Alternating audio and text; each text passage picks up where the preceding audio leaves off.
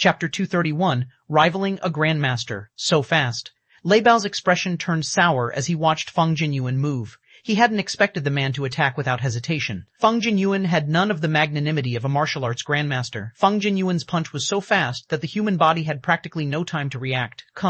However, Shi Feng had reacted as Feng Jinyuan's fist had begun to move. Neutralizing grandmaster's mental processing speed was far faster than an ordinary human's. Their sensitivity to danger was easily 10 times sharper than an ordinary person's as well. They could sense an incoming attack before the enemy even moved, which was why neutralizing grandmasters were so frightening. Since this was his first time fighting a neutralizing grandmaster in the real world, Shi Feng decided to greet the hit with a punch of his own, rather than dodge.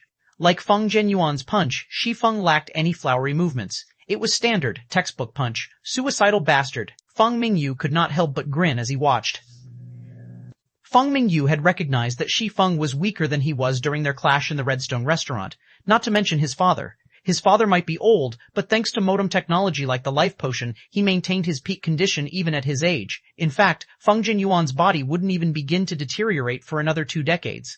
The fact that Shi Feng chose to face the hit head-on was suicidal. Boom. As the two fists collided, the air between them compressed and shattered, the shockwave cracking the marble ground beneath them. The room shook slightly, and even Bai Qing stumbled backward. After the clash, Shi Feng and Feng Jinyuan took a step back, the ground under their feet slightly sunken. How is this possible? Feng Mingyu stared at Shi Feng with wide, shocked eyes when he saw the younger man completely unharmed from the exchange. 10 days ago, Shi Feng had been weaker than he was, yet now Shi Feng had taken his father's punch without suffering any damage. He stopped it? The outcome greatly shocked Lei Bao as well. He knew that Shi Feng was a neutralizing grandmaster. But Feng Jinyuan had walked this path for decades now. Regardless of when he had become a neutralizing grandmaster, his fitness was inhuman. Shi Feng should have no hope of matching the older man in this regard. Moreover, Feng Jinyuan's punch had been out of this world. Lei Bao was sure that if he had tried to take that hit head-on, he would have either died or been severely injured. In truth, even Shi Feng was relatively surprised. He hadn't considered that he'd improve so massively after his training in the Tower of Four Gods. Not only had his fitness rapidly improved, but he had also substantially increased his control. He had successfully implemented some of the sword's transmigration's principles in his punch, diverting a portion of Feng Jinyuan's strength downward. This was why he had been able to face that hit without injury. If this fight had taken place after Shi Feng had just broken through to the Grandmaster realm, he would have definitely taken damage from Feng Jinyuan's punch. Is this the strength of neutralizing grandmasters? Bai Qing thought as she gazed down at the shattered floor and felt the stifling auras radiating off of Shi Feng and Feng Jinyuan. This seemed more like a fight between mechanical beasts, rather than a fight between humans. It was no wonder why Fengwen City's various families were so afraid of the Feng family. Meanwhile, Shi Feng and Feng Jinyuan didn't continue to fight after exchanging hits. Instead, they took a moment to observe each other in silence. Excellent. To reach such a standard at such an age, it's no wonder why you're so confident, Feng Jinyuan said as he calmly watched Shi Feng. Smiling, he continued, however, how long do you think you can protect Zero Wing by yourself? You know that more than one organization is targeting Zero Wing. Partnering with the Fang family is your best option. Zero Wing can only contend with these organizations with the Fang family's resources and strength. If you refuse, only death will await you. You don't need to concern yourself with such matters, Mr. Fang, Shi Feng said. Zero Wing will take care of its own. Zero Wing had already grown powerful enough that not even first-rate guilds were a match for it. Yet, as luck would have it, Zero Wing didn't have a powerful background. It was only natural that other organizations would have set their sights on the guild. It was why Shi Feng was trying to accelerate the Heaven's Rumble Training Center's development. However, he hadn't thought that a power like the Fang family would try to annex Zero Wing so soon. Is that so? Feng Jinyuan laughed. I hope you can keep this kind of confidence when the time comes. Feng Jinyuan then turned and left the reception room, showing no intention of trying to persuade Shi Feng further. Feng Mingyu and the girl in the red dress stood from their seats, following after the older man. After leaving Zero Wing's main headquarters and climbing into his luxury car, Feng Jinyuan turned to the young woman who had remained silent with a serious expression. Shihan, I'll contact Fenglan City's dojos and training centers later. I'll leave Heaven's Rumble's virtual combat platform to you, Feng Jinyuan said coldly. With your position in mythology, you should have no problem suppressing a guild like Zero Wing, correct? If a guild wished to develop in God's domain, it needed sufficient manpower. Heaven's Rumble had attracted quite a few talented fighters with the virtual platform it had set up, and as long as they dealt with the platform, Zero Wing's development in the game would stagnate. Once they had suppressed Zero Wing from every angle, it would only be a matter of time before Shi Feng submitted to the Feng family. Of course, mythology is one of the top 5 super guilds of God's domain. However, mythology is based on the Western continent, and there's no connection between the East and West continents yet. It's not possible to connect to Easter players' data via the virtual combat platform yet. I'll need some time before I can lead a team to the eastern continent, the red-dressed girl named Feng Shihan said, smiling. Once we cross over, we'll trample over Zero Wing's experts. Guilds on the two continents have different areas of focus, and the difference between combat standards is massive. All right, I'll leave the situation to you. Mingyu will help you where he can, Feng Jinyuan said, nodding. After Feng Jinyuan's group had left, an uproar arose in Zero Wing's headquarters. Zero Wing's members knew about the conflict between the guild and the Feng family. Shi Feng had caused quite the scene in the Redstone restaurant after all, and as a result, the situation with the Feng family weighed on everyone's minds. Since the Feng family had left without achieving anything, Zero Wing's players breathed a sigh of relief. Hallmaster, now that the Feng family has revealed that it has two neutralizing grandmasters, Fenglin City's dojos and training centers will side with the family. Some of the dojos and training centers we've signed partnership agreements with will likely pull out of the deals. I'm afraid that it won't be possible to recruit a large number of talented combatants quickly, Xiao Yu said. Moreover, the Feng family will most likely work with other dojos and training centers to compete with our pricing. If they don't want to work with us, so be it. Our priority is to set up more virtual combat platforms, so I want you to try to set up some small-scale training centers around the city, Shi Feng replied. He too understood the influence the Feng family would command with two neutralizing grandmasters. Furthermore, the Feng family had the Qilin Corporation's support. Zero Wing was utterly outmatched when it came to strength and financial resources. However, the virtual combat platform would become the mainstream platform for combat in the future. As long as the Heaven's Rumble Training Center developed its virtual combat platforms, it had some chance of competing with the Feng family. Developing the platforms won't be a problem, but with our current finances, setting up the training centers will be, Xiao Yu said helplessly. Although Zero Wing had recently earned quite a few credits through Stone Forest Town, setting up a large enough virtual combat platform would cost a lot of money. The setup for a platform in the training center was already a huge burden on Zero Wing's finances. Trying to set up more was simply unrealistic. Relax, Zero Wing is quite rich right now, Shi Feng said, smiling. I'll start searching for suitable locations then, Xiao Yu said, his eyes glowing with excitement upon hearing Shi Feng's response. If they had sufficient capital, Heaven's Rumble wouldn't have to worry about its development even without Fenglin City's various dojos and training centers. After discussing the training center's future with Xiao Yu, Shi Feng returned to God's Domain. Other guilds might struggle to earn money in God's Domain at this stage of the game, but that wasn't an issue for Zero Wing, especially after capturing the Northern Fortress. After all, the Gravity Mountain Range was becoming a hub for various wealthy powers. 2802. Renting Shops. Chapter 2802. Renting Shops, Gravity Mountain Range, Northern Fortress. As soon as Shi Feng came online, he was greeted by the sight of a very busy street. As he walked through the city streets, he saw large groups of guild players running toward the fortress's hotels, reserving all of the rooms and turning them into temporary residences for their guilds. At this point, the Northern Fortress was just as prosperous as an ordinary city. Shi Feng could already tell that the Northern Fortress would become the center of attention in the Gravity Mountain Range. Meanwhile, independent players crowded outside of Zero Wing's residence, eager to apply to join the guild. They all wanted to take advantage of the benefits the guild's residents offered, and because of this, Blackie and the others were swamped with work. Guild leader, you're back. When Aqua Rose, who was busy organizing documents in the guild leader's office, noticed Shi Feng enter the room, she worriedly asked, how did the matter with the Feng family go? Although she wasn't in Fenglin City, she was aware of the Feng family's position there. Zero Wing had just established itself in Fenglin City, and if the Feng family decided to target the guild, it would affect Zero Wing's in-game development and in the real world, especially now that the various guilds understood the importance of dojos and training centers. Many large guilds in God's Domain had already partnered with dojos and training centers by this point, with some guilds even opening their own. With a dojo or training center, not only could they nurture their own talented individuals, but they could also recruit new players to bolster their strength. With the country's various training centers and dojos allying themselves with God's Domain's large guilds, Zero Wing would have a difficult time establishing itself in new cities. Hence, Zero Wing would have to rely on the Heaven's Rumble Training Center in Fenglin City to pump new blood into the guild. Everything's fine. Negotiations to purchase Zero Wing simply broke down, Shi Feng said, waving his hand. Isn't that really bad? Shi Feng's nonchalant attitude exasperated Aqua Rose. The Feng family owns the Qilin Corporation and is based in Fenglin City. The Feng family won't have any trouble targeting us. All it would need to do is contact Fenglin City's dojos and training centers and instruct them to compete with our prices. If that happens, nobody will visit the Heaven's Rumble Training Center. The Heaven's Rumble Training Center was Zero Wing's main source of new, talented players right now. If nobody visited the training center, Zero Wing wouldn't have anyone new to recruit. Moreover, the Feng family could easily afford to poach Heaven's Rumble's new members by offering them a high payout. Not only would the Feng family cut off Zero Wing's supply of new blood, but the Heaven's Rumble would become a burden on Zero Wing's finances as well. Keeping the training center open every day cost a huge sum of money. Relax. Zero Wing isn't the same guild it used to be. The Feng family overestimates itself if it thinks it can annex us, Shi Feng said, chuckling. How is the construction for the fortress's shops coming along? They're done, but if we only rent the shops, we won't be able to earn much. As a medium fortress, the northern fortress can only accommodate so many players at once, Aqua Rose reported. Very few powers visiting the fortress have expressed any interest in the shops. Most people are asking to rent the hotels long-term instead. The various major powers were typically quite interested in obtaining shops, but only if there was enough traffic. It would likely be quite difficult to rent the fortress's shops for a high price with the northern fortress's maximum player population.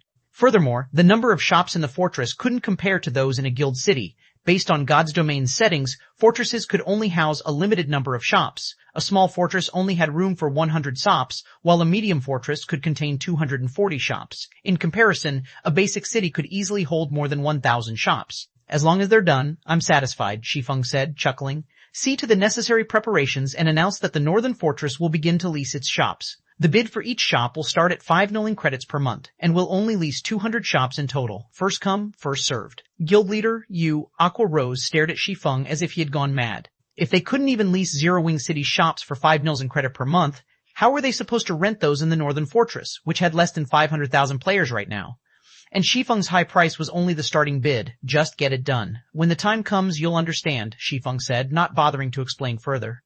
Fortresses in neutral maps were far more profitable than guild cities in God's Domain. Guild towns and cities couldn't be constructed in many neutral maps due to their environments, and players would have to rely on fortresses to rest. Most of God's Domain's players were also independent players, and when they obtained items they didn't need, they almost always sold them in their favored rest areas. Naturally, shops were the best platform for guilds to purchase and store these items, especially the items that couldn't be stored in one's bag space. Aside from purchasing and storing materials and items, neutral fortresses' shops had a hidden benefit. They could conduct transactions with wandering merchant NPCs and purchase specialty items. Wandering merchants would visit a neutral fortress as long as it had enough security, and these NPCs frequently conducted business with individual players and shops. However, wandering merchants would only offer to sell their specialty items to shops. One such specialty item was the Advanced Wanderer's Camp. With this item, a team could set up a temporary resting area in a neutral map. Although each Advanced Wanderer's Camp could only be used 3 times, and each use had a 1-day duration, it would help a team fully recover their stamina and concentration without cutting their exploration short to return to a city or fortress. The Advanced Wanderer's Camp was an absolute treasure to exploration teams. Sometimes, if players were lucky, they would even encounter wandering merchants that were interested in selling super rare mini-mobile camp. Unlike the Advanced Wanderer's Camp, the mini-mobile camp was permanent. It could only accommodate 100 players at a time, but a team could use it indefinitely. It only cost a few magic crystals for each activation. The smallest fortress wandering merchant NPCs would visit was a medium fortress, which was why the various powers had fought so desperately to capture neutral medium fortresses and larger during Shi Feng's previous life.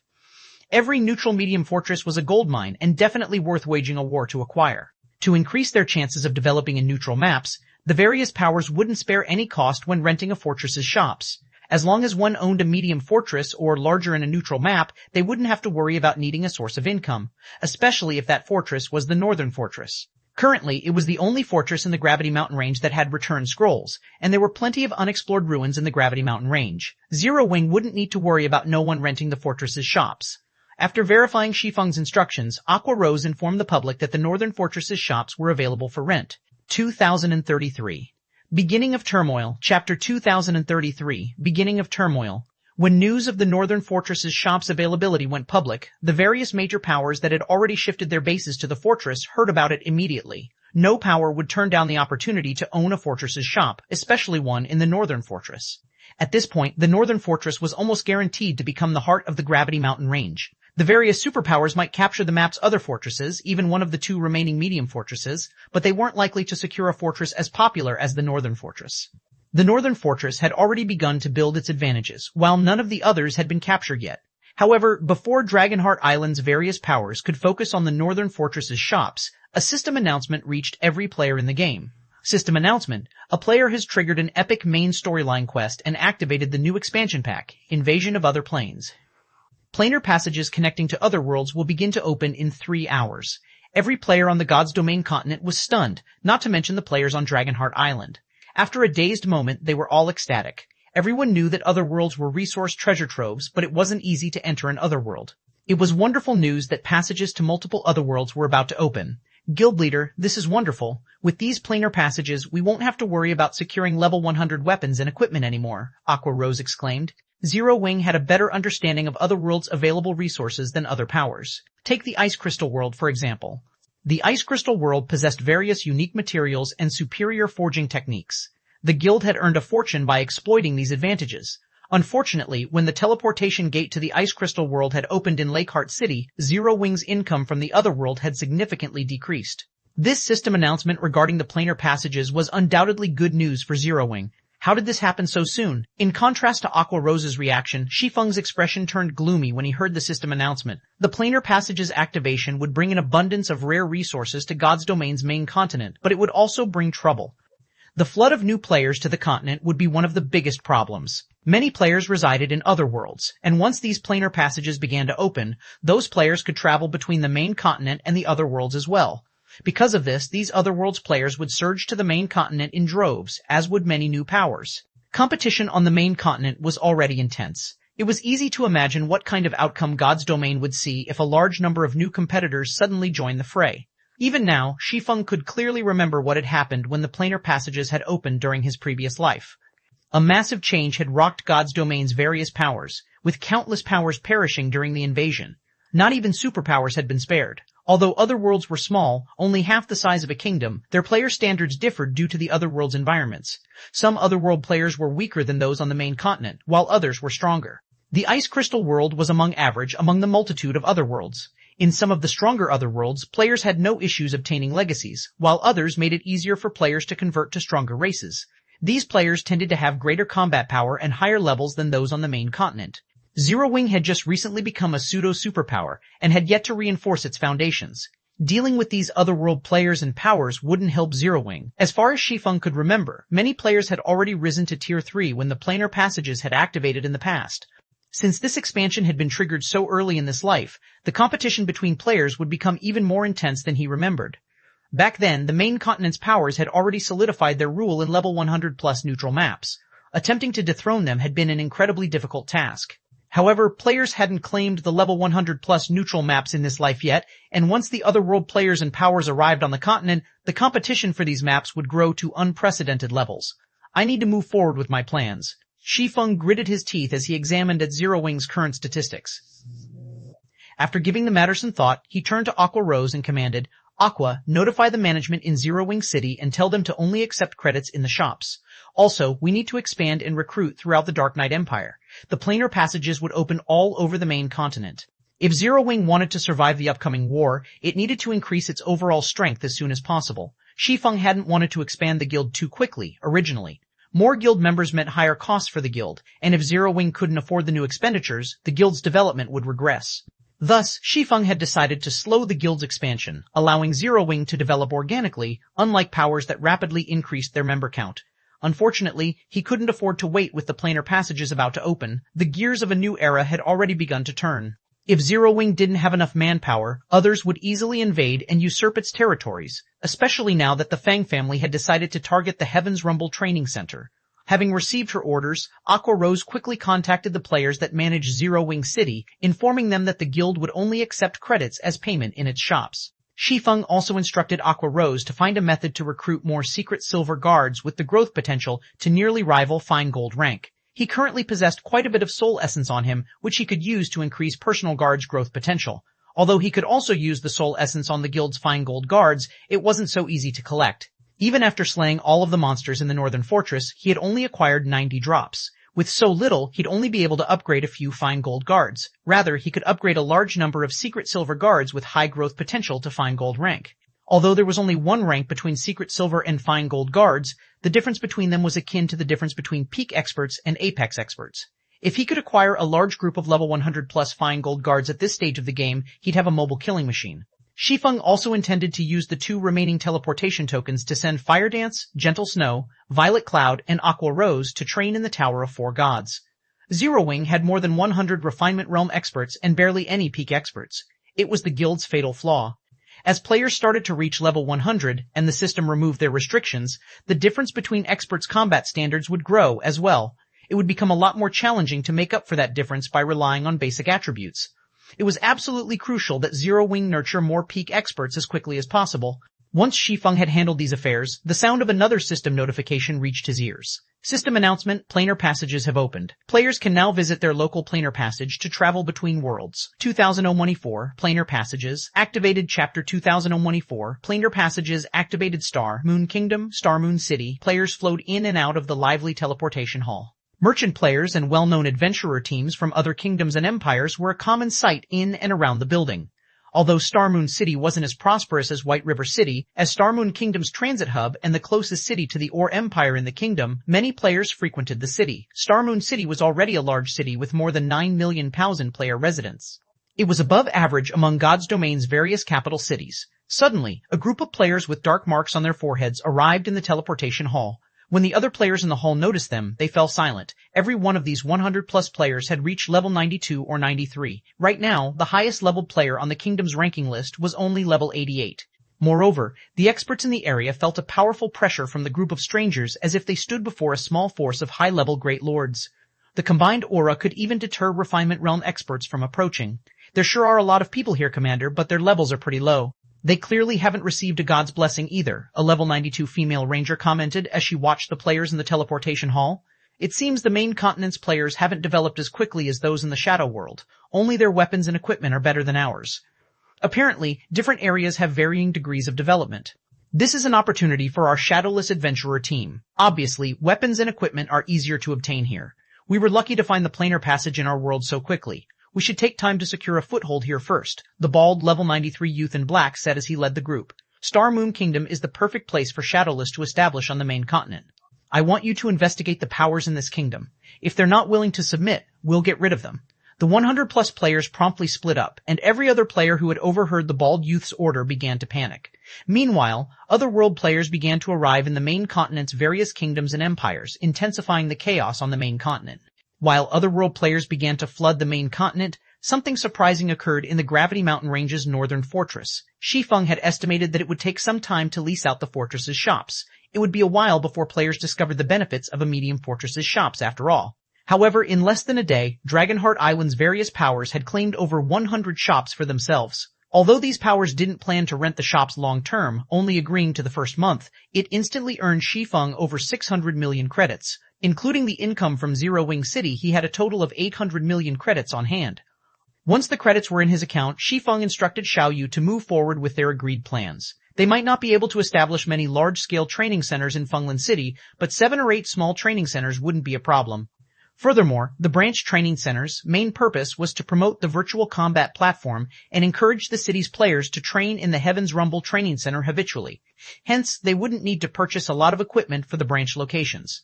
Once the branches opened to the public, and with Zero Wing's fame, they wouldn't need to worry about a lack of God's Domain players visiting Heaven's Rumble. This would also allow Zero Wing to recruit fresh blood in God's Domain. Shi Feng had also earned a lot of ancient gold from the northern fortress. Normally, a small fortress at its peak would only earn 4,000 or 5,000 ancient gold per day, and small fortresses that had recently opened to the public would be lucky to earn 1,000 per day. Fortunately, the northern fortress was unimaginably popular. The various powers players already filled every hotel in the fortress.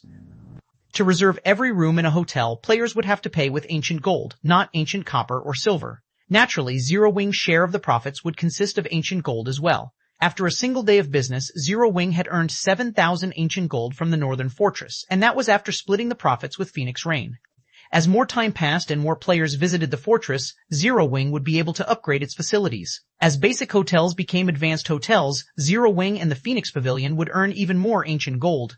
Warblood's people would have a heart attack if they saw our profits, guild leader, Blackie said, laughing as he watched the northern fortress's profits increase.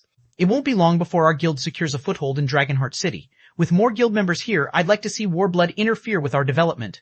Blackie, don't underestimate Warblood. The adventurer team has captured its own fortress, and it still has Starlink support. It would be unwise to underestimate its development, and Warblood's naval prowess is particularly impressive. Even 13 Thrones watches its step around the adventurer team. Yan Tianxing solemnly warned his companion. Resources were important for competing guilds, but the deciding factor would come down to the size of one's fist. Warblood might not be a match for Zero Wing in the Gravity Mountain Range, but in the Sea of Death, Zero Wing would be at its mercy. Unfortunately, there were more resources available in the Sea of Death than in the Gravity Mountain Range. Tianxing is right. Now that we have resources, we need to convert them into combat power. Shi Feng nodded. He then retrieved the storm speedboat design from his bag and handed it to Yan Chengxing, who would supervise the speedboat's production. They would use the profits they had earned from the northern fortress to acquire the necessary materials. Fortunately, Shi Feng had been stocking up on these materials for a while. When Yan Tianxing saw the storm speedboat design, his eyes nearly fell out of their sockets. Although he was not a naval player, he had learned how valuable bronze speedboats were during the several weeks he had spent grinding in the Sea of Death. If Zero Wing had a full fleet of bronze speedboats, they could explore the Sea of Death unhindered. Once he had set Yan Tianxing with everything he needed for the storm speedboat's production, Shi Feng left the northern fortress. Once he emerged from the World Tower, he used a return scroll to teleport to White River City. He was finally prepared to challenge his Tier 3 promotion quest. 2305. Tier 3 Promotion Quests. Chapter 2305, Tier 3 Promotion Quest Star. Moon Kingdom, White River City's library. Following a level 180, Tier 3 Templar Knight, Shi Feng arrived before the Star Moon Hall on the library's top floor. As he entered the hall and spotted Charlene, who wore luxurious red robes and sat in her throne on the far end of the room, something surprised Shi Feng. Now, he could sense a trace of divine might from Charlene, and it was nothing like the divine might items radiated. Although it wasn't as strong as the divine might from items gods had used, it was incredibly pure. The closer he got to the woman, the stronger the pressure felt. Even with his powerful basic attributes, Shi Feng couldn't step within 10 yards of Charlene. He suspected she was already more powerful than demigods. "You're here. Looking at you, I assume you intend to challenge your Tier 3 promotion, am I correct?" Charlene asked, giving Shi Feng a natural, human-like smile. She looked at him like an old friend. "That's right," Shi Feng nodded. He might be quite powerful, even enough to give the various superpowers a huge headache, but to truly contend with the superpowers, he had to reach Tier 3 at the very least. Once he was a Tier 3 player, he could freely explore level 100+ maps and qualify to become a lord, gaining full rights to manage a territory. As true lords, players could gain full control over the land they had earned. Their authority would no longer be limited to a town or city. Not only would they have the authority to slay anyone they wished within their territory, but they could also hire NPC soldiers to protect the area and remove intruders. This would make it a lot easier to harvest resources within one's territory. Zero Wing had the strength to protect its assets, but it couldn't contend with the various superpowers in the fields. Even an ordinary superpower had countless experts under its command, and Zero Wing would need more time before it could rival these superpowers in that regard. There were only so many level 100+ neutral maps in God's domain, and once players reached level 100, the various superpowers would begin to take their territories seriously. They would no longer be as peaceful. Shi Feng's only option was to become a lord. Once he had that status, not only would Zero Wing's ability to protect itself increase by tenfold, but the guild's development speed would also undergo a qualitative transformation. "Since you've already prepared, I won't waste your time," Charlene said, smiling. She extended a hand toward Shi Feng and continued, 300 monastones and 20 units of 7 luminaries crystal. Shi Feng's lips twitched when he heard Charlene's price. This was daylight robbery. Since his Tier 3 promotion quest's mana stone cost had been so high, he had prepared over 300 mana stones before revisiting Charlene. Fortunately, he had also prepared 30 units of 7 luminaries crystals just in case. And of course, Charlene casually demanded 90% of the mana stones and 7 luminaries crystals he had on hand. "Here," Shi Feng growled, gritting his teeth. In the end, he had no choice but to hand the items over. Tier 3 was a huge turning point for players, and he was a Blade Saint. His wouldn't be an ordinary promotion quest. He couldn't exactly avoid challenging the quest due to the cost. Not bad. "This should just be enough to support the magic array's activation," Charlene said, smiling as she received the mana stones and 7 luminaries crystals. "However, I must warn you that you'll be heading to a special location. The dangers you will encounter there are beyond your imagination. Even a true Tier 3 being would struggle to survive. How much you accomplish will be entirely up to you." Charlene began to chant an incantation, and a threefold magic array appeared in the center of the hall. Gradually, a set of pitch-black doors began to appear, and Shi Feng's knees nearly buckled under the door's horrific pressure. "I'm not going to a level 100 neutral map to find my lost legacy?" Shi Feng frowned as he watched the spatial tear form between the black doors. The Tier 3 promotion quest wouldn't be like the previous promotion quests. Since the various kingdoms and empires lacked Tier 3 legacies, players would have to search ancient ruins in level 100+ neutral maps for them. Not even peak legacies were exempt from the process. However, it was clear that he wouldn't be visiting some level 100 neutral map on the main continent. The unexpected development interfered with his plans. His past experiences and knowledge about Tier 3 promotion quests would be useless. Shi Feng didn't give the matter much thought, however, as he approached the black doors. These doors wouldn't remain for long, and if they disappeared before he entered the spatial tier, the system would deem the promotion quest a failure. Not only would he have wasted a ton of valuable resources, but he'd also have to wait a long time before he could attempt the promotion quest again. The moment Shi Feng stepped into the spatial tier, he transformed into a streak of light, vanishing from the large hall. He had no idea how long he had been stuck in the space-time tunnel, but when he reopened his eyes, he found himself on a huge island floating in an endless void. The island was barren and quiet, containing multiple spatial tiers that had enough power to tear a mythic monster to shreds. The island's environment was a complete mess. Shi Feng constantly felt some berserk energy assault his body, causing damage and limiting his perception. A void land? Shi Feng was speechless as he examined his surroundings. A void land was a land of death in God's domain. Even a domain realm expert would be as weak as a noob when subjected to a void land's environment, barely able to exhibit any of their combat power. When he spotted the island's level 100 plus void creatures, a chill crawled down his spine. Void Worm, Void Creature, Great Lord, level 101, HP 120,000, mine 120,000, mine 120,000, Void Viper, Void Creature, Grand Lord, level 102, HP 300 million, rend 1,000 Void Creatures, had extremely high resistance to physical and magical damage. Normally, even Tier 3 players would have to work with a full party to defeat a level 100 Great Lord ranked Void Creature. Unfortunately, not only was this barren island home to thousands of Void Worms, but they also moved in groups of 3 to 5.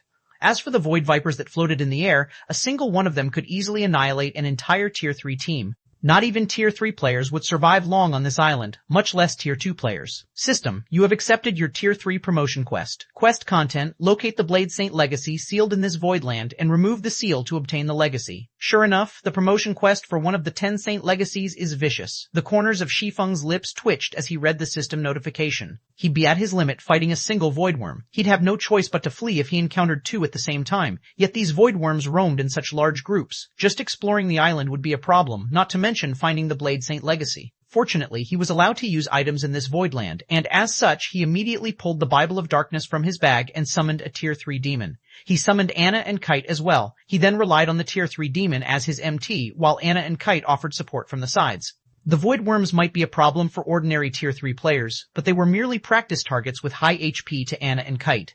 Their battle with the Void Worms was completely one-sided, and after just half an hour, 5 Void Worms had fallen.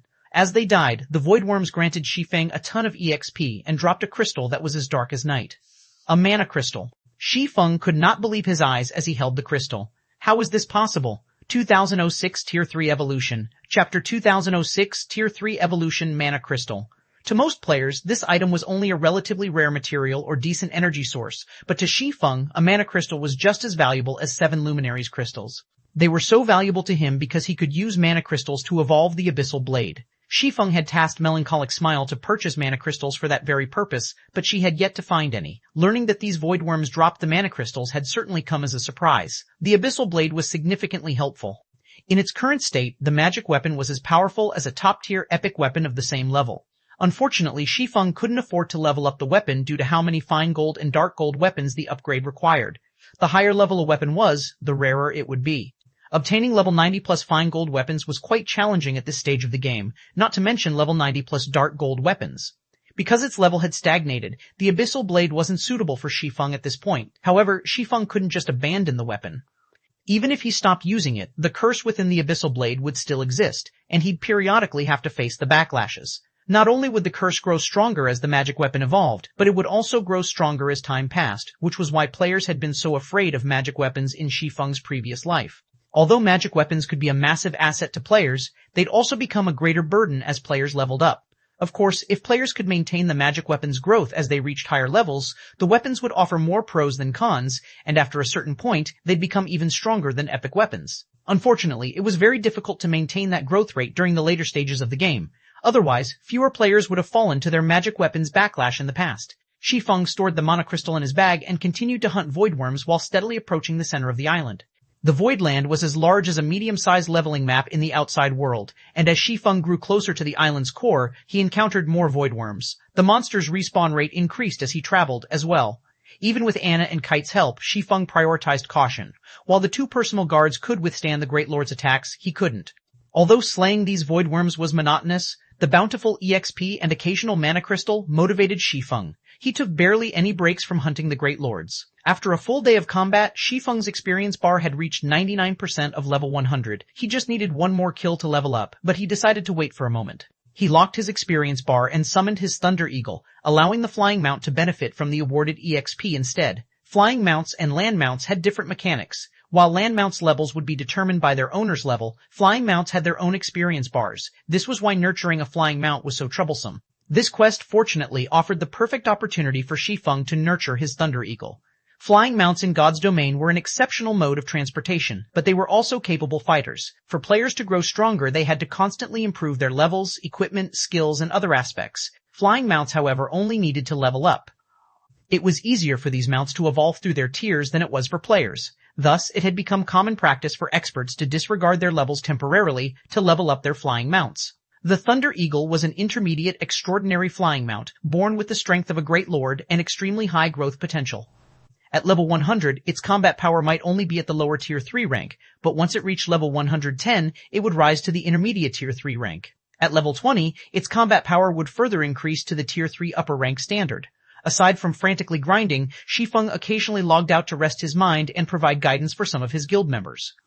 Guild leader, Warblood and Starlink are growing restless. They're not doing much right now, but I've heard that they've decided to help 13 Thrones capture a medium fortress in the Gravity Mountain range, Blackie reported. Currently, the Northern Fortress's player population is only over 900,000. If Warblood and Starlink succeed, I'm afraid it'll affect the Northern Fortress's development. Should we send people to sabotage their plan?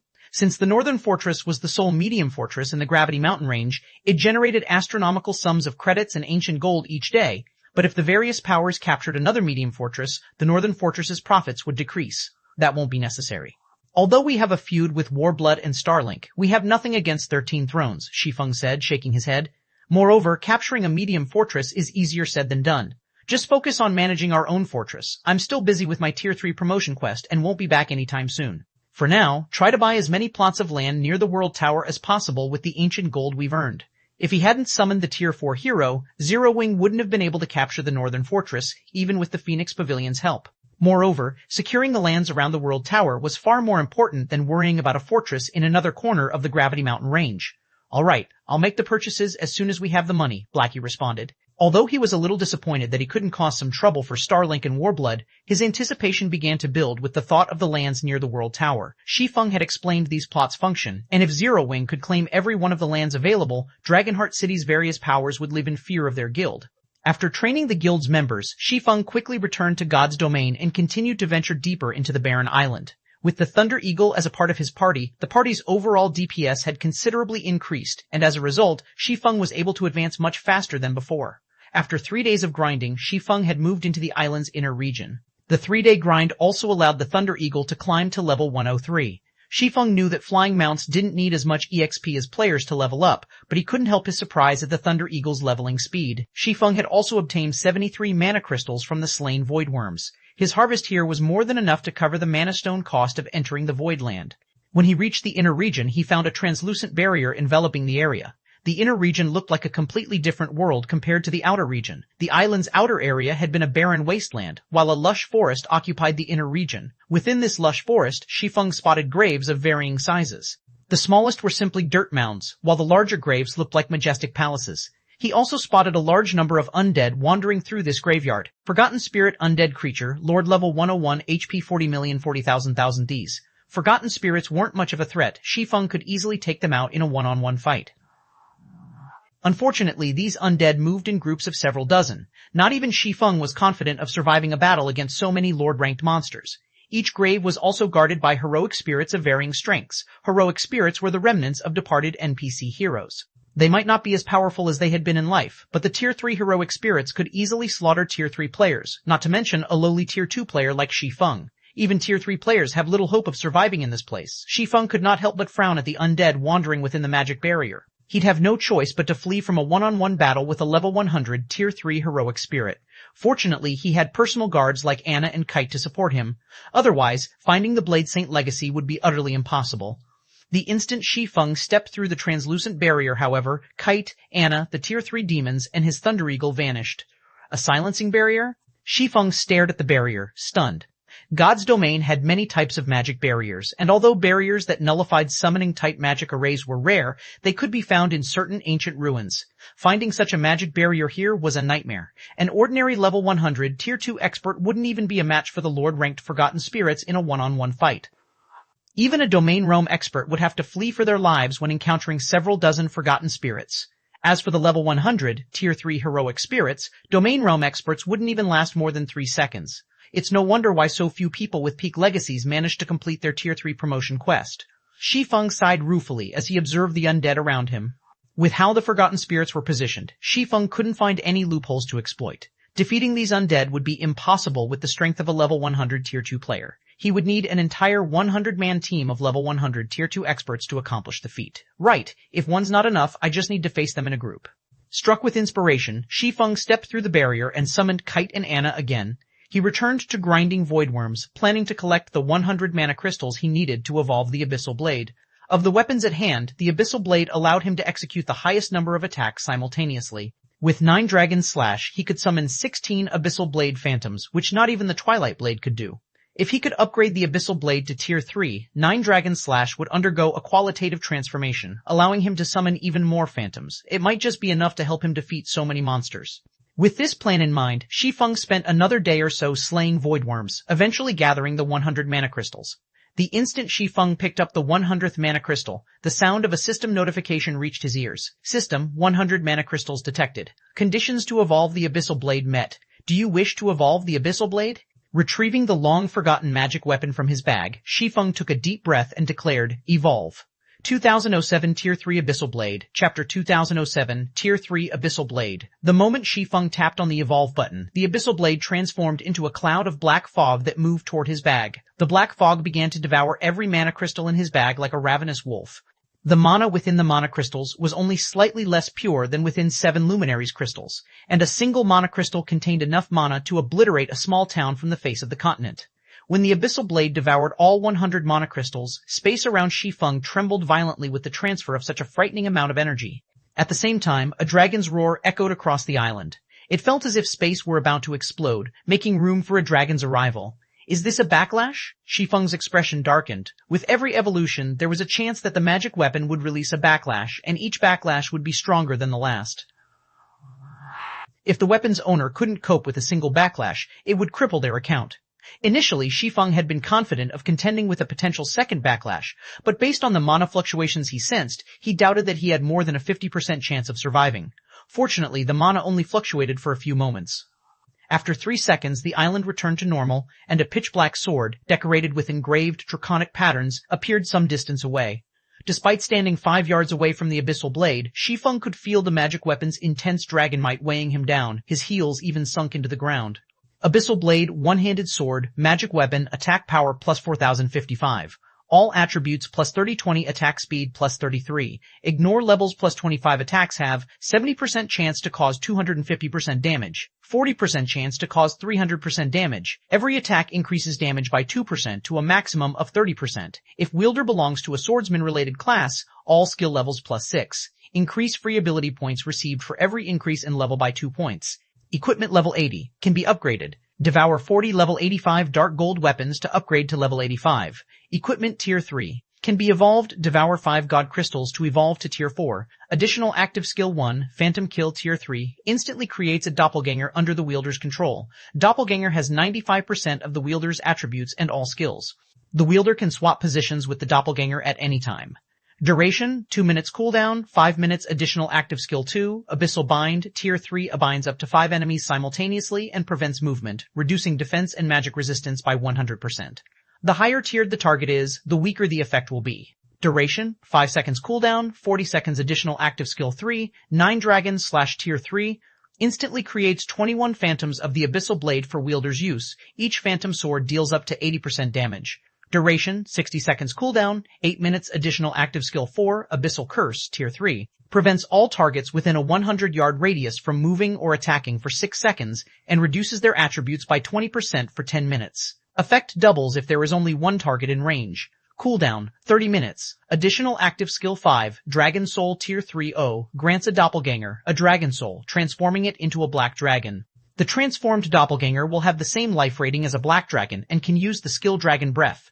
Duration, 5 minutes cooldown, 24 hours additional passive skill, Abyssal Will. Improves wielder's physique depending on the surrounding mana density. The higher the mana density, the greater the improvement. Additional Profound Inheritance, Black Emperor, tier 3. When activated, every critical hit will accumulate 1 stack of Death Aura. Each stack can be used to increase all attributes by 4% and attack speed and movement speed by 3% for 12 seconds, or to reduce the cooldown of a skill by 5 seconds. Maximum of 27 stacks of Death Aura. Duration, 10 minutes cooldown, 6 hours. The famed smith Ulysses personally created the Abyssal Blade using the Black Dragon King's fangs as material. It is one of 36 famed swords ranking 31st. However, the Black Dragon King himself has cursed this sword.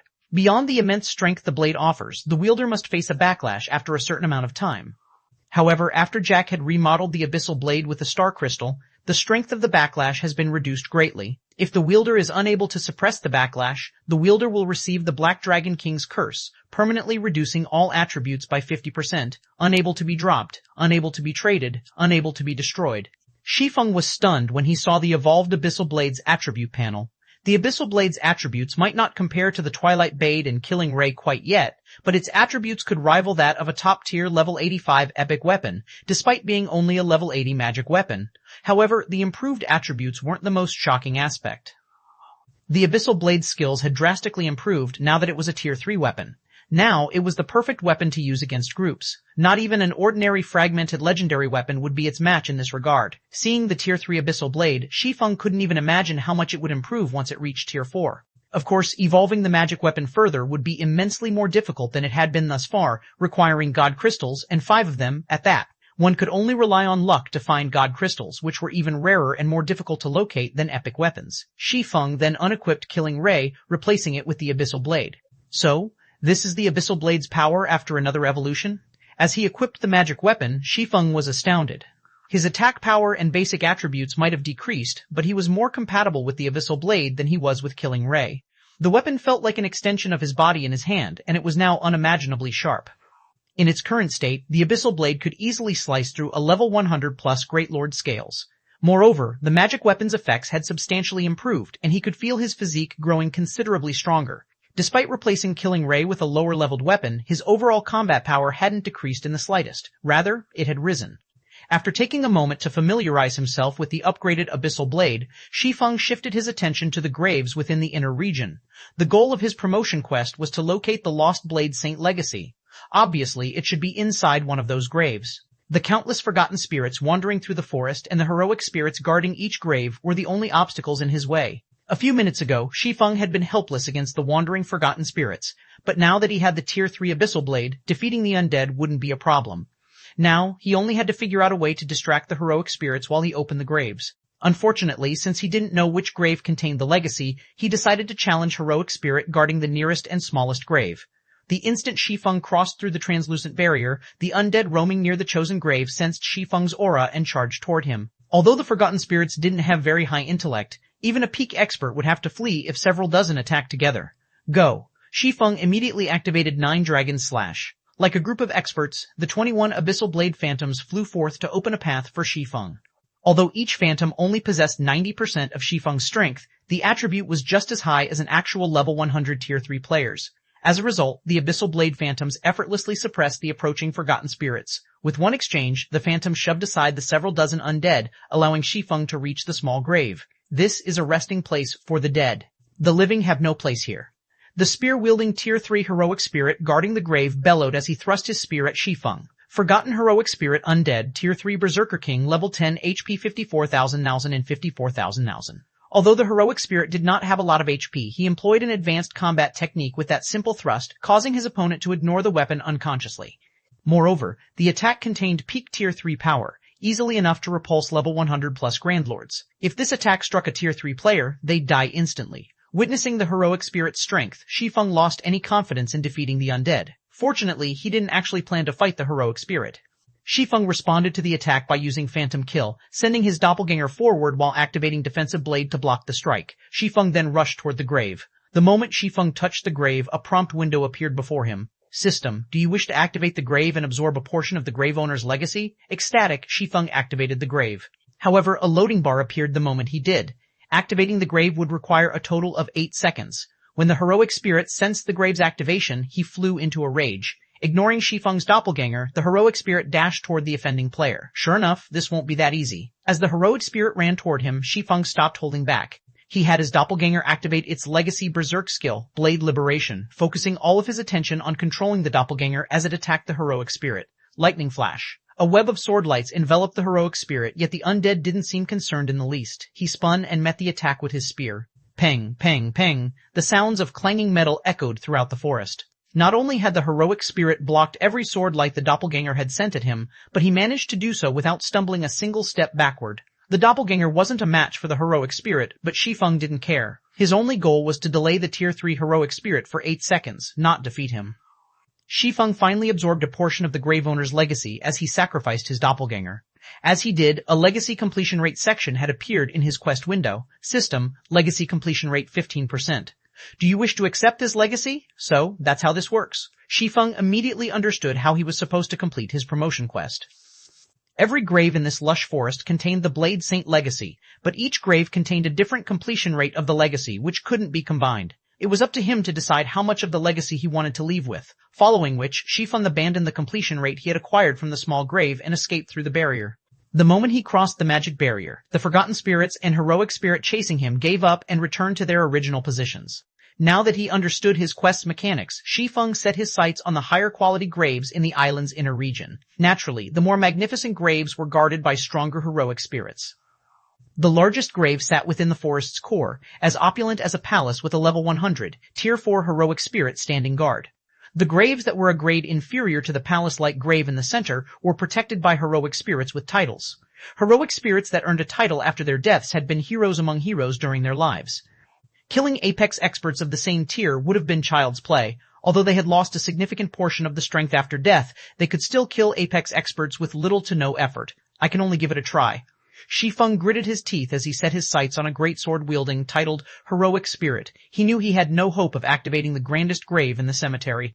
The gap between Tier 3 and Tier 4 existences was massive, let alone the gap between Tier 2 and Tier 4. The moment the Tier 4 heroic spirit noticed him, he'd die. However, he wasn't willing to settle for third-grade graves. After all, the legacy's completion rate would severely affect the Tier 3 promotion quest's rewards. At the very least, he had to try for the second-grade graves. Once his skills cooldowns had finished, Shi Feng dashed into the inner region once more, running straight for a grave that was the size of a small high-rise. 2008 Abyssal Blades Mai, Chapter 2008, Abyssal Blades Might. Shi Feng's target was near the center of the forest. Simply approaching it would be incredibly difficult due to the groups of forgotten spirits that moved closer together near the forest's core.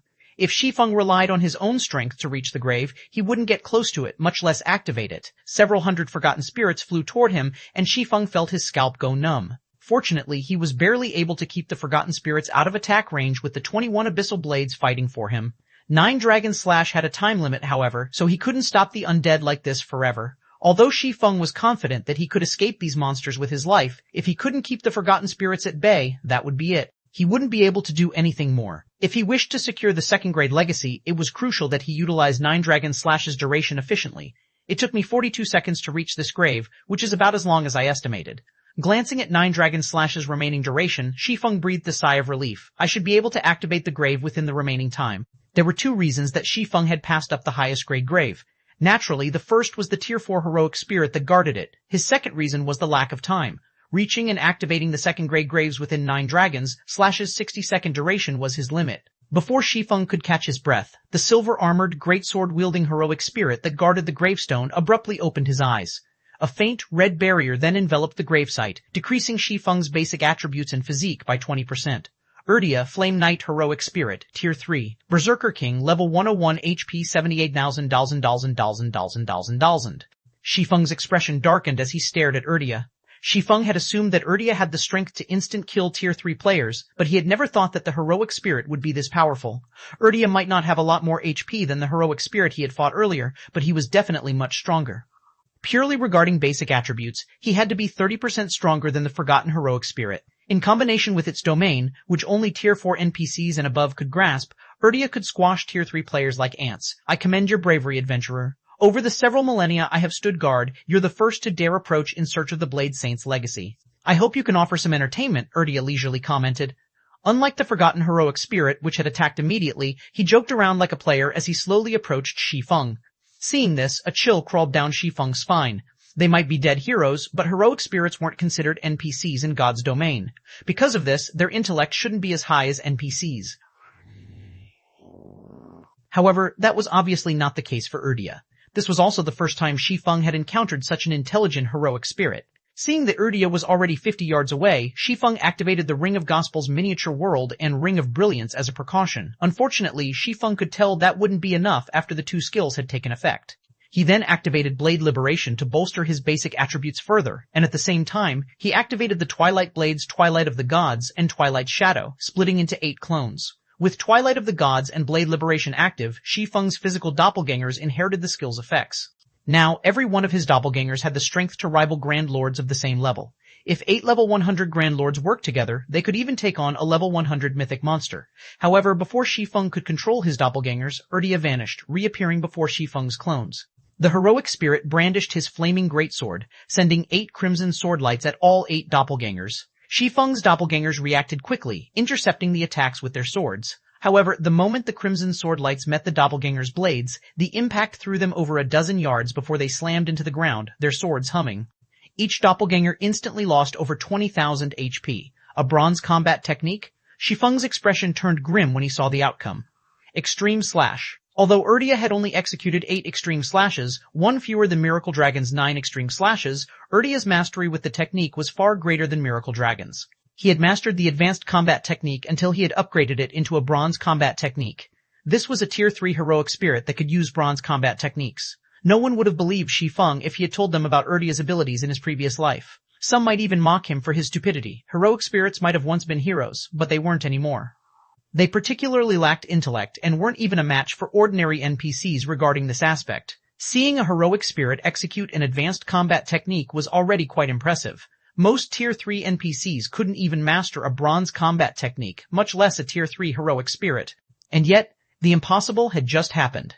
After repelling the 8 doppelgangers, Erdia shifted his gaze to Shi Feng's main body. He executed Flame Charge, transforming into a fiery meteor as he flew toward the swordsman.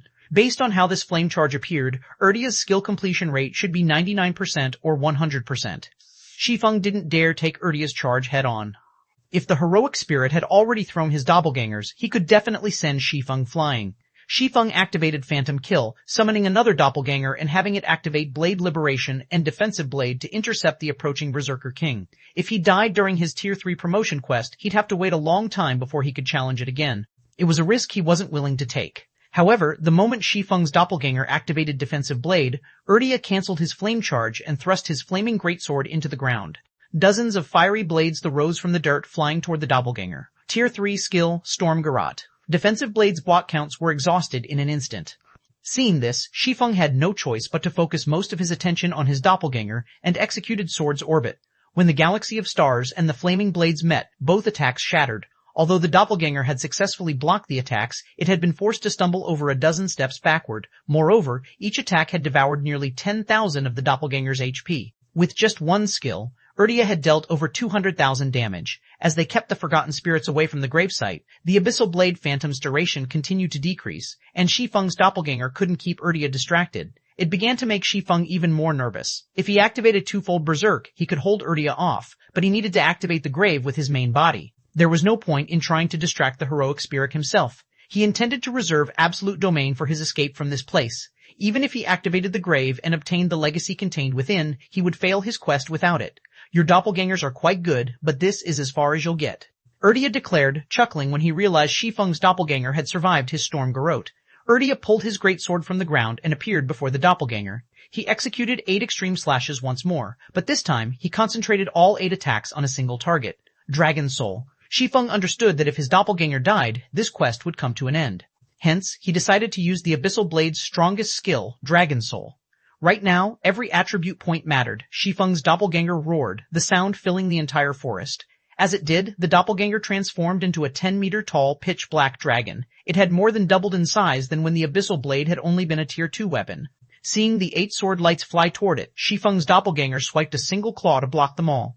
Boom! The sword light slammed into the doppelganger's claw, and an intense shockwave shook the forest, only fading after extending 100 yards away. A spatial tear had even appeared before the dragon's claw, and the doppelganger only stumbled a step back. 2309 Blade Saint Legacy secured. Chapter 2309, Blade Saint Legacy secured so strong. Shi Feng was surprised to see his doppelganger only lose a little over 5,000 HP after receiving Erdia's 8 extreme slashes. Although his doppelganger had already been quite powerful with Dragon Soul active, nearly invincible among beings of the same tier, it had grown even stronger, especially its strength and defense. In these two attributes, his doppelganger could practically rival Tier 4 mythic monsters. Moreover, the size of the Black Dragon's body afforded Shi Feng plenty of advantages. Before the Black Dragon's 10-meter-tall frame, Erdia looked like little more than a small animal. The doppelganger wouldn't have any issue stopping the heroic spirit's attacks. However, Erdia didn't pause after his attack failed. He immediately appeared before the Black Dragon's head, his flaming greatsword transforming into a colossal pillar of fire, Tier 3 taboo skill, Burning Sword. When the fire pillar completed its transformation, it stretched across 100 yards. The Black Dragon looked tiny before the flaming weapon, and Erdia swung it down on the doppelganger. Not even Shi Feng could escape the pillar's range, much less the Black Dragon. Don't think I'm so easy to kill. As the fire pillar descended, Shi Feng had his Black Dragon use Dragon Breath. Unlike the Dragon Breath skill from his Heavenly Dragon's Breath ring, the Black Dragon's ability was the real deal. According to legend, a Tier 5 Dragon Breath could vaporize an entire city instantly. The true Dragon Breath was easily more powerful than any taboo skill or curse, essentially rivaling divine arts. The Black Dragon opened its maw, and a horrific amount of mana concentrated between its jaws. In the blink of an eye, a pitch-black energy ball as large as a small house had taken shape, and as the Black Dragon released a deafening roar, the energy ball reformed as a pillar of pitch-black light firing toward the heroic spirit's pillar of fire. Boom. The Dragon Breath and Burning Sword slammed into each other, creating a shockwave that shook their surroundings and didn't dissipate until it had spread 500 yards away. At the point of impact, space had crumbled, forming a black hole. It felt as if Armageddon had begun. Sure enough, the true Dragon Breath is far more powerful. Shi Feng could not help but be astonished when he saw Erdia being sent flying. Shi Feng had only hoped that the Black Dragon would stop Erdia's killing move. He hadn't actually expected the doppelganger to win that exchange, dealing over 30,000 damage to the heroic spirit. Erdia wasn't in danger of dying after losing 30,000 HP, but it was enough damage for the Black Dragon to hold the heroic spirit's aggro. Now, Erdia's focus had turned away from Shi Feng's main body. Taking advantage of this opportunity, Shi Feng charged at the gravestone. System, do you wish to activate the grave and absorb a portion of the grave owner's legacy? Without any hesitation, Shi Feng activated the grave the moment the prompt window appeared. Like the previous grave, a loading bar appeared when he activated. However, this loading bar required 12 seconds, rather than the 8 seconds the previous grave had required. Shi Feng celebrated the fact that he had decided to keep absolute defense in reserve. Had he used the skill to stop Erdia, rather than rely on Dragon Soul, he would have died halfway through the activation process. Unfortunately, the instant Shi Feng activated the grave, Erdia went berserk. Ignoring the Black Dragon, the heroic spirit dashed towards Shi Feng. Only a little over 100 yards separated Erdia and Shi Feng, and a titled Tier 3 heroic spirit would only need a few steps to cross that distance. However, the Black Dragon intercepted Erdia near the halfway mark, using its massive frame to keep the heroic spirit away from Shi Feng. The Black Dragon then swiped a claw at its foe. The Black Dragon's claw was the size of a car, and although Erdia sensed the incoming attack, he couldn't dodge it in time, relying on his greatsword to block it. As the claw slid along the massive blade, dazzling sparks flew from the weapon. Erdia knocked away the Black Dragon's claw with his greatsword. Now, he fully displayed the strength of a Tier 3 heroic spirit. Even a Tier 2 dragon would find him a difficult opponent. Fortunately, there wasn't a particularly large difference between the two combatants' basic attributes. Although the heroic spirit had knocked away the Black Dragon's claw, the dragon steadily remained in its original position. It had only taken a little over 2,000 damage from the clash. The Black Dragon had tens of millions of HP, so this amount of damage was nothing. Realizing this, Erdia stopped relying on brute force to break past the Black Dragon. Instead, he executed a combat technique, transforming into 7 phantoms that charged at Shi Feng's main body. Advanced combat technique, Flowing Shadow. The 7 phantoms looked and felt exactly the same. Not even Shi Feng could tell the difference. But he wasn't ready to give up just yet. In response, he executed Lightning Slash through his Black Dragon. As a bronze combat technique, Shi Feng even had trouble executing Lightning Flash with his main body, not to mention with a doppelganger, but the Black Dragon's physique was far superior to his, so Shi Feng barely managed to pull it off. 14 claw strikes then plowed into the 7 phantoms. Pung, pung, pung, metallic clangs echoed through the cemetery as Erdia blocked all 14 strikes. The Black Dragon lost over 30,000 HP and stumbled a step back, but it had achieved its goal and stopped Erdia's advance. Only, Shi Feng had paled from the effort of executing Lightning Flash with the Black Dragon. It consumed so much concentration, Shi Feng could feel a wave of exhaustion wash over him. He had expended significantly more concentration when executing the bronze combat technique through the Black Dragon than when he used the technique himself. Of course, Erdia hadn't given up. He executed Flowing Shadow again, trying to reach Shi Feng. With no other options, Shi Feng continued to rely on Lightning Flash to stop Erdia. 2 times, 3 times, 4 times. Every time Shi Feng executed Lightning Flash, a considerable portion of his concentration slipped away. By the time he executed the technique for the 6th time, he felt mentally lethargic. However, he still needed 5 more seconds to complete the activation process. By the time Shi Feng executed Lightning Flash a 9th time, his complexion was as white as paper. He felt a stinging pain in his head, and the world seemed to spin around him. Now, he couldn't even control the Abyssal Blade Phantoms to stop the swarming undead. A large number of forgotten spirits flew toward Shi Feng, and Erdia circled the Black Dragon, appearing before Shi Feng's main body. The heroic spirit swung his flaming greatsword down on the swordsman. 8 extreme slashes. 8 massive sword lights appeared and threatened to devour Shi Feng completely. When the 8 sword lights were only an inch away from him, Shi Feng gritted his teeth and activated Absolute Domain. Golden divine runes immediately began to appear on his body. As the 8 sword lights crossed that final inch, they came to an abrupt halt against the divine runes, unable to touch Shi Feng. With Absolute Domain's protection, neither Erdia nor the Forgotten Spirits could harm Shi Feng. Needless to say, they couldn't stop Shi Feng from activating the grave either. System, legacy completion rate 85%. Do you wish to accept this legacy? 2020-10, Erdia vs. Anna. Chapter 2023-10, Erdia vs. Anna. As soon as he saw the system notification, Shi Feng accepted the legacy. He didn't know how good a legacy with an 85% completion rate would be, but it was undoubtedly better than the 15% legacy he had found earlier. After Shi Feng accepted the legacy, countless divine runes began to flow from the grave toward him, forming a glowing imprint on the back of his hand. Suddenly, Shi Feng bore the mark of a purple-gold sword. The moment the mark formed, Erdia descended into madness. His muscles bulged, and a cloak of fire enveloped his frame. The temperature around him soared, and the flaming cloak burned the earth under his feet to black ash. If Shi Feng hadn't activated Absolute Domain, he'd likely lose astonishing amounts of HP due to his proximity to the heroic spirit. With Erdia going into full berserk mode and his Absolute Domain's duration almost up, Shi Feng switched the 7 Luminaries Ring's aura of earth to the aura of wind and activated Gale Domain to make a hasty retreat.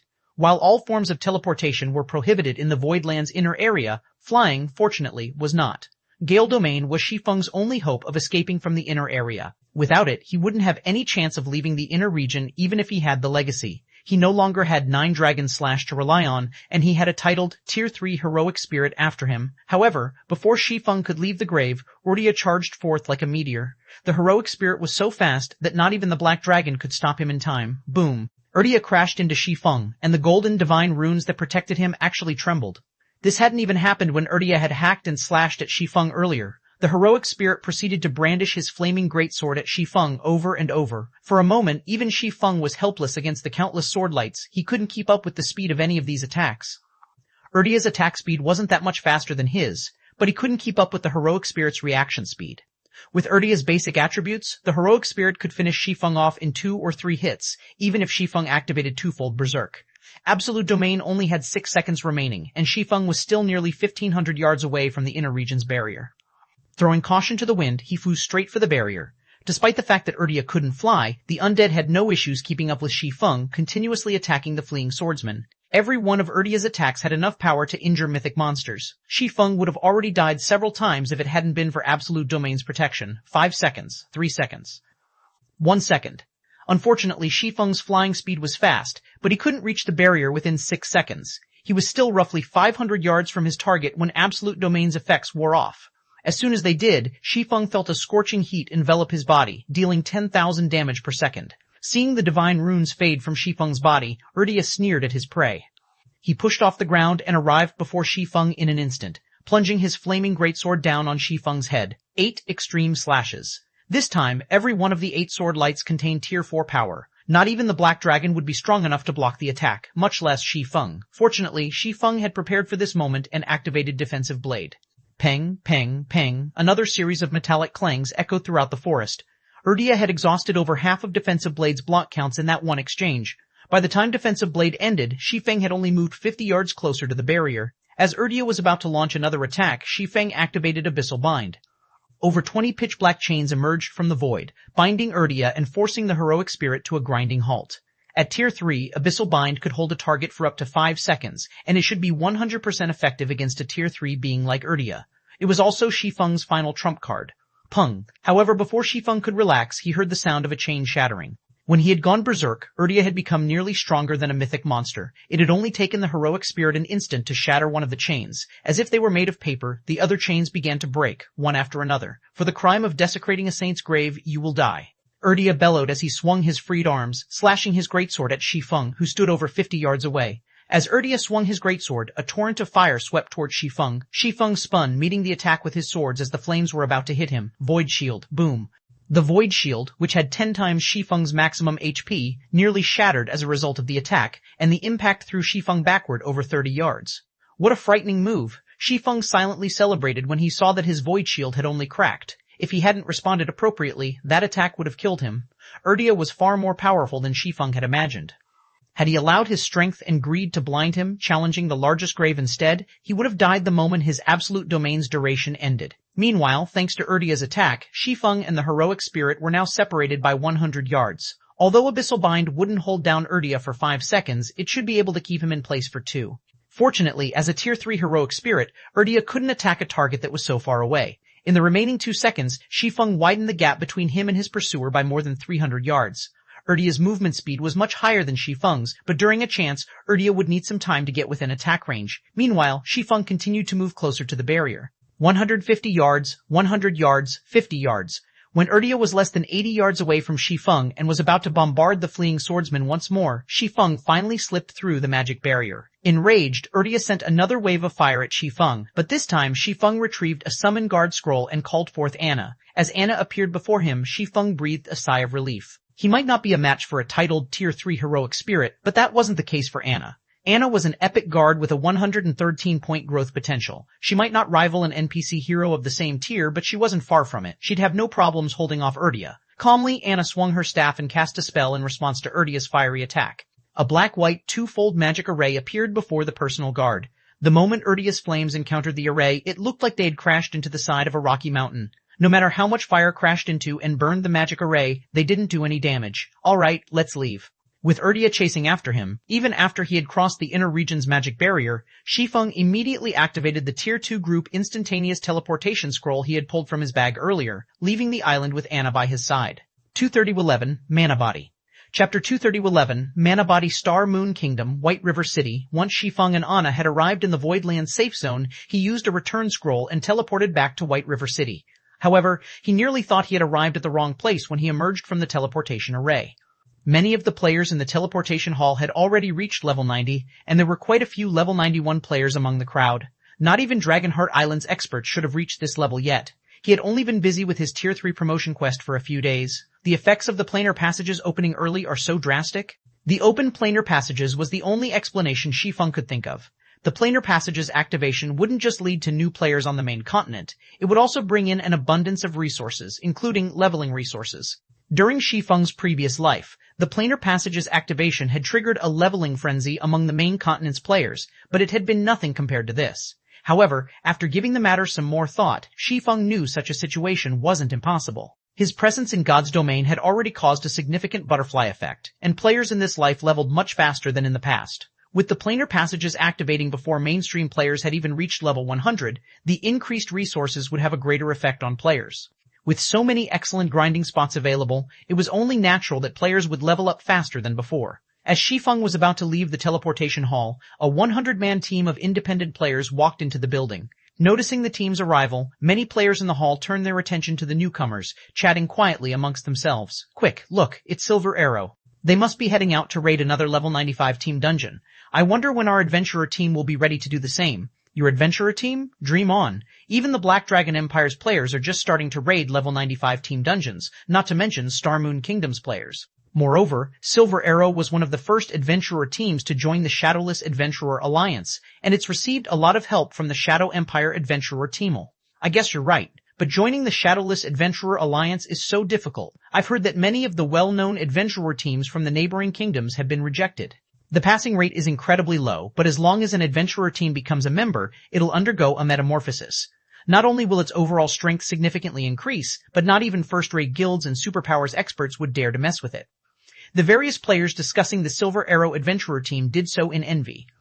Most of Silver Arrow's members had already reached level 92, which not even Superpower's main force members had reached. The surrounding players were even more jealous when they saw the equipment Silver Arrow's members wore. Every member of the Adventurer team had a full set of level 90 fine gold equipment. Although many expert players had climbed to level 90 or above due to the planar passages, very few had acquired level 90 weapons and equipment, much less top-tier items. With a full set of level 90 fine gold equipment, players would qualify to raid level 95 team dungeons. The other world's adventurer alliances have already developed this far? Shi Feng had to admit that he was a little surprised to see Silver Arrow's members. The other world's adventurer teams had only begun to form adventurer alliances after the main continent's various powers had tried to invade these other worlds multiple times in the past. The adventurer alliances had then relied on independent players to contest for the level 100 plus neutral maps on the main continent, at which point many of the main continent's powers had begun to perish. Shi Feng had never thought the butterfly effect would be so massive that other worlds' powers would form adventurer alliances by this stage of the game. With this, these other world powers would pose a much greater threat to the main continent's powers than they had during his previous life. After the commotion Silver Arrow's team had caused, Shi Feng rushed out of the teleportation hall and made his way to the library. He had thought that he was far ahead of most players since he had reached level 100 and completed his Tier 3 promotion quest. He also had Cola and the others who had already reached level 95 and beyond. They should reach level 100 soon. However, it seemed that the butterfly effect he had caused would be disastrous for him. If he couldn't quickly become a lord of a neutral map, as the various superpowers in the past had, both he and Zero Wing would vanish into history. Half an hour later, Shi Feng arrived at the top floor of White River City's library. He found Charlene quietly reading an ancient tome from her throne at the far end of the Star Moon Hall. "You really know how to surprise people. I thought you'd be stuck there for several months," Charlene said, smiling as she pulled her gaze from the book and looked at Shi Feng. "Are you really prepared to inherit your legacy? You only have one opportunity. Your performance will greatly affect your future." "Yes, I'm ready." Shi Feng nodded. The Tier 3 promotion quest consisted of 2 parts. Locating the lost legacy was the first part, and inheriting it was the second. The second part was also the most important of the promotion quest, in which one would change their body's mana framework.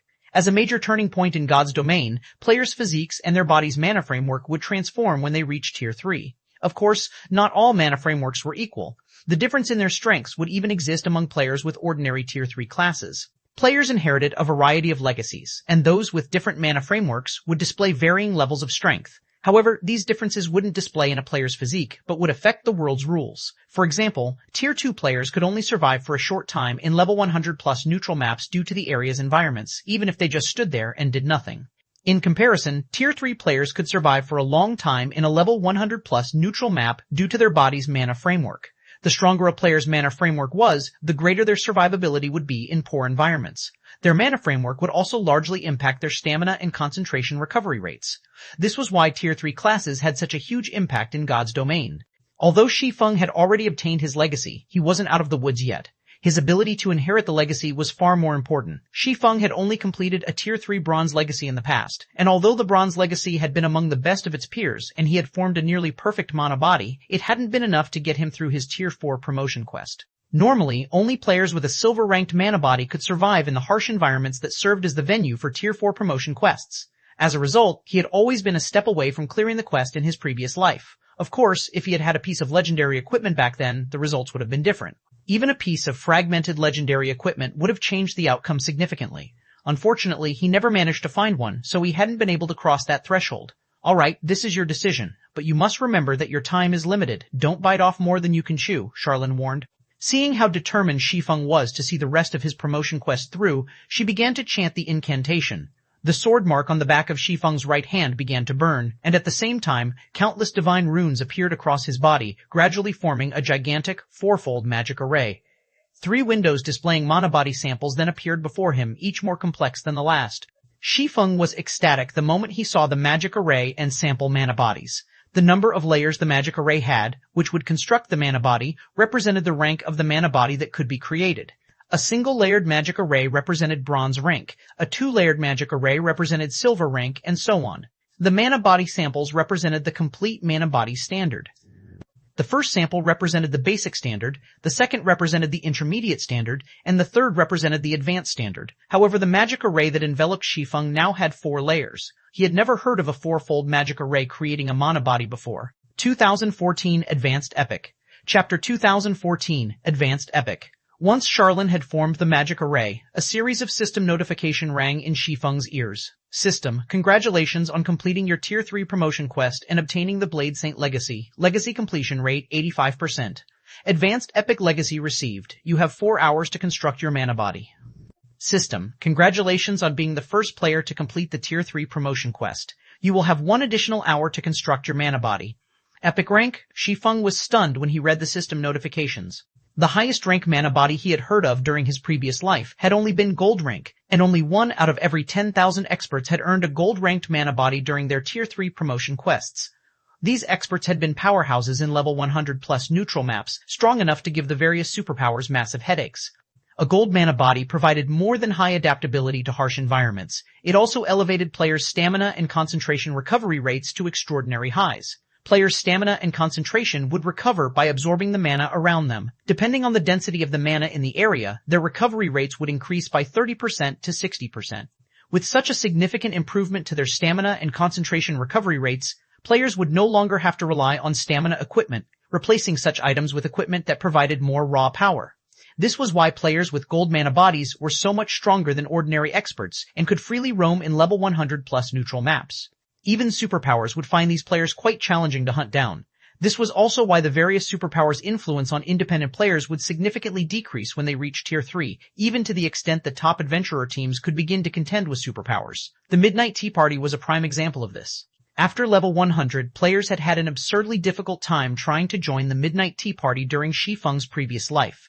Once the adventurer team's members had reached Tier 3, a gold-ranked mana body had become a requirement for joining the team. Even superpowers had been helpless against an entire group of experts with gold mana bodies in level 100+ neutral maps. And Shi Feng hadn't even heard of an epic mana body. Moreover, he now had a total of 5 hours to construct his mana body. In the past, he had only had 1 hour to construct his bronze mana body, and players with gold mana bodies had only been given 2 hours. The process of constructing a mana body was mostly the same across the board.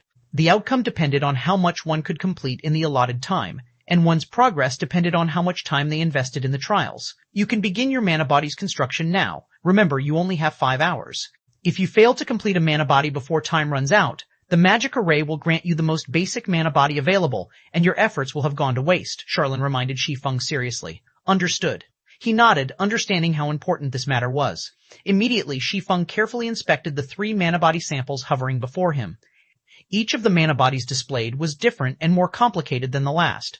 The simplest of the 3 was several times more complex than the Peak Bronze Legacy's mana body he had obtained in the past.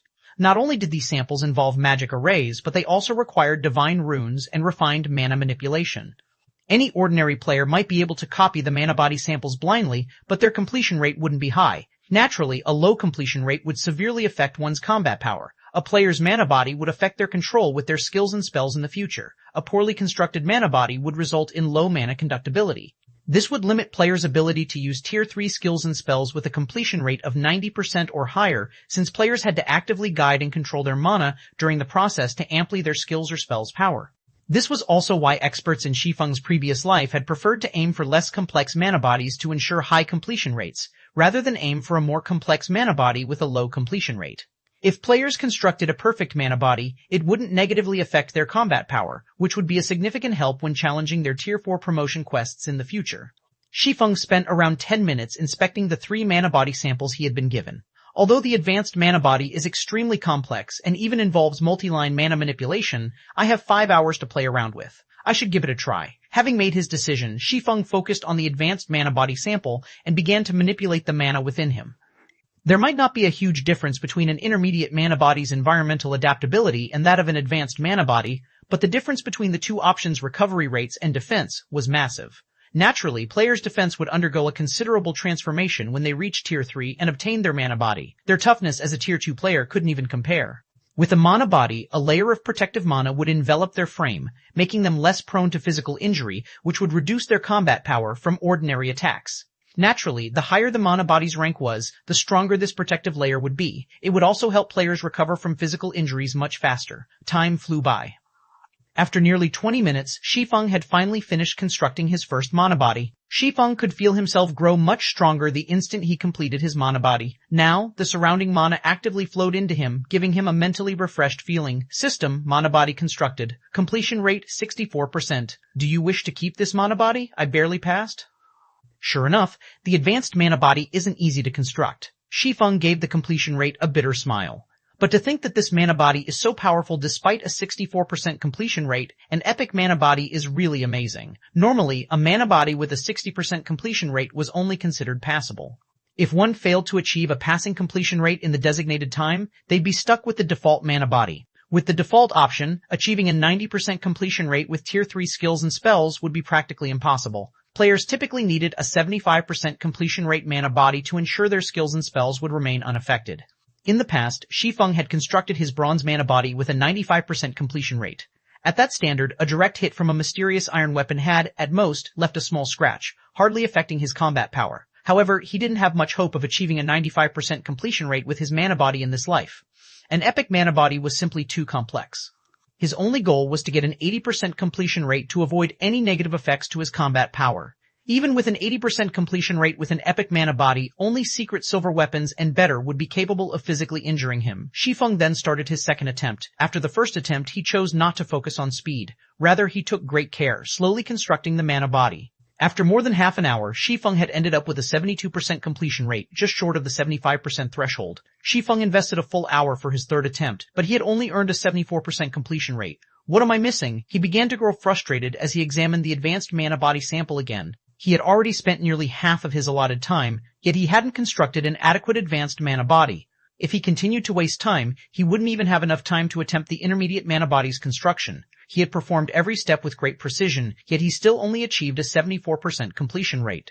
During his previous life, he hadn't been anywhere near the refinement realm standard, yet he had still managed a 95% completion rate with his mana body. However, even as a domain realm expert, he had only reached a 74% completion rate. It was unbelievable. No, that's not right. Shi Feng suddenly snapped out of his daze. My mana manipulation hadn't been nearly as refined as it is now.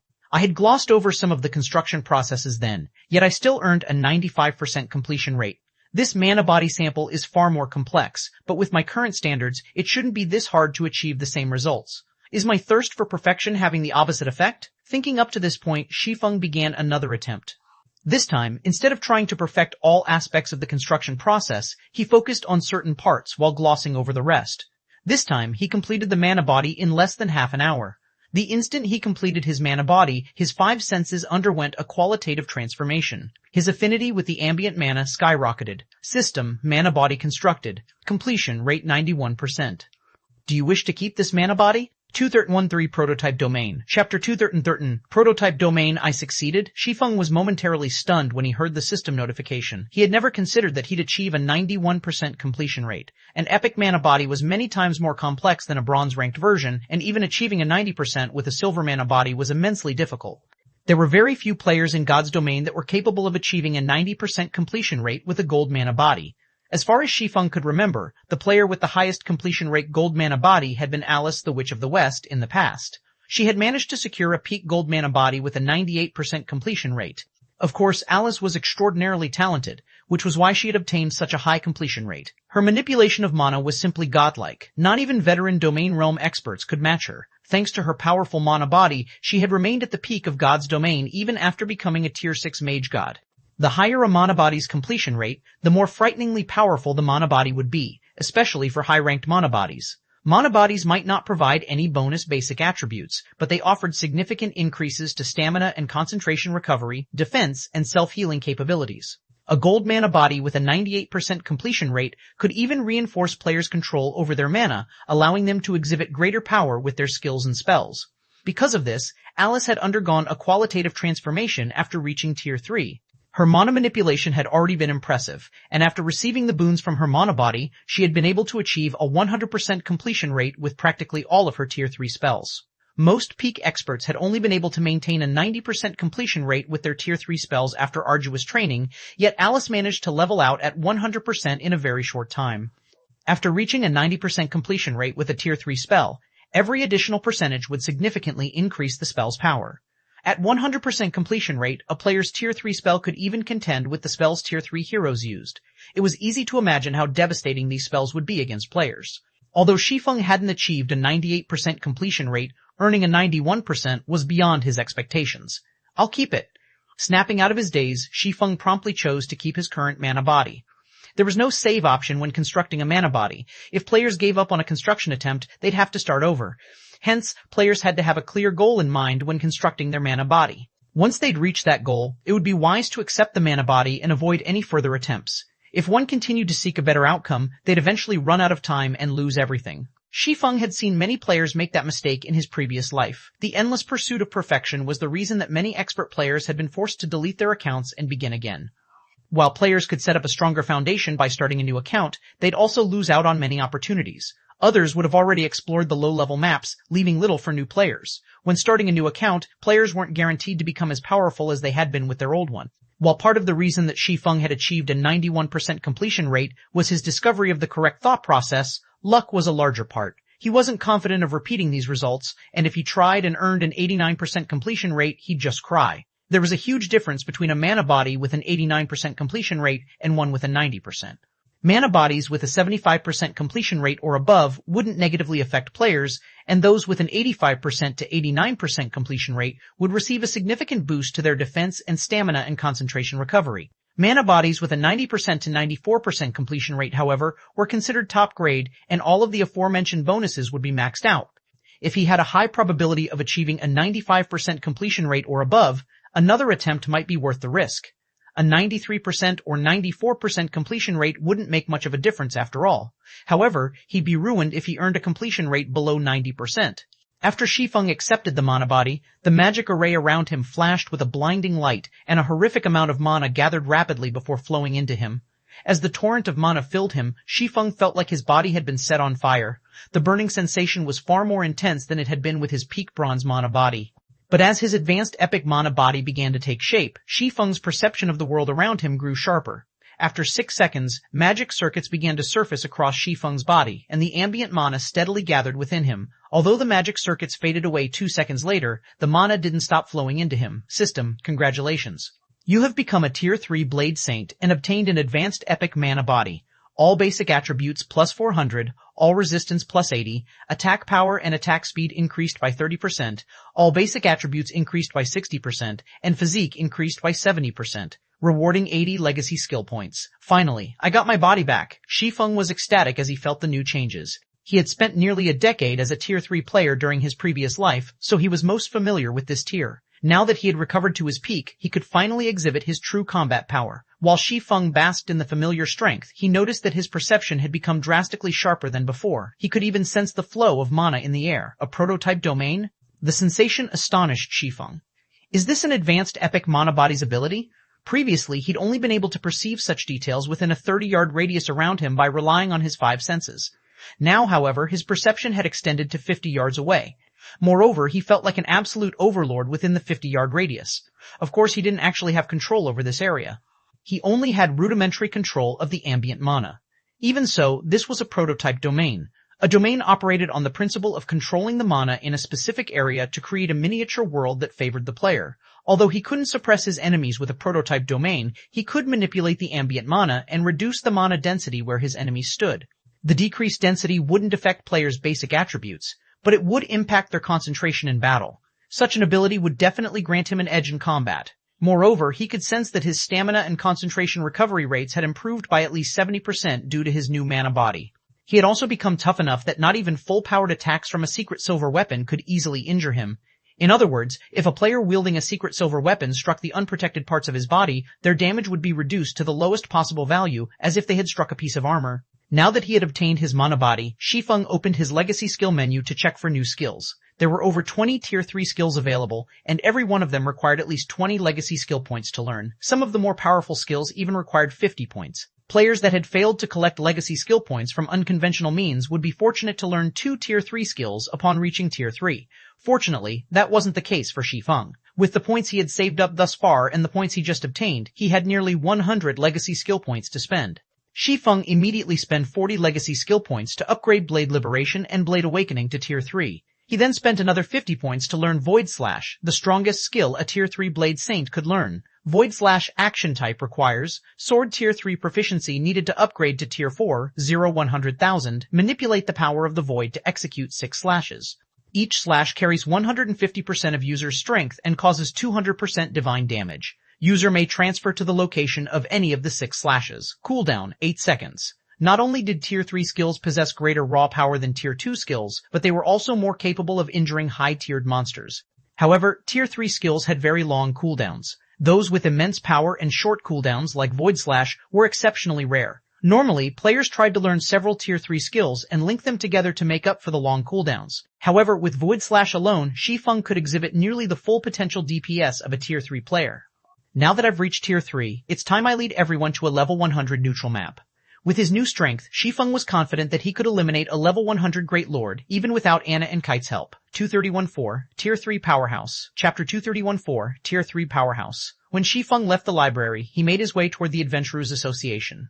Although he was now officially a Tier 3 player, he still needed to register his achievement at the Adventurers Association to gain the appropriate certification. Gaining Tier 3 certification at the Adventurers Association was very important. Not only would it allow players to accept high-ranked quests appropriate for their tier, but they would also be acknowledged as true powerhouses in God's domain.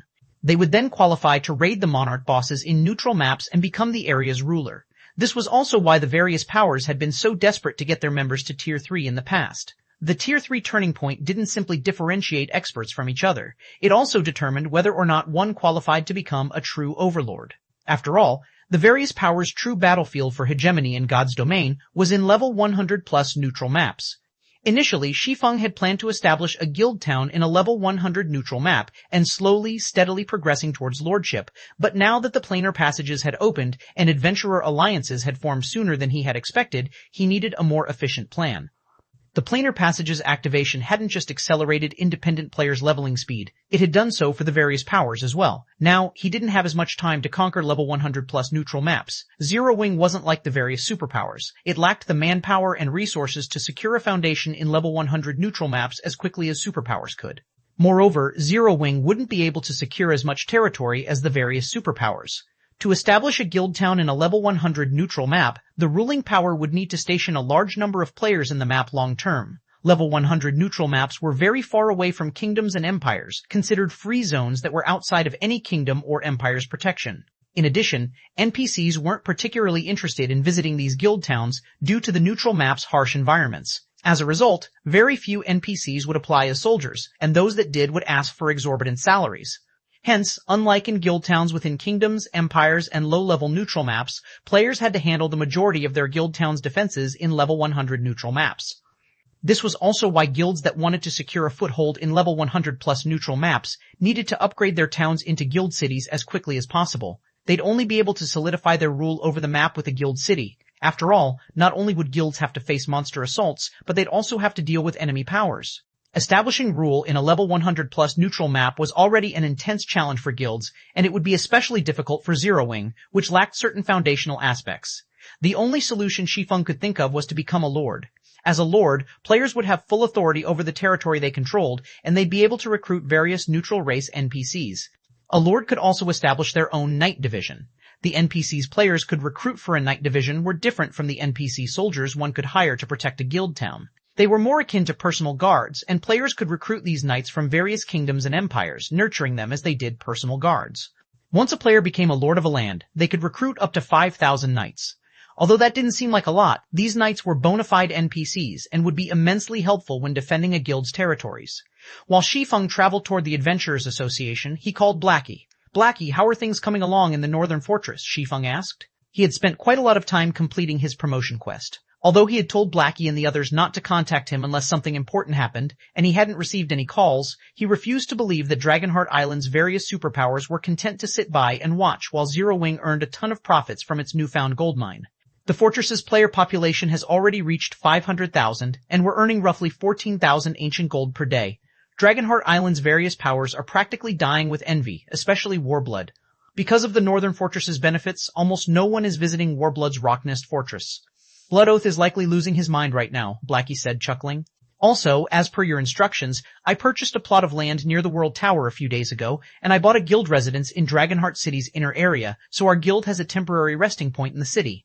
Hearing how much Blackie had purchased over the last few days, Shi Feng sighed ruefully. He had considered several thousand ancient gold an astronomical sum in his past life, yet now, he earned 14,000 ancient gold each day from the northern fortress alone. It was no wonder why the various superpowers had fought so hard to capture the Gravity Mountain Range's fortresses in the past. However, Dragonheart Island's powers have been developing rapidly due to the planar passage's opening. Quite a few superpowers now have their own small fortresses, and based on the reports I've received, Warblood, Starlink, and 13 Thrones are marching toward the Southern Tower Medium Fortress, Blackie said worriedly. If they're successful, we'll likely see a significant decrease to the Northern Fortress's income. It certainly won't benefit our development in Dragonheart City. Why don't we capture a few more fortresses, Guild Leader?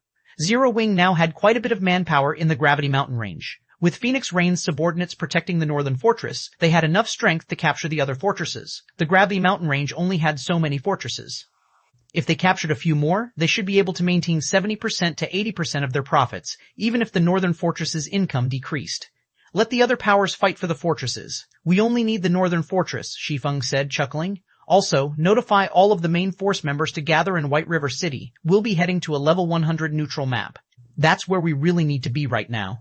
The Gravity Mountain Range was an excellent place for players to grind for levels and resources right now, but it couldn't help players rise to prominence. A level 100 neutral map? Blackie's eyes glowed when he heard Shi Feng's plan. All right, I'll notify them right away. The Gravity Mountain Range had bountiful resources, but it paled in comparison to unexplored level 100 neutral maps. Moreover, Zero Wing's main force members would benefit more from grinding in level 100 neutral maps at their levels than they would from grinding in the Gravity Mountain Range. After disconnecting the call, Blackie began to gather Zero Wing's main force members and head toward White River City. Meanwhile, Shi Feng arrived at the Adventurers Association. The Adventurers Association was quite lively at the moment, with just as many visiting players as the city's auction house. The auction house wasn't the only construction that transformed after White River City's promotion. The Adventurers Association had similarly undergone a metamorphosis and now contained a lot more NPCs who visited to consign quests. Some of these quests included those in high-level neutral maps and escort quests to the kingdom's borders. If one were lucky, they might even find crusade quests to slay monsters in neutral maps. With the opportunity to earn both equipment and money available, the Adventurers Association had become a hub for many independent players. As Shi Feng entered the first-floor hall, he was greeted by the sight of a ton of level 90-plus players. Now, not even the Adventurers Associations and Imperial capitals could compare to the prosperity the association in White River City enjoyed. Pushing his way through the crowd, Shi Feng quickly made his way to the second-floor hall and applied for his certification as a Tier 3 adventurer. After completing the process in a VIP reception room, the Adventurers Association officially recognized Shi Feng as a Tier 3 powerhouse. Lord Bronze Legatee, is there anything else I can help you with today? The elven woman who had received him asked, smiling. I wish to see the Monarch Crusade quests for Cold Spring Forest, Shi Feng declared. Cold Spring Forest was the closest level 100 neutral map to Star Moon Kingdom, and it was one of the few level 100 maps with a relatively comfortable environment. Many Tier 2 players had grinded in the Cold Spring Forest after reaching level 100 in the past, including Shi Feng himself. However, the various superpowers had taken control of the map's 6 regions by the time he had reached Tier 3. Now that he was the first Tier 3 player in the game, he couldn't miss this opportunity. 231.5 Ice Dragon Heathwaite, Chapter 231.5 Ice Dragon Heathwaite. After Shi Feng made his request, the Elven Administrator made a quick trip to the Adventurers Association's reference room and returned with 7 parchment scrolls. Lord Bronze Legatee, here are the Crusade quests you've requested. Here is the information on all 7 of Cold Spring Forest's monarchs, the Elven Administrator said as she placed the scrolls on the table. 7 monarchs? Shi Feng was a little surprised when he saw the 7 ancient scrolls. In God's domain, only one monarch would manage a region, and as far as he knew, Cold Spring Forest only consisted of 6 regions. This meant that there should only be 6 monarchs. He had never heard of a 7th. My lord, I have to remind you that you may only accept one crusade quest. Whether or you succeed or fail, you may only accept another crusade quest after 10 days. The materials needed to create the transfer stones are quite expensive as well. Please choose wisely, the Elven Administrator explained. Shi Feng had already known all of that, and nodding silently, he began to inspect the scrolls. He wanted to know if the information he had obtained during his previous life had changed. If Cold Spring Forest's monarchs had massively changed due to his reincarnation, his plans would come to an abrupt end. A monarch was no ordinary field boss.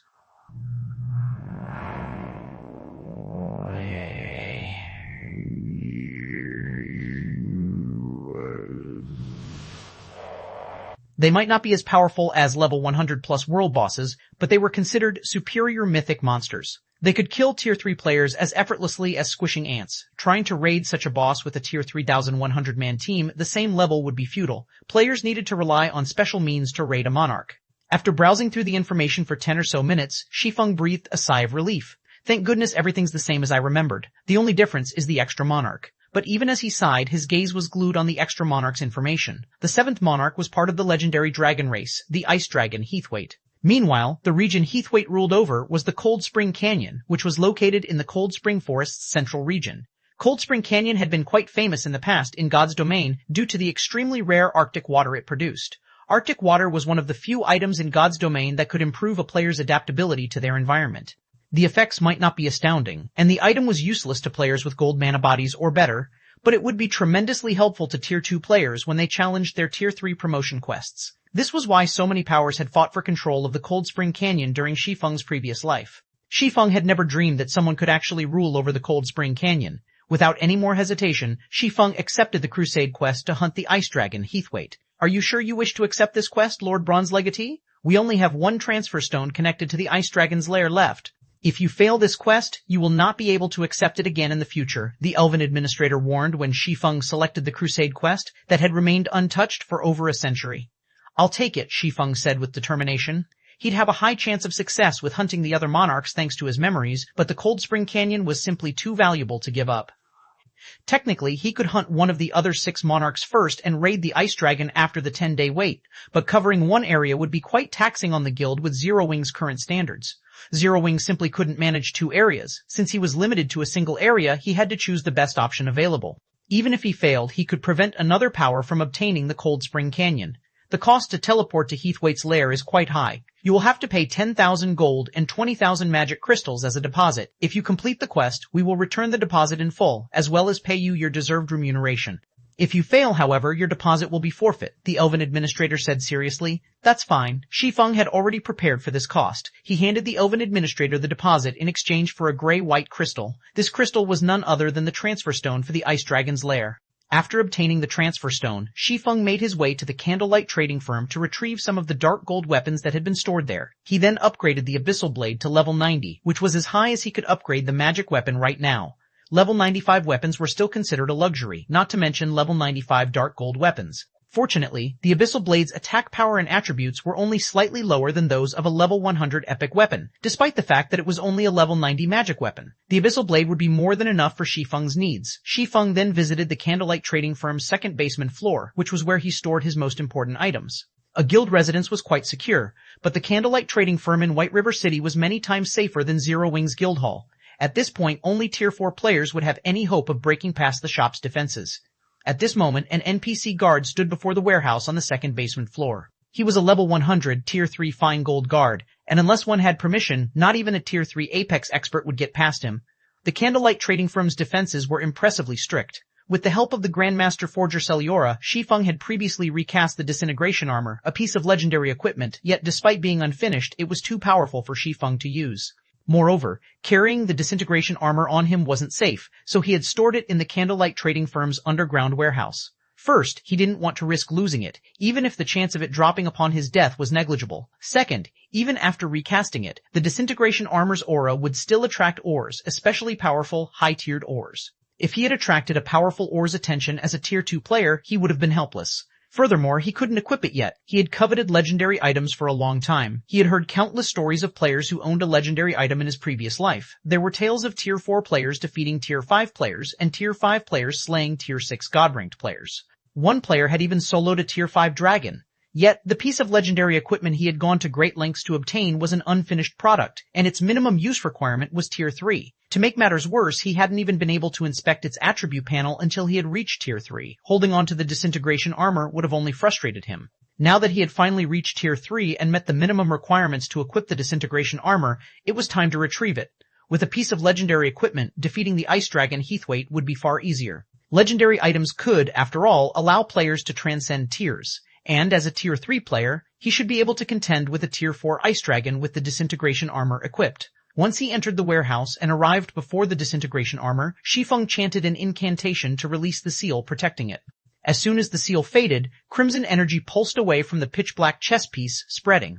A pressure that would even make Tier 2 experts uncomfortable began to fill the warehouse. As the disintegration armor's aura swept over him, Shi Feng felt his blood begin to boil as bloodlust wormed its way into his mind. Taking several seconds to suppress the maddening feeling, Shi Feng tapped on the disintegration armor to inspect its attribute panel. 231-6 Armor of Legends. Chapter 231-6 Armor of Legends. Space itself faintly began to crumble as it was exposed to the disintegration armor's disintegration power. Despite having reached Tier 3, the moment Shi Feng touched the armor, he could feel the mana in his right arm vibrate and felt signs of it beginning to break down. Mana dispersal? The sensation in Shi Feng's right arm stunned him. He hadn't had a particularly clear idea of what the disintegration armor had done to him when he had been Tier 2. He had only felt a strong, stifling pressure from the armor. Now that he was Tier 3, however, he could sense the disintegration power blocking and destroying the mana within him. After a slight touch, the mana density in his right arm had significantly decreased. If he maintained contact with the disintegration armor for a long period, it would utterly destroy the mana that coated his body. Losing this mana coating didn't seem like a major problem, but it would deal a fatal blow to Tier 3 players and above. After reaching Tier 3, a player's mana body would drive every action they took in God's domain. If their mana body couldn't conduct mana, they'd be as good as crippled. The mana body played a crucial role when players used Tier 3 skills and spells. Without a working mana body, activating those abilities would be nearly impossible. Naturally, the difference between the combat power a Tier 3 player could display with Tier 3 skills and spells and a Tier 3 player who couldn't would be obvious at a glance. Once Shi Feng had tapped on the disintegration armor, its attribute panel appeared before him. Disintegration armor, unfinished product. Chestplate, legendary rank, equipment requirement, strength 9000, agility 7000, tier requirement, tier 3 divine defense, plus 115, affected by player's level. All basic attributes plus 1000, affected by player's level and tier. Physique increased by 100%, affected by player's tier. When equipped, strength increased by 100%, agility increased by 100%, and endurance increased by 100%. All resistance increased by 40%. Mana body's effects increased by 50%. Ignore levels plus 30. All item level requirements reduced by 100%. Additional passive skill. Disintegration body. Reduces the damage from Tier 3 or below attacks by 70%, reduces damage from Tier 4 or above attacks by 40%, immune to all control effects, weakens stiffening effects by 70%, and increases reaction speed by 20%.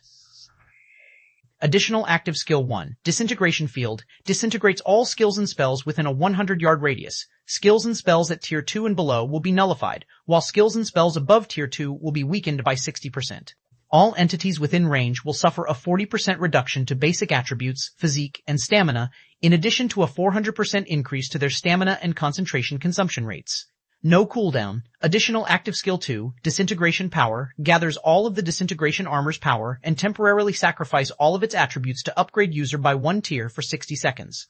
Cooldown, 12 hours. Cannot be stacked with skills and spells of similar effect. The disintegration armor is a divine armor that the Ore Empire's founding emperor had created with various divine items. This armor had been destroyed during a battle against gods. The disintegration armor has recovered a portion of its original strength after Celiora recast the chest piece using a blood contract. Due to the armor's disintegration power, the armor's attributes suffer an 80% reduction when equipped. If equipped by the blood contractor, the armor's attributes will only be reduced by 50%. God crystals required to repair the disintegration armor fully 0C10. Amazing. Shi Feng's eyes glowed as he read the disintegration armor's attribute panel. Before this, he hadn't had a clear idea of what a true legendary item's attributes would look like. He had only heard of legendary items during his previous life. He hadn't actually seen a real legendary item's attribute panel since anyone with such an item had rightfully kept a tight lid on its abilities. Although the disintegration armor was an unfinished product, it was the strongest piece of equipment he had ever laid eyes on. Even Gentle Snow's fragmented legendary ranked 7 Luminaries battle armor was far weaker than this chest piece. The 7 Luminaries battle armor had originally been a legendary item, but after taking significant damage, its rank had fallen. And yet, despite being a damaged piece of armor as well, the disintegration armor was leagues stronger than the 7 Luminaries battle armor in all aspects. The fact that the disintegration armor granted divine defense rather than a simple boost to ordinary defense was particularly astounding.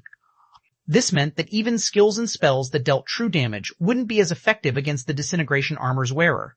It would also reduce lower-tiered players' damage, and higher-tiered players wouldn't be able to deal any additional damage due to their tier advantage. Divine defense was the highest grade of defense in God's domain. It's a pity that the armor is so badly damaged. Even if I equip it, I'll only exhibit a fraction of its true might. If I could display the disintegration armor's full power, dealing with the ice dragon would be a piece of cake, Shi Feng thought. The disintegration power's instability limited the armor's true strength. At the armor's peak, Shi Feng could likely defeat the mythic-ranked ice dragon head-on with the additional 100% physique and 120% strength. Even so, Shi Feng was overjoyed that he could finally equip the disintegration armor. A piece of legendary equipment. Countless players, including Apex experts, dreamed of equipping such an item. Legendary items were simply too rare in God's domain. Just obtaining a single clue that might lead to one required an astronomical amount of manpower and resources.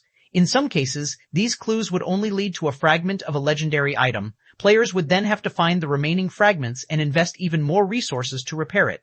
Unless one were ridiculously lucky or had particularly powerful support, getting their hands on a legendary item would be utterly impossible. Now Shi Feng finally had a legendary item of his own, and he could even equip it now. The disintegration armor's attributes might be halved, but it was still slightly more powerful than a piece of fragmented legendary equipment. Shi Feng immediately equipped the disintegration armor. The 9,000 strength and 7,000 agility were incredibly difficult requirements to meet. Even a tier 3 player in full, top-tier equipment would have to wait until level 120 to fulfill them, but it wasn't an issue for Shi Feng. Not only did he have an advanced bloodline, but he also wielded one of the 10 great saint legacies. Furthermore, he carried a magic weapon and multiple fragmented legendary items. Meeting the two requirements at level 100 was actually quite easy for him. The instant Shi Feng equipped the disintegration armor, he felt power course through him. His basic attributes skyrocketed, and his perception considerably improved. Even his mind felt far clearer than before. If he fought Erdia, a titled Tier 3 heroic spirit, in his current condition, he'd have a high chance of defeating the undead. It's about time to leave. Glancing at the time, Shi Feng realized it was time to meet up with Blackie and the others. He activated the Nightwalker's Cape's Nightwalker skill to conceal the disintegration armor's aura and information before heading toward White River City's teleportation hall. 2017 Shadowless Empire, Chapter 2317, Shadowless Empire White River City's teleportation hall. Once in the teleportation hall, Shi Feng made his way to one of the high-class bars on the 3rd floor. Blackie and the others had been waiting for some time now. When they noticed Shi Feng enter the establishment, they stood, surprised. Yan Tianxing and Yi Luofei were particularly shocked as their guild leader pulled their attention away from their 10 gold bottles of 5-colored fruit wine. So, this is a Tier 3 class. Blackie had already informed the group that Shi Feng had left to challenge his Tier 3 promotion quest, and none of them had been particularly surprised. Shi Feng had already reached level 100, so it was expected that he'd challenge his promotion quest. Although Shi Feng's Nightwalker's cape concealed his aura, it couldn't hide the fact that the ambient mana actively flowed toward him. God's domain did have weapons and equipment that would attract mana to their user, but those items generally only increased the mana density around the player.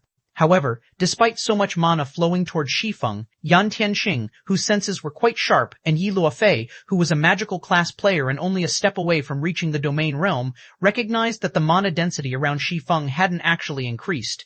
It felt as if the swordsman were a black hole, steadily devouring the ambient mana. Mana was the root of all in God's domain.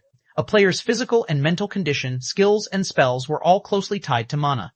As players at the peak of God's domain, Yan Tianxing and Yi Luofei had spent a considerable amount of time researching the game's mechanics, especially the relationship between mana and a player's virtual body. Players constantly absorbed mana from their environments, and as players' physiques grew stronger, they'd absorb more mana. This was why areas with thin or no mana were considered forbidden lands. As a Tier 3 player, Shi Feng's mana absorption was astounding. If the mana that flowed into Tier 2 players was like a small creek, the mana flowing into Shi Feng was a raging river. Everyone's here, guild leader. We can set off when you're ready, Blackie excitedly reported. Thanks to the Northern Fortress, Zero Wing's overall strength had increased considerably. Not only did the Northern Fortress provide the huge ancient gold profits, but it also gave players a place where they could rapidly grow stronger. By this point, Zero Wing had explored multiple ancient ruins in the Gravity Mountain Range's northern region, securing plenty of precious treasure. The guild's main force members had also reached level 97 and 98 and had upgraded most of their equipment with level 95 dark gold equipment. However, their combat standards had improved far faster than their levels in equipment. As many as 26 main force members had now reached the Truth Realm. Yan Tianxing and Yi Luofei had even reached the Ascension Realm. In addition, Alluring Summer, Silent Blade, Shadow Sword, Stubborn Bone, and Zhao Yuuru had entered the Flowing Water Realm thanks to Unyielding Soul's legacy training slots. Seeing how much his comrades had improved, Shi Feng was a little surprised. He hadn't expected them to grow so strong so quickly. Now, Zero Wing's main force was likely only a little weaker than Superpower's main forces. If Fire Dance and the others could make some progress in the Tower of Four Gods, Zero Wing's main force might even be able to stand toe-to-toe with the various superpowers' main forces. Alright, let's go. Shi Feng nodded as he joined the team. He led everyone to a teleportation array and traveled to the border town closest to the Cold Spring Forest. He then used the Seven Luminaries Ring's spatial gate to transport the team the rest of the way. Cold Spring Forest was a level 100 neutral map, as well as a junction to other level 100 plus neutral maps. Thus, it was quite far from civilization. Players would have to cross over a dozen large maps to reach the Cold Spring Forest from Star Moon Kingdom. Getting there was especially troublesome without a flying mount. Of course, Shi Feng had the Thunder Eagle and the Seven Luminaries Ring. After teleporting multiple times, Shi Feng and his team finally arrived before the cave that led to the Cold Spring Forest. The Cold Spring Forest was meant to help players transition from Tier 2 to Tier 3, unlike other level 100 neutral maps with harsh environments. Not only was this a comfortable area for players to grind, but it was also home to a large number of ancient races. The forest was also under an ancient seal's protection, so players would have to defeat the map's guardian boss and remove the seal before they could explore the map. Even with a flying mount, entering the map was impossible without completing those tasks. Guild leader, I see people. Minor Wind, who had long since reached both the Refinement Realm and Truth Realm, quickly discovered players' tracks as they arrived before the cave. It looks like there's a lot of them. I'm guessing these tracks are from a 200-man team. Others have already found this place? Shi Feng was stunned. Although this cave wasn't as dangerous as a level 100 neutral map, the monsters within were still level 97 plus lords and great lords. Quite a few grand lords wandered within the cave as well. Surviving here was no easy task. In addition, the cave was particularly dark, suppressing players' 5 senses to a certain degree. A 100-man team of current experts wouldn't last more than 10 minutes inside the cave. Even a superpower's main force would struggle to get through. There were simply too many monsters, especially since the cave should still be largely unexplored. Guild leader, should we head inside? Blackie asked. They were trying to maintain a level of secrecy. If they encountered other players, news of their operation would spread. Although they were only heading out to explore a level 100 neutral map, which shouldn't be much of a problem, they couldn't guarantee that other powers wouldn't try to take advantage of their operation. No need to worry. Let's just go, Shi Feng said, shaking his head. Even if other powers learned that they were exploring the Cold Spring Forest, they couldn't cause any problems for Zero Wing's team. Other players weren't even guaranteed to get through the cave and into the forest, much less take advantage of the operation. Following which, with Cola, Yewumian, and Turtledove led the way into the cave. Visibility was poor in the dimly lit cave. Even Tier 2 players could only see up to 200 yards away, and dodging ranged attacks from multiple directions would be particularly challenging in the cave's narrow, maze-like structure. Fortunately, Zero Wing's main force members had trained in the Extraordinary Tower, so they coped with the cave monster's ambushes relatively well. With an MT like Cola leading the way, the team had little issue pushing through the cave quickly. They didn't have to come to a halt to deal with the monsters. The cave had 2 floors, and after 3 hours, Shi Feng and his comrades finally reached the 2nd floor. This was also where they'd find the Guardian Boss. Unlike the 1st floor, the 2nd floor was an open canyon. It was so large that a large team wouldn't have to worry about needing room for their usual formations in battle. Moreover, the 2nd floor was much brighter than the 1st. However, the suppression on players' senses had increased in exchange. Less than 30 minutes after reaching the 2nd floor, Shi Feng and his team heard explosions and noticed dazzling lights at the end of the tunnel. The tunnel led to a cavern, which contained a town. Zero Wing's main force found a 200-man team clearing out the demonkin soldiers and guards that guarded the town, while gradually approaching an ancient giant in the town's center. Every player on the 200-man team was level 96 or above, and they all wore a dark mark on their foreheads. They also radiated a faint black glow. Even as they fought the High Lord-ranked demonkin soldiers one-on-one, these players had an overwhelming advantage. Not even the Great Lord-ranked demonkin guards could halt these players' advance for more than a moment. As for the ancient giant in the town center, it stood at over a dozen meters tall and had 6 arms. Each of the giant's hands held a pitch-black spear, and it loomed like the ancient god of destruction. Demonkin soldier, dark creature, High Lord, level 98, HP 49 billion, 49,000 billion, guard, dark creature, Great Lord, level 99, HP 88,000 billion, HP 88,000 billion, 88,000, Purgatory Giant, Dark Giant, Mythic, level 99, HP 460 million, 4060, 1,000 zillion, Guild Leader. They look like Shadowless Empire's members. It's an adventurer team from the Shadow World, Blackie said, quickly discerning the players' identities once he saw them. Shadowless Empire? It's no wonder why those two are here, Shi Feng thought, spotting a familiar man and woman at the lead of the small army. Blackie's comment reminded him of exactly who those two were. Shadowless Empire had been a very famous superpower during his previous life. It had taken over the Shadow World even before the planar passages had opened. With the excellent leveling resources and special legacies the Shadow World contained, Shadowless Empire had flourished wonderfully after arriving on the main continent. Two of Shadowless Empire's members, in particular, had forced the Dragon Phoenix Pavilion into a disadvantageous position during a contest for territory in level 100+ neutral maps. Those two were the same man and woman that led Shadowless Empire's 200-man team. They were the Dark Assassin, Vastlock, and the Shadowless Ranger, Night Reader. These two players hadn't reached the Domain Realm Empire before moving to God's Domain's main continent, yet even Domain Realm experts had been terrified of their assassination capabilities. Once they had reached the Domain Realm, they had been akin to Demon Kings in the dark. Those two had been responsible for plenty of the Dragon Phoenix Pavilion's losses, even going as far as stealing one of the pavilion's territories. Meanwhile, shortly after Zero Wing's members discovered Shadowless Empire's team, Shadowless Empire's members noticed them as well. "Commander, those are Zero Wing's members. Should we get rid of them?" A level 96 Dark Berserker asked, making a throat-cutting gesture as he glanced at Zero Wing's main force. "I hadn't thought Zero Wing would reach this place. It's no wonder why everyone's insisted that Starlink and the various superpowers can't seem to deal with the guild," Night Reader said, chuckling. Night Reader was a slender woman with vibrant red hair. She wore epic chainmail and wielded an ancient crimson bow as well. "It's a pity that their era in God's domain has come to an end. Zero Wing is simply wasting its time by coming here." Because the Shadow World lacked top-tier weapons and equipment, Shadowless Empire's equipment standards had been lacking when they had first arrived on the main continent. However, their equipment standards had undergone a qualitative transformation rather quickly, and Shadowless Empire's members had caught up with the main continent's players. With their advantage in terms of legacies, levels, and combat standards, not even the various superpowers with vast foundations were a match for Shadowless Empire now. As for the main continent's non-superpowers, they were utterly helpless before Shadowless Empire's strength. When he heard Night Reader's comment, the bald youth leading the team, Vastlock, nodded his agreement. "Ignore them and prioritize killing the Purgatory Giant. They'll know what to do once they realize the difference between our strengths," Vastlock said. He returned to commanding his team as they advanced on the Purgatory Giant. 2318 Sword Rises. Chapter 2318 Sword Rises after Vastlock declared his decision. Shadowless Empire's 200-man team accelerated their advance toward the Purgatory Giant, completely ignoring Shi Feng and the others' existence. "These people really don't care about us at all." Yan Tianxing could not help but shake his head and chuckle when he saw Shadowless Empire's members' nonchalant reaction toward Zero Wing's arrival. Normally, when players came across other players out in the fields, especially when they were raiding a boss, they would give out a reminder or warning to the approaching players. However, Shadowless Empire's members simply treated Zero Wing's team as if it were air and did not even bother trying to make contact. The only explanation for such a reaction was that Shadowless Empire had deemed them to be no threat and not worthy of any attention whatsoever. "Guild leader, are we really not going to make a move?" Blackie asked as he looked at the distant Purgatory Giant. He did not particularly care about Shadowless Empire's treatment of them. However, since the guardian boss of this cave served as the key to the Cold Spring Forest, its loot might provide them with some help once they entered the neutral map. "We're only traveling toward the Cold Spring Forest. Having someone to open up a path for us is a good thing," Shi Feng said, chuckling. He then instructed everyone to get some rest first. He had no intention of snatching the boss from Shadowless Empire at all.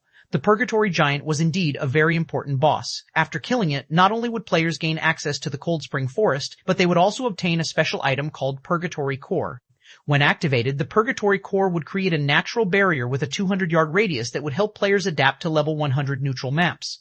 The barrier's effects were similar to Arctic Water, except that Arctic Water was only effective for one player while the Purgatory Core applied to a specific area.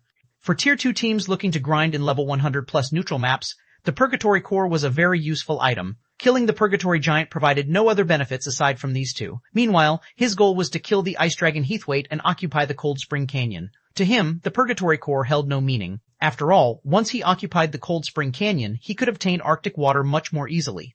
At that time, let alone a 100-man team, even strengthening a 1,000-man team wouldn't be difficult. "I guess you're right." Blackie nodded as he found Shi Feng's words reasonable. He then sat down on the ground and started recovering his stamina and concentration. The Purgatory Giant was a level 99 mythic boss. Moreover, it belonged to the giant race. Its life rating was considerably high, so raiding it would not be easy. Since Shadowless Empire was willing to raid it for them, they could use this opportunity to conserve their strength for the Cold Spring Forest. While Zero Wing's members rested in a distant location, Shadowless Empire's members, who were only 500 yards away from the Purgatory Giant now, also noticed what Zero Wing's members were doing. "It seems these people are quite smart. Had they dared try to snatch the boss, I'd make sure they got a good beating."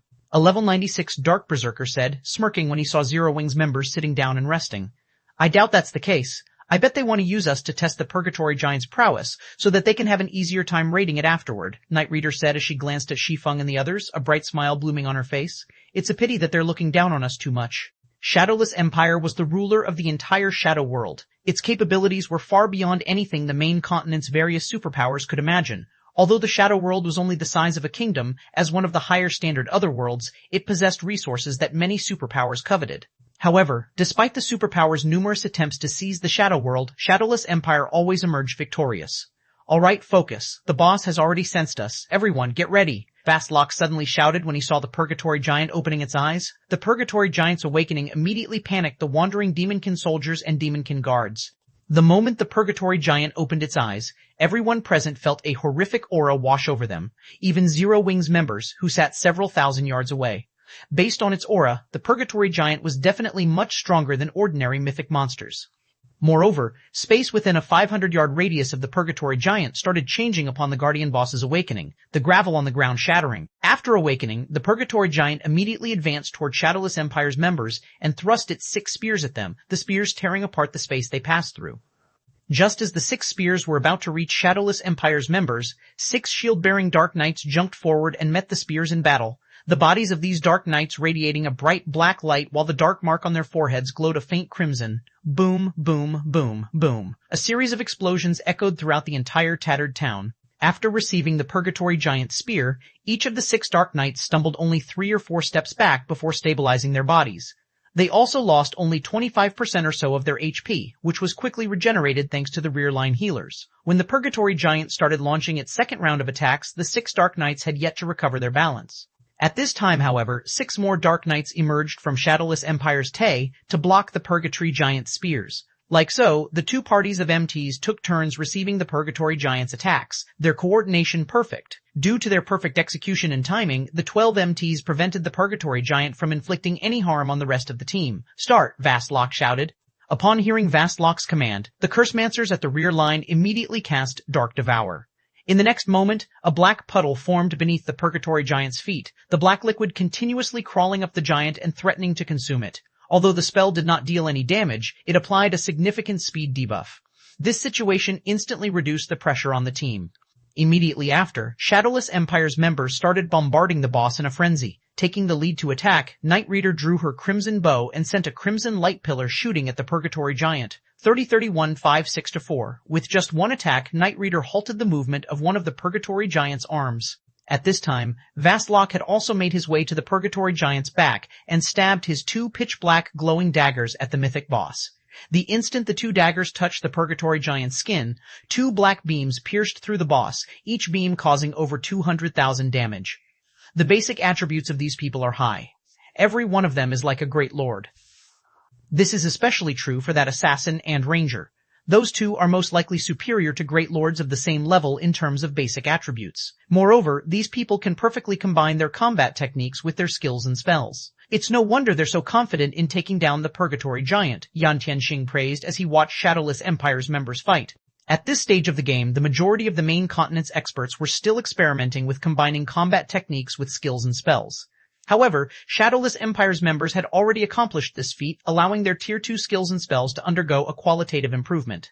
Just 30 minutes later, the Purgatory Giant finally went berserk. Shadowless Empire's members started activating their berserk skills, one after another, in response.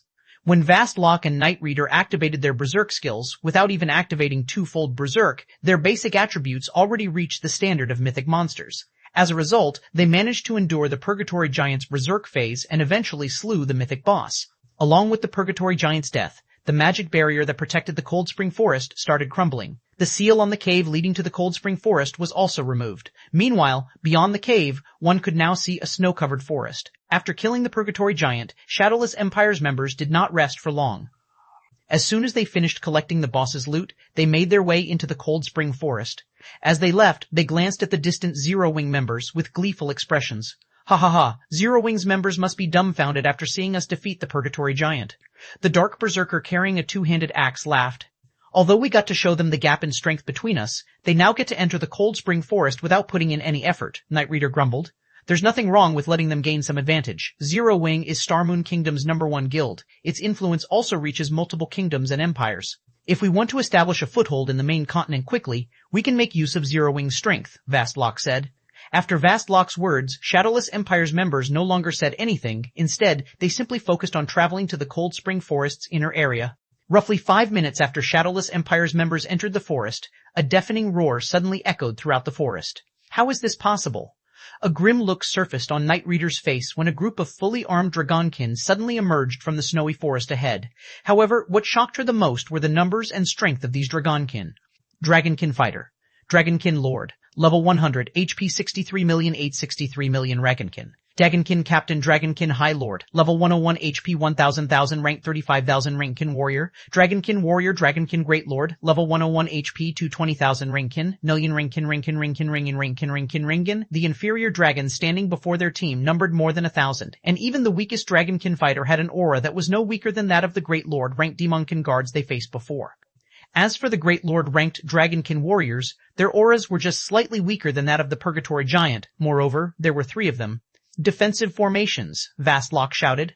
By the time Vastlock gave his command, however, the Dragonkin army was already charging at them. Although Shadowless Empire's members could barely hold their ground against the Lord-ranked Dragonkin fighters, they were at a severe disadvantage against the Dragonkin captains, inferior in terms of both basic attributes and reaction speed.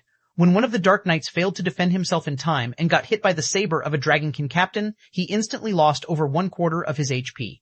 As for the Dragonkin warriors, Vastlock and Night Reader had to coordinate with each other just to pin down one. Stopping the remaining 2 Great Lords was beyond them. Retreat! Retreat to the cave! Vastlock shouted when he saw the 2 unfettered Dragonkin warriors slaughtering his teammates. Retreating was now their only option. Otherwise, a team wipe was inevitable. As Shadowless Empire's members continuously fell back, they eventually came across Zero Wing's members, who had also entered the Cold Spring Forest. You guys, hurry up and retreat! These Dragonkin are much stronger than the Lords and Great Lords in that cave. You'll die if you go up against them, Vastlock warned as he looked at Shi Feng. However, as soon as the Dark Assassin gave this advice, one of the Dragonkin warriors slaughtering Shadowless Empire's members shifted its gaze towards Zero Wing's team, which was less than 100 yards away from it. Squinting its eyes, it immediately charged towards Zero Wing. They're doomed. Night Reader could not help but look at Zero Wing's members in pity at this sudden turn of events. The Dragonkin warriors possessed very high reaction speeds and intellect. These Great Lords posed an enormous threat even to Shadowless Empire's members, not to mention Zero Wing's members. However, just as the Dragonkin warrior arrived before Zero Wing's team and was swinging down its saber, a sword light suddenly struck at it. Suddenly, the Dragonkin warrior let out a wheeze as its 4-meter-tall body shot backward like a bullet and crashed heavily into a nearby tree, the massive tree shuddering at the impact. 2319, Tier 3, Chapter 2319, Tier 3. As if time had stopped, silence fell over the entire Cold Spring Forest. Whether it was the Dragonkin or Shadowless Empire's members, they were all in a daze as they looked at the Dragonkin warrior that had collapsed before the large tree. At this moment, not only was the Dragonkin warrior in a heavily injured state, but its silver armor even sported a large cut. If one looked closely, one could even see the white broken bones of the Dragonkin warrior beyond this cut. If not for God's domain setting that made it so that creatures would die only if their HP fell to 0, the slash from before would undoubtedly have taken the Dragonkin warrior's life. Even so, the attack still took away a large chunk of the Dragonkin warrior's HP. What did he do? Night Reader could not help her shock as she stared at Shi Feng, the person who executed the attack on the Dragonkin warrior.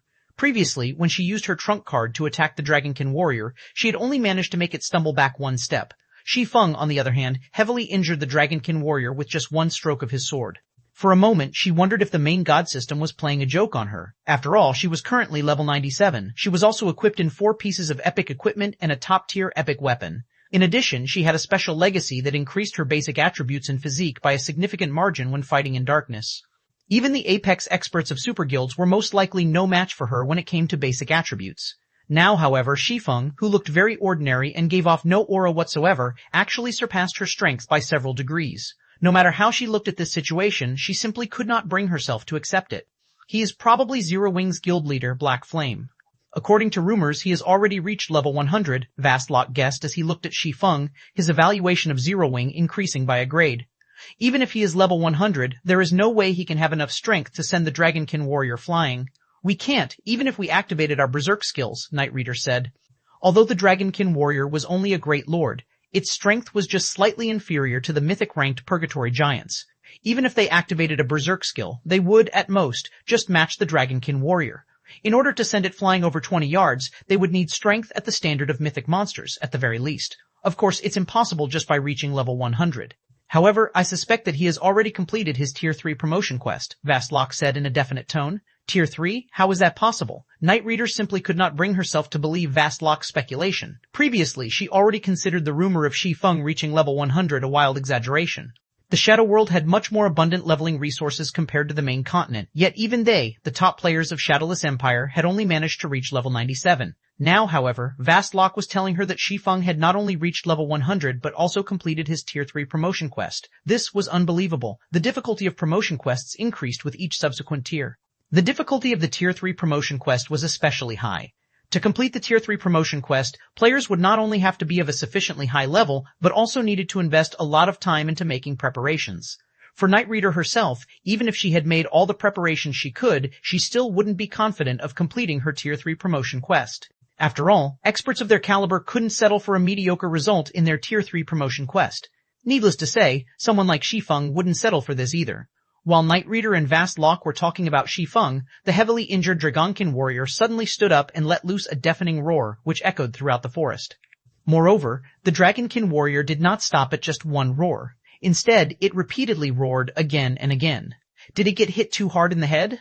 Night Reader found the Dragonkin warrior's incessant roaring strange. Moreover, the injured Dragonkin warrior wasn't the only one acting strangely. Every other Dragonkin in the army also started roaring. No. Vastlok's complexion darkened as realization struck him. They're calling for reinforcements. As soon as Vastlok finished speaking, a deafening roar came from the depths of the forest, following which a commotion broke out in the distant forest, and very quickly a huge swarm of Dragonkin charged out of there. The newly arrived Dragonkin numbered more than 3,000, including as many as 5 Dragonkin warriors. "Run!" Vastlok shouted, his scalp turning numb at this sight. At Vastlok's order, Shadowless Empire's members immediately dropped what they were doing and fled for the cave they had come from, without hesitation. However, despite seeing Shadowless Empire's members retreating, Shi Feng and the others still maintained their positions. "Why aren't you guys running yet?" Night Reader asked as she looked at Shi Feng. "We'll block them, so you guys should use this opportunity to retreat." "It is still too soon for you all to come here," Shi Feng said before walking toward the Dragonkin army, together with Zero Wing's members. Since Vastlok had warned him before out of Goodval, Shi Feng naturally didn't mind helping Shadowless Empire now. "You're crazy. Do whatever you want," Night Reader huffed when she saw Zero Wing advancing toward the Dragonkin army. She then turned her head away and left. Shi Feng might have reached Tier 3, but he was only one person. He wouldn't be able to keep the several thousand Dragonkin at bay all by himself. Not to mention, 5 more Dragonkin warriors had joined the fight now. Even if the swordsman could suppress these great lords, could he suppress all 8 of them? However, before Night Reader had gone 100 yards away from her previous position, she saw Zero Wing's team clashing with the Dragonkin army. When the two sides came into contact, Shi Feng initiated the battle by executing Void Slash, using the 6 slashes his skill generated to send 6 Dragonkin warriors flying back and crashing into the Dragonkin behind them. As for the 2 remaining Dragonkin warriors, Kola stopped one of them while Turtledove stopped the other. Kola's strength might not be comparable to the Dragonkin warriors, but with the fragmented legendary ranked Titan Guard and his Dragonslayer legacy, he neutralized all of the Dragonkin warriors' attacks without fail. As for Turtledove, although she was inferior to Kola in terms of both defense and strength, she had Yan Tianxing assisting her from the side. Yan Tianxing influenced the Dragonkin warriors' attacks such that they all landed on Turtledove's shield and nowhere else. After seeing that all 8 Dragonkin warriors were stopped, Alluring Summer, Yi Luofei, Zhao Yueru, and the other magical class players started bombarding the approaching Dragonkin captains and Dragonkin fighters. Like a mobile turret, Zhao Yueru sent even the High Lord ranked Dragonkin captains flying with her spells. With just one AoE spell, she created a large clearing amid the Dragonkin army. Even the Dragonkin warriors stumbled when struck by her attacks. Despite the severe numerical disadvantage, Zero Wing's 100-man team coped with the Dragonkin army without suffering any casualties and relentlessly pressed deeper into the Cold Spring Forest, suppressing the Dragonkin army thoroughly. Dragon King fighters and Dragonkin captains died quickly, one after another, under Zero Wing's bombardment. Crap, are they even human? An axe-carrying Dark Berserker who had already arrived back at the cave cursed aloud when he saw the Dragonkin army getting repulsed. He had had a tough time dealing with just one Dragonkin captain, yet Zero Wing's members were toying with the High Lords as if they were children. Zhao Yueru, Alluring Summer, and Yi Luofei in particular had devastated the several dozen Dragonkin captains with their attacks, preventing the High Lords from reaching Zero Wing's rear line. Shi Feng was even more frightening, single-handedly suppressing 6 Dragonkin warriors. Let alone damaging the swordsman, the 6 Dragonkin warriors couldn't even get within 5 yards of him. Their HPs also plummeted. After only a short moment, the 6 Dragonkin warriors had already lost 1/10 of their HPs. At this rate, the deaths of all 6 were just a matter of time. How is Zero Wing so strong? After Zero Wing's team disappeared into the snow-mantled forest, Night Reader was in a daze for a long time. When she remembered how they had thought to prove their superiority over Zero Wing by defeating the Purgatory Giant, she felt a little embarrassed. She had never imagined that things would turn out this way. Shi Feng's performance in particular had shocked her. Every one of his actions was beyond her perception. If he had decided to contest for the Purgatory Giant back then, the consequences would have been dire. Most likely, he could annihilate their entire 200-man team all by himself. Let's return now. Zero Wing is much stronger than we initially thought. The higher-ups will need to adjust our approach to Star Moon Kingdom, Vastlok said after giving the matter some thought. Shi Feng's strength was simply too frightening. He was no longer an existence Tier 2 players could hope to contend with. Moreover, the other members of Zero Wing also possessed considerable strength. With the guild definitely much stronger than ordinary major powers, Shadowless Empire would have to tread carefully in Star Moon Kingdom from now on. After saying so, Vastlok turned around and had everyone prepare to leave the Cold Spring Forest. As for Night Reader, she turned involuntarily for one last look towards the direction Shi Feng disappeared. So what if you're Tier 3? Just you wait, I'll catch up with you soon. At that time, I'll show you just how powerful I am. I'll make you regret looking down on me. When Night Reader thought of the words Shi Feng said to her before, she gnashed her teeth in anger and frustration, feeling as if she had been treated like a fool. Immediately afterward, she turned around and left the Cold Spring Forest. 2320, Level 100. Exploration. Chapter 2320, Level 100, Exploration. Zero Wing's members gradually advanced deeper into the Cold Spring Forest. As the map had never been explored by players before, the number of Dragonkin Zero Wing's members encountered along their journey kept increasing. Fortunately, the number of Dragonkin warriors they came across did not, so the growing number of enemies did not affect the team negatively. It only provided the team with even more EXP. The EXP granted by level 100 monsters was far greater than that of level 99 monsters. Although Shi Feng had brought Zero Wing's main force to grind at a level 100 Forbidden Land before, everyone's level had been very low. As they had to rely on Tier 3 demons to do most of the fighting back then, their grinding efficiency had been considerably low. Now that everyone in the team had the combat power to contend against level 100 lords, they made short work of the level 100 plus Dragonkin. As a result, everyone's experience bar increased at a very rapid rate. After grinding for just 6 hours, everyone in the team had already leveled up once. Now, even the lowest leveled player in Zero Wing's main force was level 98, whereas the guild's top experts like Yan Tianxing had reached level 99. As for Shi Feng, he too had gained his final percent and reached level 1001. However, in contrast to the team's leveling speed, the Dragonkin's loot rendered everyone speechless. Even the best piece of equipment dropped by the High Lord ranked Dragonkin captains was level 100 Mysterious Iron rank. Moreover, this was from the first kill of these Dragonkin captains. Otherwise, the weapons and equipment they dropped would be only bronze rank. The quality of the Dragonkin captain's loot was far inferior to that of level 99 High Lords. Shi Feng, however, did not find this situation surprising. After reaching level 100, ordinary experts would be able to gear themselves only in level 100 Mysterious Iron equipment. If they wished to get level 100 Secret Silver equipment through killing monsters, they needed the support of a sufficiently strong team. As for obtaining level 100 Fine Gold weapons and equipment from monster drops, that was absolutely impossible for them. Only Tier 3 experts would have the ability to grind for level 100 Fine Gold weapons and equipment. As for Dark Gold weapons and equipment, players would need both superb strength and luck. This was also the reason why, after frontline players reached level 100, the various powers of God's domain would start frantically investing in Tier 3 experts and Master Lifestyle players. Past level 100, quantity no longer mattered. Instead, what mattered the most was quality. One could say that Tier 3 experts and Master Lifestyle players were the true foundation of the various powers. Without Tier 3 experts and Master Lifestyle players, level 100 plus weapons and equipment at the Fine Gold rank or better would be inaccessible. Meanwhile, if a guild did not possess top-tier level 100 weapons and equipment, how was it supposed to develop? Level 100 plus monsters weren't easy opponents, especially after players reached level 105. Before reaching level 1005, players could still rely on Dark Gold weapons and equipment that were below level 100 to fight monsters and bosses that were below level 1005. However, that would no longer be possible at level 1005. Past level 100, monsters would receive a significant improvement in strength every 5 levels. Without top-tier weapons and equipment of a corresponding level, Tier 2 players would not be able to contend with monsters and bosses of the same level at all. Only Tier 3 players would be able to. However, players capable of getting promoted to Tier 3 as soon as they reached level 100 were extremely rare. Moreover, although Tier 2 players might have an easier time completing their Tier 3 promotion quest as their levels increased, they would still require the assistance of top-tier weapons and equipment to succeed.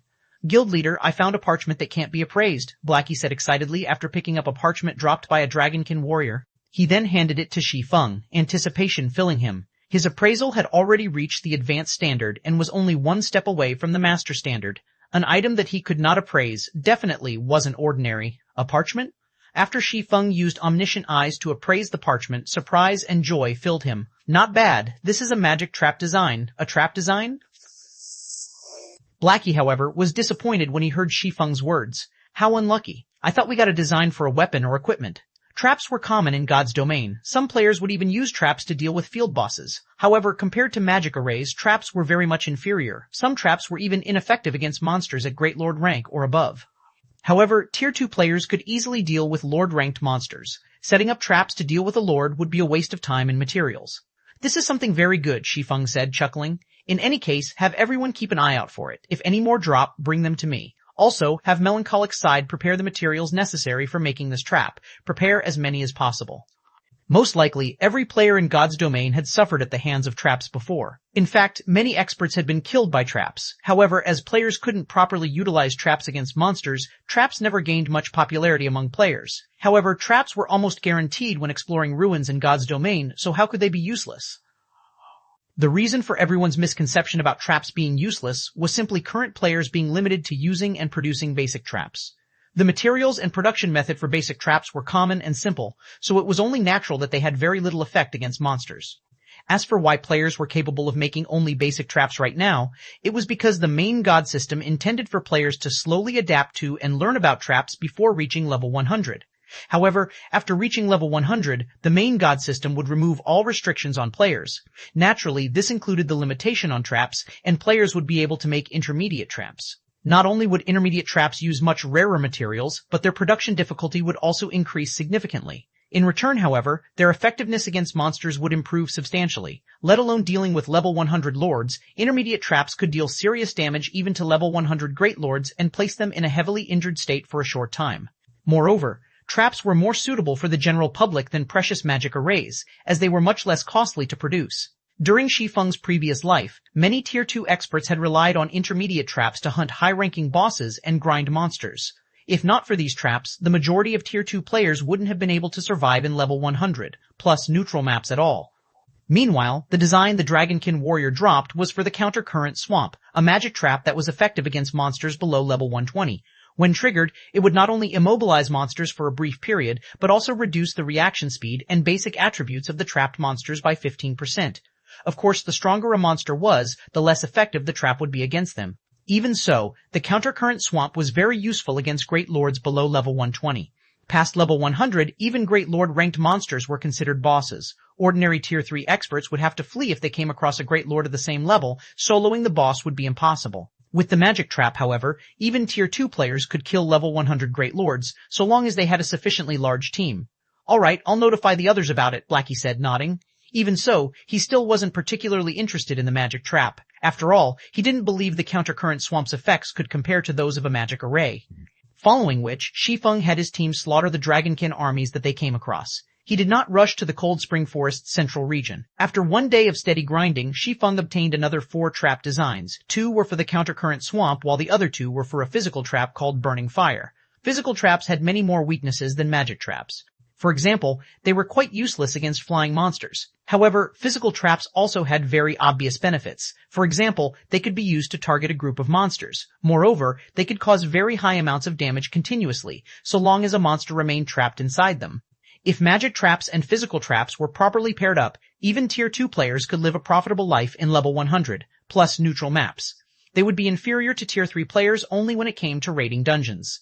Meanwhile, after the team killed another level 102 Dragonkin warrior, a purple glow enveloped the bodies of many members as these people reached level 100. The invisible chains that previously bound these players also shattered. 2021 Superior Mythic, Chapter 2301, Superior Mythic. The players that had reached level 100 were astonished. My attributes are so high, and I feel so much more coordinated than before. That's not all that's changed. My senses are so much sharper and more realistic. In this state, my combat power has increased by at least 30%.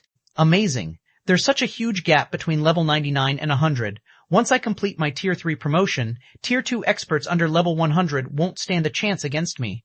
Ordinary players might not sense the changes that occurred when they reached level 100 right away, but Yan Tianxing and his companions noticed the changes immediately. They were stunned when they did. None of them had realized how great the difference was between level 99 and 100 before now. After leveling up once, their combat power had reached a whole new standard, and this was considering that most of their weapons and equipment were still level 95. If they equipped level 100 weapons and equipment, their combat power would skyrocket. Naturally, there was a major difference between level 95 and level 100 equipment. The level 100 mysterious iron items they had obtained after slaying the Dragonkin made that obvious. A level 100 mysterious iron weapon's attack power could almost rival that of a level 95 dark gold weapon, and the basic attribute bonuses were even slightly higher.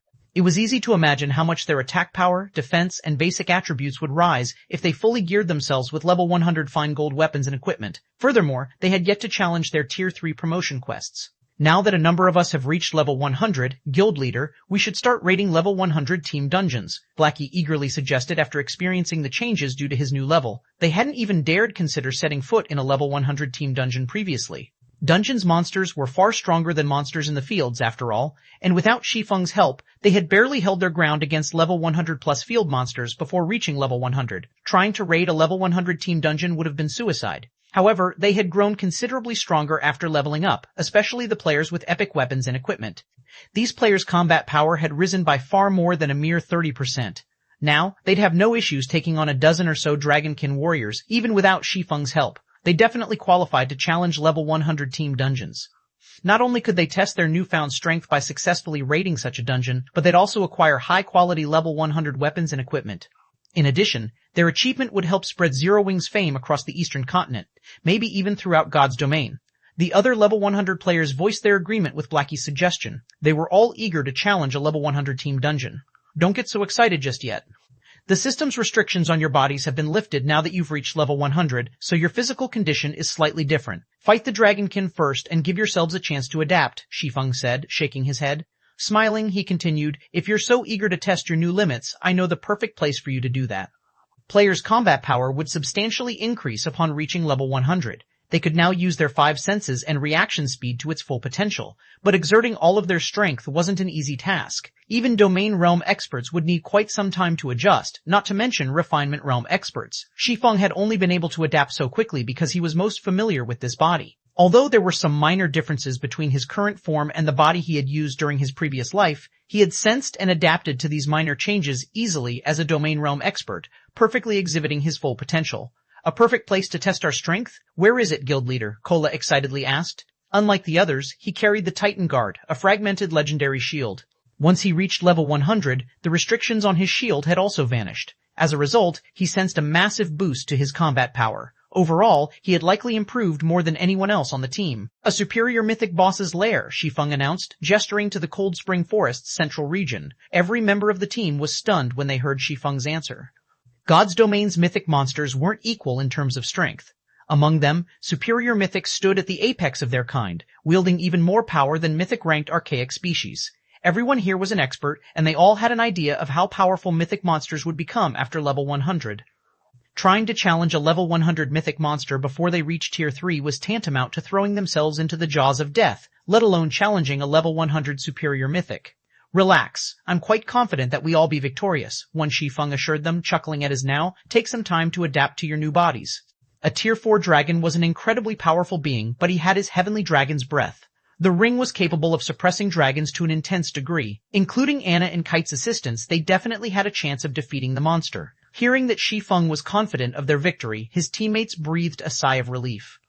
They obediently followed their leader's orders and used the nearby Dragonkin as training dummies. After around 4 hours of training, the team had a basic grasp of their unrestricted strength. Once his team was ready, Shi Feng led them toward the Cold Spring Canyon. The Cold Spring Canyon was far more dangerous than the Cold Spring Forest's other areas, home to many level 103 and under 4 Dragonkin.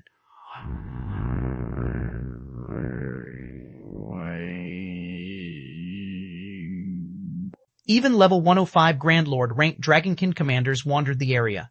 If Zero Wing's members had come here before reaching level 100, they would have died the moment they aggroed a Dragonkin commander. Fortunately, Kola could single-handedly tank one of these Grand Lords at level 100, preventing the Dragonkin from targeting any of his comrades. Once he had a hold on the Dragonkin commander's aggro, the rest of the team slowly shaved away the Grand Lord's HP, eventually killing it. When Blackie looted the Dragonkin commander, he obtained the Dragon Tooth Pendant, a level 100 fine gold necklace. Its basic attributes were more than 2 ranks higher than a level 95 dark gold necklace, and it increased the power of the wearer's dragon bloodline. Kola ended up winning the bid for the necklace, and when he equipped it, not only did it increase his basic attributes, but it also improved the purity of his dragon blood, improving his physique. Shi Feng and his team finally reached the heart of the Cold Spring Canyon after another 6 hours or so of combat. He then retrieved the transfer stone he had received from the Adventurers Association and began to chant the incantation. The transfer stone transformed into violent energy that pierced an invisible barrier before Zero Wing's main force. As the barrier shattered, it revealed a paradise. Zero Wing's members could hear birds chirping and smell fragrant flowers, and as they entered the space, they felt a pleasant sensation encompass their bodies. The fatigue from their long hours of grinding faded quickly as their stamina and concentration began to recover. This space was nothing like the outside world. However, before any of them had the chance to inspect this area, a horrific aura washed over them, so intense that it nearly knocked them on their backs. A dragon? Turning toward the aura's origin, their gaze rested on a 30-meter-tall infant dragon. Protected by its snowy scales, the infant dragon was sound asleep. Every breath it took was powerful enough to shake the entire area. Ice Dragon, Heathweight Dragon, Mythic, Level 101 HP 1818 40,000, 1,018,181818. When the team saw Heathweight's statistics, they had no doubt that if this infant dragon wished it, it could likely shatter this entire space, plunging it into the void. Dragons had always been the symbol of destruction in God's domain. The various NPC cities' libraries contained a vast amount of information on these beings, always depicting dragons as natural disasters that could bring about the downfall of an entire country. If there hadn't been so few dragons in existence, they would likely have become God's domain's absolute overlords. Are we really going to raid a dragon guild leader? Kola asked, gulping as he watched the slumbering ice dragon. For a moment, Kola wondered if Shi Feng were playing some kind of joke on them. Even if he were Tier 3, Heathweight could likely kill him in one hit, much less now. That's right, that's what we're going to raid. Shi Feng nodded after taking a deep breath. He then pulled 2 summon guard scrolls from his bag and summoned Anna and Kite. 2022-2. Draconic Spell. Chapter 2022, Draconic Spell. Heathweight was a Tier 4 dragon, and normally, Shi Feng would have tried to stay as far away from it as possible. Heathweight might merely be an infant dragon, but it still stood at the peak among Tier 4 beings. It was no exaggeration to say that this dragon was invincible among Tier 4 beings of the same level. Even 1,000 Tier 3 players would meet their doom if they encountered a Tier 4 infant dragon of the same level, let alone Tier 2 players. The gap between their life ratings was simply too vast. Normally, only Tier 4 heroes who had passed a trial of God and received a God's blessing would have the strength to contend with an infant dragon. However, Heathweight was under a life curse, which significantly reduced the effects of its life rating. If that weren't the case, it wouldn't have only had 1.84 billion HP and only be categorized as a monarch-ranked boss. Even a random dragon had the strength of a world boss, and a top-ranked world boss at that. Normally, defeating a true dragon without a Tier 6 God-ranked player would be impossible. Otherwise, the players that had successfully defeated a dragon of the same tier wouldn't have been regarded as legends and inspiration for countless players in God's domain. As the 2 summoning arrays gathered the necessary mana, the level 106 summoner, Anna, and the level 105 swordsman, Kite, emerged. During the short break Shi Feng had taken after completing his Tier 3 promotion quest, Anna and Kite had completed another epic quest. As a result, their weapons and equipment had changed. Previously, they had both worn epic equipment that could grow with them to level 100, but now, they both had epic set equipment that would grow until they reached level 100. They had also both reached or surpassed level 105, and their basic attributes had undergone a considerable transformation. Despite the fact that Shi Feng had reached Tier 3 and wore the disintegration armor, his attributes were no match for Anna's and Kite's. Once he had summoned his personal guards, Shi Feng retrieved the Bible of Darkness and called forth a demon. Shi Feng's Bible of Darkness was the real deal, so its power was unmatched. Moreover, as its user rose to a new tier, the Bible of Darkness would exhibit even greater strength. After a moment, a 20-meter-tall demon gate appeared before Shi Feng. As the demon gate slowly opened, a Tier 4 great demon enveloped in blue flame stepped through. Blaze Demon, Dark Creature, Great Demon. Level 116, HP 420,000, 1,000 420,000, 1,000. Zero Wing's main force members gasped when they saw the Blaze Demon. They then turned to stare at Shi Feng with incredulous looks. You're too vicious, guild leader. You can actually summon a great demon to do your bidding. The various superpowers would likely go crazy if they knew about this, Blackie said as he glanced at the Bible of Darkness in Shi Feng's hands. Blackie had seen the Bible of Darkness before, so he knew just how powerful it was. Its ability to summon Tier 3 demons was particularly useful to Tier 2 players. A Tier 3 demon would even be useful after players reached Tier 3.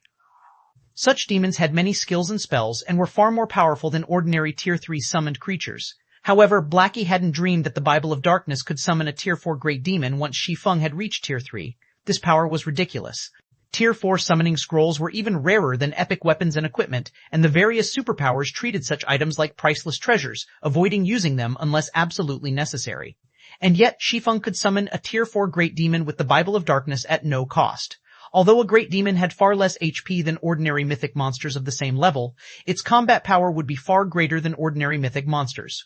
Alright everyone, get ready. The Blaze Demon will tank the Ice Dragon later during the raid.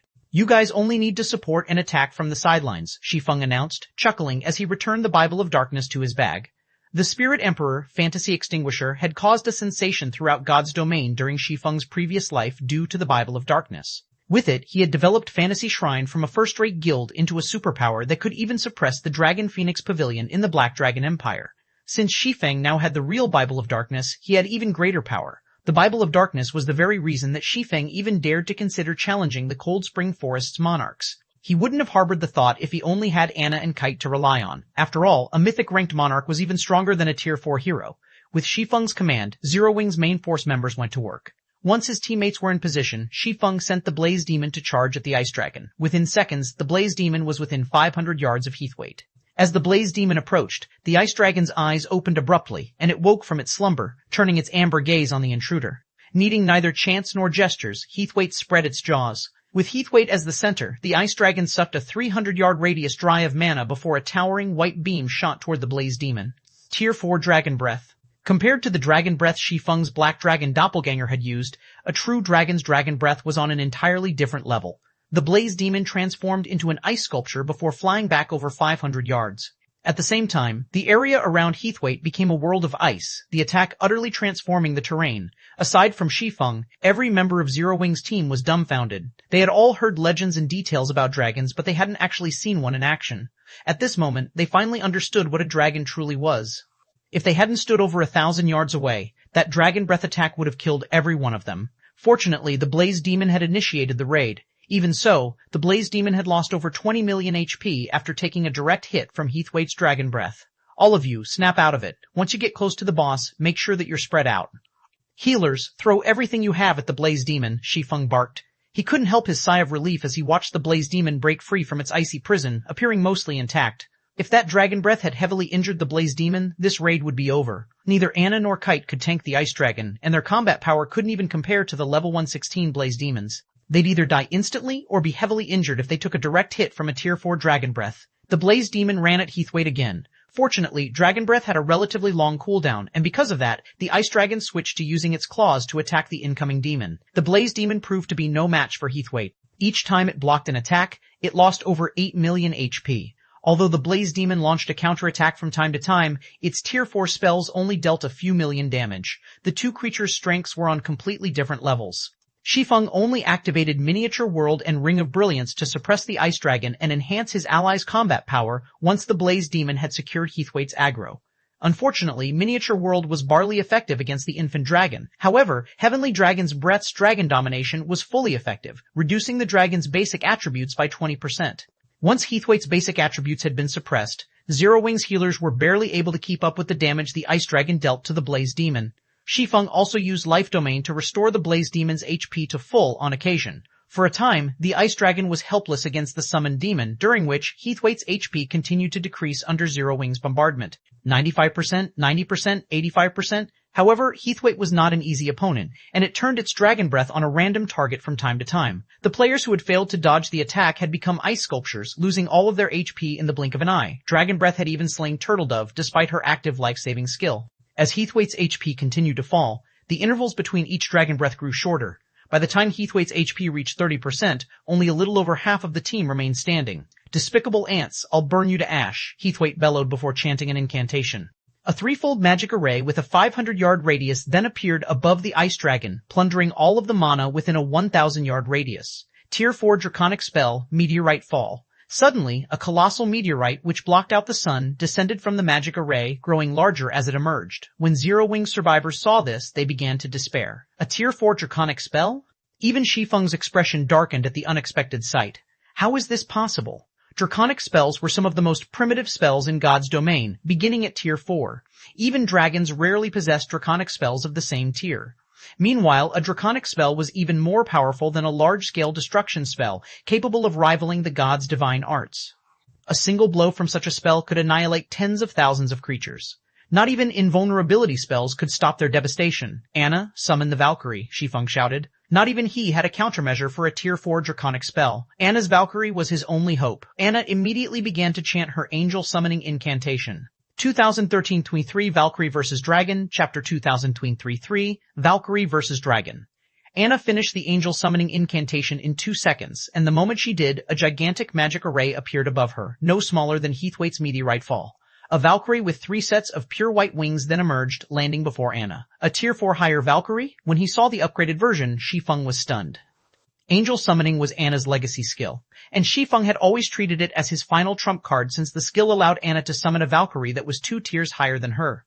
When Anna had been a Tier 2 personal guard, she had been able to summon a Tier 4 Valkyrie. Now that Anna had reached Tier 3, she should logically be able to summon a Tier 5 Valkyrie. With such a powerful ally, Zero Wing's remaining team should have no problem suppressing a Tier 4 infant dragon. However, Anna's Valkyrie was still only Tier 4. The only difference between the previous Valkyrie and this one was the extra set of wings. Angel's wings represented their status. An angel with 3 sets of wings was considered a higher angel, with 4 sets were considered archangels. In terms of life rating, archangels rivaled dragons, while higher angels were slightly weaker. But before Shi Feng had any time to ponder the matter, the meteorite above them had nearly completed. Block it. Shi Feng couldn't care less about the Valkyrie's status at the moment. He immediately commanded Anna to send her Valkyrie to stop Heathwaite's meteorite fall. The higher Valkyrie began to chant an incantation as soon as Shi Feng gave the command. The higher Valkyrie's incantation was unique. Rather than draw mana from her environment, it drew on a primitive form of mana from the void. In less than a second, a dazzling golden spear of thunder manifested in the Valkyrie's hands. An origin spell. Shi Feng was ecstatic to see the Spear of Thunder form from the Void's mana in the Valkyrie's hands. Origin spells were the most primitive form of magic in God's domain. They were the root of all spells, capable of rivaling divine arts. However, humanity had lost track of origin spells due to repeated wars between the gods. Shi Feng had never expected the higher Valkyrie to use such magic. Before Shi Feng could get over his excitement, the giant meteorite, so large that it covered the sky and so heavy that it shattered space around it, began to descend. It looked as if Armageddon had begun for a moment, and Zero Wing's members fell further into despair. As the meteorite began to fall, the higher Valkyrie finished her incantation. She then threw her spear at the meteorite. Soundlessly, the thunder spear transformed into a streak of golden light as it struck the incoming meteorite. Boom! The moment the 2 attacks met, the impact caused a powerful explosion. The resulting shockwave was so powerful that it nearly lifted the players below off their feet. The gigantic meteorite disintegrated into countless, smaller meteors that rained down, creating craters as they struck the ground. Every meteorite was nearly as powerful as a Tier 4 large-scale destruction spell. Zero Wing's members gaped as they watched the stones slam into the ground. Tier 2 and 3 players were little more than ants in a battle of this scale. If this battle had taken place in a city, rather than in this special space, the spell's residual effects alone would be more than enough to level half the city. After blocking Heathwaite's meteorite fall, the higher Valkyrie shifted her attention to the ice dragon itself. She formed another spear of golden electricity in her hands before vanishing. By the time Zero Wing's players realized where she had gone, the Valkyrie had appeared before Heathwaite. Tier 4 Superior Instantaneous Movement. Not only did Superior Instantaneous Movement have more range than the normal spell, but there was also almost no delay between the caster's disappearance and reappearance. Moreover, the spell didn't affect the ambient mana, making it impossible for enemies to determine the caster's destination. When she appeared before Heathwaite, the higher Valkyrie thrust her spear at the ice dragon. The attack was so fast that not even Shi Feng would have enough time to react. If that attack struck him, he'd die instantly. However, Heathwaite was a dragon and reacted instantly, countering the golden spear with a rage-filled claw strike. Boom! The impact of the collision created a deafening boom that echoed throughout the area. Surprisingly, the Valkyrie's strength was too much for Heathwaite, and the infant dragon stumbled 2 steps backward. After suffering this humiliating blow, Heathwaite turned a wrathful glare on Shi Feng. Heavenly Dragon's Breath's suppression on dragons was simply too powerful, and the passive ability had plundered 20% of Heathwaite's basic attributes. Heathwaite already suffered a life curse, so its strength was slightly lower than the higher Valkyries. Now Dragon's domination affected it as well. It was no match for the summoned angel. Good, everyone, attack with everything you've got, Shi Feng quickly shouted when he realized that Heathwaite was thoroughly suppressed. He had originally planned to use angel summoning only after Heathwaite had gone berserk, but he had been forced to use it early due to meteorite fall. Although Anna had risen to Tier 3, which strengthened her angel summoning, its duration had only increased from 10 seconds to 15 seconds. Unfortunately, Heathwaite still had nearly 30% of its HP remaining, and 15 seconds wouldn't be enough to kill it. Attack! Yan Tianxing shouted.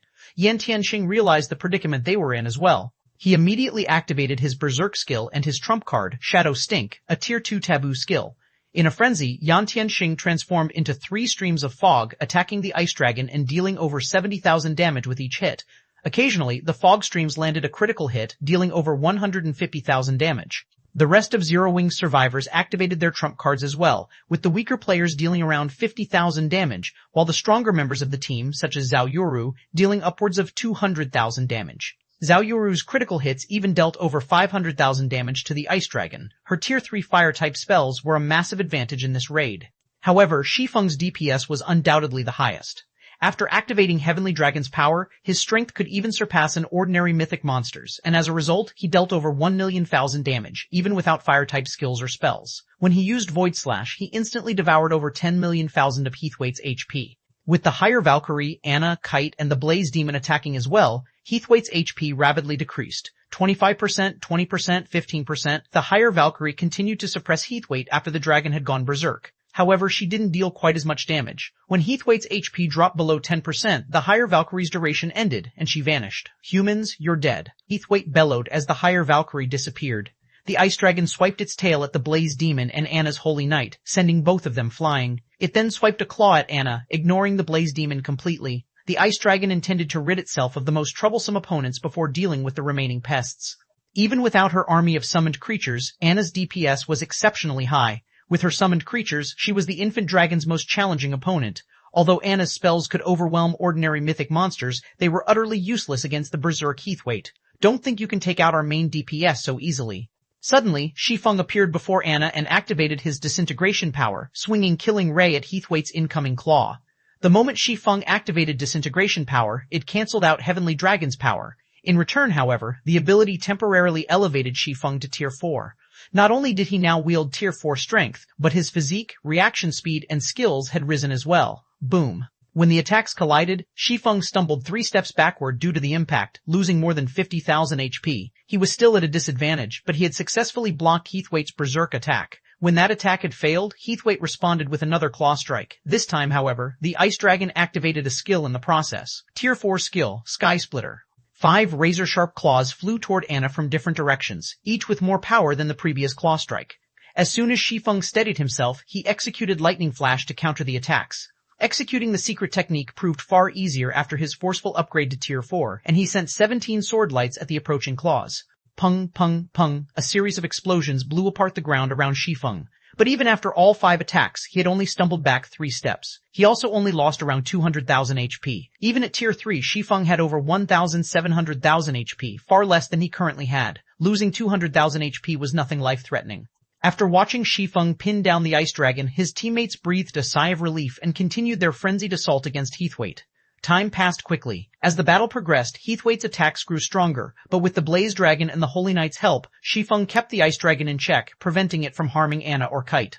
However, the team suffered the occasional casualty when Heathwaite fired its dragon breath.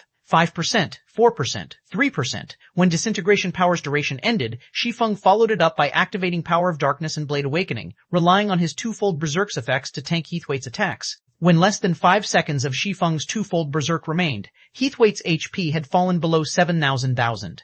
Meanwhile, fewer than 30 players were still standing, and the surviving healers could no longer keep up with the Ice Dragon's damage output. Die! Shi Feng activated Divine Providence and swung Killing Ray for a final blow. Lightning Slash? A massive lightning bolt sliced through Heathwaite's neck, leaving a deep gash across its throat. That lightning bolt also destroyed the last of the infant dragon's HP. 2324 Ice Dragon's Loot, Chapter 2324, Ice Dragon's Loot. Everyone's experience bars exploded with EXP as Heathwaite's colossal body crashed to the ground. A level 100 plus mythic boss would already provide a lot of EXP, and as a monarch ranked boss, Heathwaite would award even more. In the end, the 24 or so survivors watched as their experience bars rose beyond 90%. Although they had only reached level 100 less than a day ago, they were almost at level 101. Shi Feng was now at 63% of level 101 as well. The EXP from the Ice Dragon alone was worth nearly 3 days of normal grinding. It's finally dead. And I thought we were finished, Blackie said, sighing deeply as he plopped down on the ground. He was ecstatic that they had finally won. Near the end of the raid, Heathwaite's defense and attack speed had steadily increased. At one point, Shi Feng hadn't even been able to pin down the Ice Dragon with the Blaze Demon and Holy Knight's help. Moreover, Heathwaite's battle recovery generated over 10 million HP every 5 seconds, and as a result, they had barely moved the infant dragon's HP bar toward the raid's end. Yan Tianxing and the others felt like survivors of some great disaster.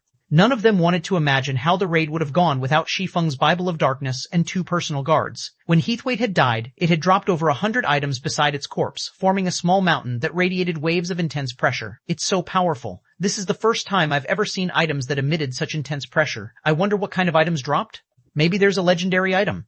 Everyone stared at the mountain of loot with glowing eyes, and when they heard mention of a legendary item, the eager light in their gazes grew even brighter. They all forgot about their exhaustion for a moment, wanting to charge forth and inspect the dropped items. The strongest known item at this stage of the game was Fragmented Legendary Rank, which everyone assumed Shi Feng possessed. However, Zero Wing's main force members knew the truth. There was more than one Fragmented Legendary item. Naturally, this was a guild secret. Exposing this truth would only invite God's Domain's various powers to target Zero Wing, and only an expert of Shi Feng's caliber could openly own a Fragmented Legendary item without having to fear for his life. If anyone else were in his position, they wouldn't even dare to set foot outside of an NPC city. Epic items couldn't even compare to the benefits a fragmented legendary item provided, much less a true legendary item. Based on what players had learned from the game's libraries, every legendary item in the game had the strength to decimate heaven and earth. With such an item, players would have the power to transcend tiers. Before their fight with Heathwaite, these players wouldn't have been so concerned about such a power, convinced that they could bridge the gap between tiers with high enough basic attributes, but now, they understood what that kind of strength truly meant. Without the strength to transcend tiers, Tier 3 players had no hope of contending with superior mythic bosses. Alright, let's resurrect our fallen. Shi Feng simply chuckled when he saw the hunger in everyone's eyes. He found their assumptions hilarious. Obtaining a legendary item with so little effort was impossible, and after level 100, weapons and equipment drop. Rates decreased considerably. On average, even mythic bosses' loot would consist of fine gold weapons and equipment. One would have to be incredibly lucky to acquire dark gold weapons or equipment from a mythic boss. However, Shi Feng had to admit that he was surprised by how much Heathwaite had dropped. This was the first time he had felt such an incredible pressure from a boss's loot as well. Having received their orders, the surviving team members pushed aside their curiosity for the moment and began to resurrect their teammates. Fortunately, a monarch boss's lair was similar to the space within dungeons. Even if players died here, they'd only lose 10% of their EXP, and only 5% if a healer revived them. Thus, the level 100 players that had fallen hadn't dropped back to level 99. While his companions revived, Shi Feng organized the infant dragon's loot. Amazing! Is this a benefit for the first kill? Shi Feng was stunned as he examined the items. His only aim in killing Heathwaite was to complete his crusade quest and become Cold Spring Canyon's lord. He hadn't expected to gain much from the raid itself, yet he was elated that he had chosen this monarch boss to raid. The ice dragon had dropped a total of 100 and 100 and 101 items, which was normal for a monarch. However, the item's quality far exceeded Shi Feng's expectations. There were as many as 24 inferior legendary materials among the loot, all necessary for producing epic and fragmented legendary items. Even without a design for such items, these materials could increase one's production success rates when crafting level 100 dark gold items. Level 100 plus dark gold items were incredibly rare in God's Domain, only slightly more common than epic items under level 100. They'd still be rare even after Master Lifestyle players gained the ability to craft level 100 plus dark gold items. The required materials for producing such items were incredibly precious. They only dropped from powerful bosses, and each boss dropped very few at a time. Moreover, the production success rate for level 100 plus dark gold items was very low. Advanced Master Lifestyle players would only have a theoretical success rate of 35%. Every player that focused on their subclass knew that theoretical success rates were nowhere near the actual success rates. It was merely the highest possible success rate players could achieve. In practice, a minor deviation in the process could reduce the success rate to 20% or 30%. If one included an inferior legendary material in the process, however, their production success rate with level 100 plus dark gold items would increase by at least 5%. With these 24 materials, Zero Wing could produce a dozen or so level 100 plus dark gold items. Surprising Shi Feng further, Heathwaite had also dropped legendary materials. The Ice Dragon's Claw. Countless Grandmaster Forgers dreamed of obtaining this item. Dragons were one of the rarest types of monsters in God's Domain, and they were immensely formidable. Acquiring a dragon's claw was nearly impossible. When used to forge weapons, dragon's claws were godly materials.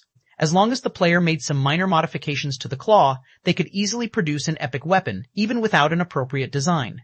If they had an epic weapon design, they could craft a fragmented legendary weapon by using a dragon claw as the base material. Any dragon claw that had appeared on the market during Shi Feng's previous life had easily fetched the price of 2 fragmented legendary items in an auction. After all, one could sacrifice 2 random fragmented legendary items to secure a weapon of the same rank that was more compatible with its wielder, and Heathwaite had actually dropped 2 Ice Dragon's claws. Why wouldn't Shi Feng be excited? It was no wonder why the Ice Dragon's loot had radiated such an incredible pressure. Aside from materials, Heathwaite had dropped 5 Dragon's Blood Vials that could boost Cola and Alluring Summer's dragon bloodlines, further strengthening their Dragonslayer classes. While Shi Feng appraised the several designs the Infant Dragon had dropped, one result left him utterly dumbfounded. How is this possible? A flying ship design. 2325 Crimson Dragon Flying Ship. Chapter 2325, Crimson Dragon Flying Ship Shi Feng fell silent for a long time as he stared at the tattered design in his hands. No matter how he thought about it, he couldn't believe that Heathwaite had dropped a flying ship design. Flying mounts were incredibly rare in God's domain, and even with a common flying mount, one would have endless bragging rights. Even the weakest flying mount was rarer and more precious than a level 100 plus epic weapon. Flying ships, on the other hand, were even more amazing. The most ordinary flying ship's movement speed could rival an extraordinary flying mount, and one could accommodate up to 100 people at a time. Their aerial combat abilities were even at the peak of Tier 3. However, the main continent's various countries had monopolized the technology for flying ships, and players typically had no way to get their hands on one. At best, players could rent an airship, which could only transport goods and people from one of the kingdoms or empires. One would be dreaming if they thought to rent a flying ship, an aerial weapon of mass destruction. Shi Feng had never even heard of anyone obtaining a flying ship design by killing a boss. If players wanted to acquire a flying ship design, they'd have to raid a major NPC power's main headquarters or steal one from one of the NPC kingdoms or empires. Of course, both methods were exceedingly dangerous. There was a safer method: players could create one themselves. The subclass requirements for creating a flying ship, however, were immensely demanding, and players would have to invest a lot of effort and time into the research. As for the cost of creating one from scratch, even superpowers would have a hard time justifying such a massive expense. Most superpowers would rather purchase a completed flying ship. Purchasing a flying ship was much easier than purchasing a flying ship design. A guild could do so through the black market or by earning a sufficiently high status in an NPC country. Regardless of which method a player or power relied on, the price would be exorbitant. Furthermore, players could only purchase a very limited number of flying ships. As far as Shi Feng knew, the easiest way to buy a flying ship was to become a duke in a kingdom. As a duke, a player could purchase one flying ship for 80,000 gold. To acquire more, they'd have to try their luck in the black market. Unfortunately, the black market only accepted ancient gold, not regular gold. And yet, Shi Feng had just obtained a flying ship design after killing Heathwaite. If the various powers of his previous life had known this, they would have slaughtered every ice dragon in God's domain. Unable to contain his excitement any longer, Shi Feng clicked on the design to inspect its statistics. He wanted to know what rank this flying ship design was. Crimson Dragon Flying Ship Design can be used to construct a common flying ship with a maximum capacity of 100 people and peak Tier 3 combat power. The Crimson Dragon Flying Ship carries 8 magic cannons and 1 magic crystal cannon. Piloting the flying ship requires a minimum of 6 people. Producing the flying ship requires 1,000 Titan Silver, 10,000 Void Iron, 2,000 Mana Stones, and 100 Magic Elven Stones. Sure enough, it is the most common type. Shi Feng inwardly sighed when he saw the statistics. If he had obtained a bronze flying ship design, he could have ruled over the entire Cold Spring Forest without any issues. Bronze flying ships had Tier 4 combat power after all, and would be a massive threat to Tier 3 players. Not even Shi Feng would escape from a bronze flying ship's all-out assault with his life. A flying ship wasn't a monster. It did not have the mobility flying monsters possessed, and it didn't have monsters' vast repertoire of skills and spells. The so-called Tier 4 combat powers didn't mean that the flying ship's overall combat power was limited to Tier 4. Rather, each of the flying ship's attacks had peak Tier 4 power. With over a dozen cannons, a flying ship's bombardment could even blow a Tier 4 Apex expert to smithereens. Without a Tier 4 legendary flying mount or something even more powerful, they'd have to flee the moment they spotted a bronze flying ship. After giving the matter some thought, Shi Feng realized that he was being too greedy. Superpowers struggled just to obtain a single common flying ship, let alone a bronze flying ship. 1,000 Titan Silver and 100 Magic Elven Stones, the production cost is vicious. The Crimson Dragon flying ship's necessary materials astonished Shi Feng. Titan Silver was a rare byproduct that could be obtained from mining fine Titan ore. Thus far, Zero Wing had only compiled a little over 2,000 Titan Silver ingots. Magic Elven Stone was even rarer and more valuable. One could only obtain the super rare ore from Grade 2 ore veins. It was just slightly more common than 7 luminaries crystals. Including the other materials, producing the Crimson Dragon flying ship would cost roughly 50,000 gold, several times more than the bronze-ranked Guardian Puppet's production cost. However, it was still cheaper than trying to become a duke. Moreover, he would get more value for his money. A common flying ship would be far more useful to players than bronze combat puppets. Even though a common flying ship's combat power was only at the peak of Tier 3, it could transport 100 players, allowing them to travel across the continent freely. Moreover, players could rest and recover while on a flying ship, which they couldn't do while riding a flying mount. The recovery ability wasn't very powerful, but it was a precious asset when exploring level 100, plus neutral maps. Moreover, players would be able to flee when they encountered mythic-ranked flying monsters thanks to the flying ship's defensive capabilities. Did the boss drop something good, guild leader? Blackie asked, curious about the joyful expression on Shi Feng's face. Here, take a look for yourselves, Shi Feng said, chuckling. Aside from the flying ship design, he shared the loot's information in the team chat. Crap, legendary materials. And that's a design for a level 100 secret silver equipment. This fine gold ranked polar ice set is amazing. When they saw the boss's loot, every member of the team was excited. Heathwaite might not have dropped an epic item, but these players weren't fools. They knew how precious inferior legendary and legendary materials were. These were all top-tier materials that could be used to produce epic items. Moreover, the Ice Dragon had dropped 7 pieces of level 100 dark gold equipment and over 30 level 100 fine gold weapons and equipment pieces. These weapons and equipment would grant many of the team members a massive boost to their combat power. The polar ice set Heathwaite had dropped was particularly eye-catching. It might only be a 6-piece, level 100 fine gold set equipment, but its attributes were nearly 3 ranks stronger than that of level 95 dark gold equipment. With this set, a level 100 elementalist could easily defeat lower-level experts in full epic equipment, following which Shi Feng held an internal auction and Yi Luhafei claimed the polar ice set. Now, only Shi Feng, Kola, and Zhao Yuuru, who had at least one fragmented legendary item and multiple pieces of epic equipment, had higher basic attributes than she did. Once the weapons and equipment had been distributed, Shi Feng returned to White River City with his team. Since Zero Wing's main force members had finally reached level 100 or higher, they qualified to challenge their Tier 3 promotion quests. Naturally, he couldn't continue to help them level up in the Cold Spring Forest, and more than a dozen of the team members were ready to challenge their promotion quests now. Wasting time would be a pity. Players would only become true powerhouses in God's domain once they reached Tier 3 after all. Shi Feng spent some time advising his players on how to complete their Tier 3 promotion quests before he dismissed them. Those that weren't strong enough yet left to prepare a bit more, and the players that were strong enough headed to the Adventurers Association immediately. Meanwhile, Shi Feng headed toward White River City's Adventurers Association for another matter. Within one of the Adventurers Association's second-floor VIP reception rooms, Lord Bronze Legatee, "How may I be of service?" the female elven administrator asked as she entered the room. "I wish to turn in my crusade quest for Cold Spring Forest's Ice Dragon, Heathwaite," Shi Feng announced as he retrieved a colossal, silvery white dragon horn and placed it on the table between them. This dragon horn was proof that he had slain Heathwaite. As soon as Shi Feng proved that he had completed his crusade quest, the sounds of a series of system notifications reached his ears. 2020-26, 1-Star Lord, Chapter 20026, 1-Star Lord System, you have completed the crusade quest for the Ice Dragon, Heathwaite. Rewarding Lord's Token, level +1, Star Moon Kingdom Reputation +300, Guild Popularity +10,000 System, congratulations. You are the first player to become a Lord in God's domain. Rewarding Lord Popularity +100, System, congratulations. For acquiring 100 Lord Popularity points, you have been promoted to a 1-Star Lord. The system notification repeated 3 times while Shi Feng rose to level 102. The system promoted me to a 1-Star Lord just for being the first player to become one? Shi Feng couldn't believe his eyes as he stared at the system notifications. The concept of a lord was still likely foreign to most players, not to mention lord popularity. When players became a lord in God's domain, they'd gain the ability to recruit NPCs to form their own knight division. However, the process was similar to searching for personal guards, so it had its challenges. Furthermore, a knight division had 5,000 slots. It was easy to imagine how difficult it would be to fill these slots with high-quality NPCs. The only method to ease the process was to increase one's lord popularity. The higher a lord's popularity was in God's domain, the easier it would be to persuade and recruit NPCs with high growth potential.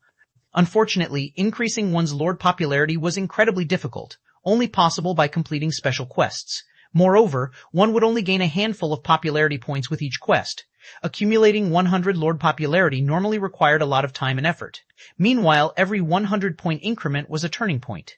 The first 100 points would elevate one to a 1-Star Lord, at which point players wouldn't have to run around NPC cities in search of appropriate NPCs. They could simply start a draft through the Adventurers Association.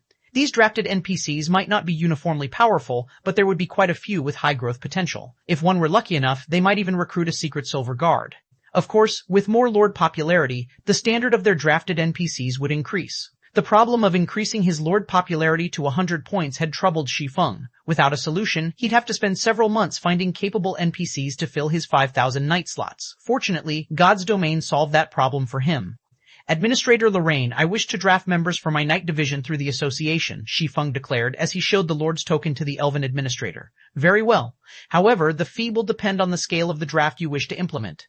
Generally, a draft in a town costs 10 gold per week, 100 gold per week in a city, 300 gold per week in a kingdom's capital, and 1,000 gold per week in an imperial capital. Where would you like to implement your draft? Lorraine asked. How expensive? It's no wonder why the Adventurers Association is the fourth wealthiest power in God's Domain. Shi Feng was speechless after hearing the prices. Second and third-rate guilds had no hope of obtaining a lord's position in the past. The various superpowers and top-ranked first-rate guilds had monopolized this benefit. Hence, Shi Feng hadn't actually known how much it would cost to implement a draft. He certainly hadn't expected it to cost this much to form a knight division. The results of a draft depended on one's luck. NPCs would not simply respond to a draft because the Adventurers Association had issued it. According to Shi Feng's calculations, he would need to implement a draft in several hundred cities to recruit 5,000 knights with relatively high growth potential in a short time. I'd like to implement the draft in these countries' cities, Shi Feng decided. After giving the matter some thought, he felt it would be best to recruit from cities in flourishing kingdoms and empires. In the end, he paid 44,000 gold to implement his draft in more than 400 cities. It was a large enough expenditure to put a first-rate guild's finances in the red. God's Domain's guilds were pushing their experts to reach level 100 right now, and as a result, it was only natural that their expenses would rise. Fortunately, Zero Wing had the Candlelight trading firm and multiple guild towns and cities to generate income. The guild earned just as much profit as an ordinary superpower. However, Zero Wing still needed to support its main headquarters in the real world and the Heaven's Rumble training center. The guild wasn't particularly wealthy at the moment. It seems I'll have to find ways to increase the guild's profits. With how much Zero Wing has right now, financing 5,000 knights is impossible. After paying for the drafting fee, Shi Feng mentally calculated how much he'd need to spend on his future knight division. A 5,000-man knight division would definitely be an amazing asset, but it would be expensive to maintain. Unlike the NPC soldiers one could recruit to defend guild towns and cities, knights weren't affiliated with a kingdom or empire. Rather, they were considered a lord's personal combat power. Hence, players would not receive subsidies from a kingdom or empire, relying on their own funds to pay their knights' salaries. Affording a knight division wasn't easy, and to make matters worse, each knight's salary would depend on the NPC's growth potential. To hire and nurture a bronze-ranked, Tier 2 knight, one would have to spend 50 gold per week. Multiplied by 5,000, a division of bronze, Tier 2 knights would cost 250,000 gold per week. Moreover, this cost didn't include the price of weapons and equipment for these knights. For a moment, Shi Feng couldn't help but admire the first-rate guilds that had ruled their own territories in the past. Once he had taken care of the draft order, Shi Feng left the Adventurers Association and made his way to the Candlelight trading firm. He intended to start the Crimson Dragon flying ship's production immediately. After reaching level 100, the various powers would prioritize their aerial development. Whoever controlled the sky would become an overlord in God's Domain. Level 100+ maps were very far from civilization after all, and the ability to travel through the sky would give players a huge advantage when grinding for resources. Moreover, this advantage would become more prominent as time passed. If he wanted to bolster Zero Wing's development, he had to arm the guild with flying ships. 2027. Producing a flying ship. Chapter 2027, Producing a Flying Ship, White River City, Candlelight Trading Firm. The special room, which was the size of a basketball court, contained various piles of rare materials. Any ordinary player would likely go into a frenzy trying to claim them all if they saw this room. These materials were easily worth more than 15,000 gold altogether, and even though the value of coins had significantly depreciated by this stage of the game, that was still an astronomical amount of money to ordinary players. Converted into credits, it would be enough for the average citizen to live out the rest of their lives without worry about food or shelter. Here are the last of the materials you requested, Guild Leader, Melancholic Smile said as she handed 100 magic elven stones to Shi Feng. Shi Feng had basically asked for everything the Candlelight firm had in stock of the rare materials he needed, particularly the Titan Silver and magic elven stone. These were rare drops even from the Flame Demon's Valley's attributed ore vein. No other guild could likely fulfill Shi Feng's demand for 100 magic elven stones. Good.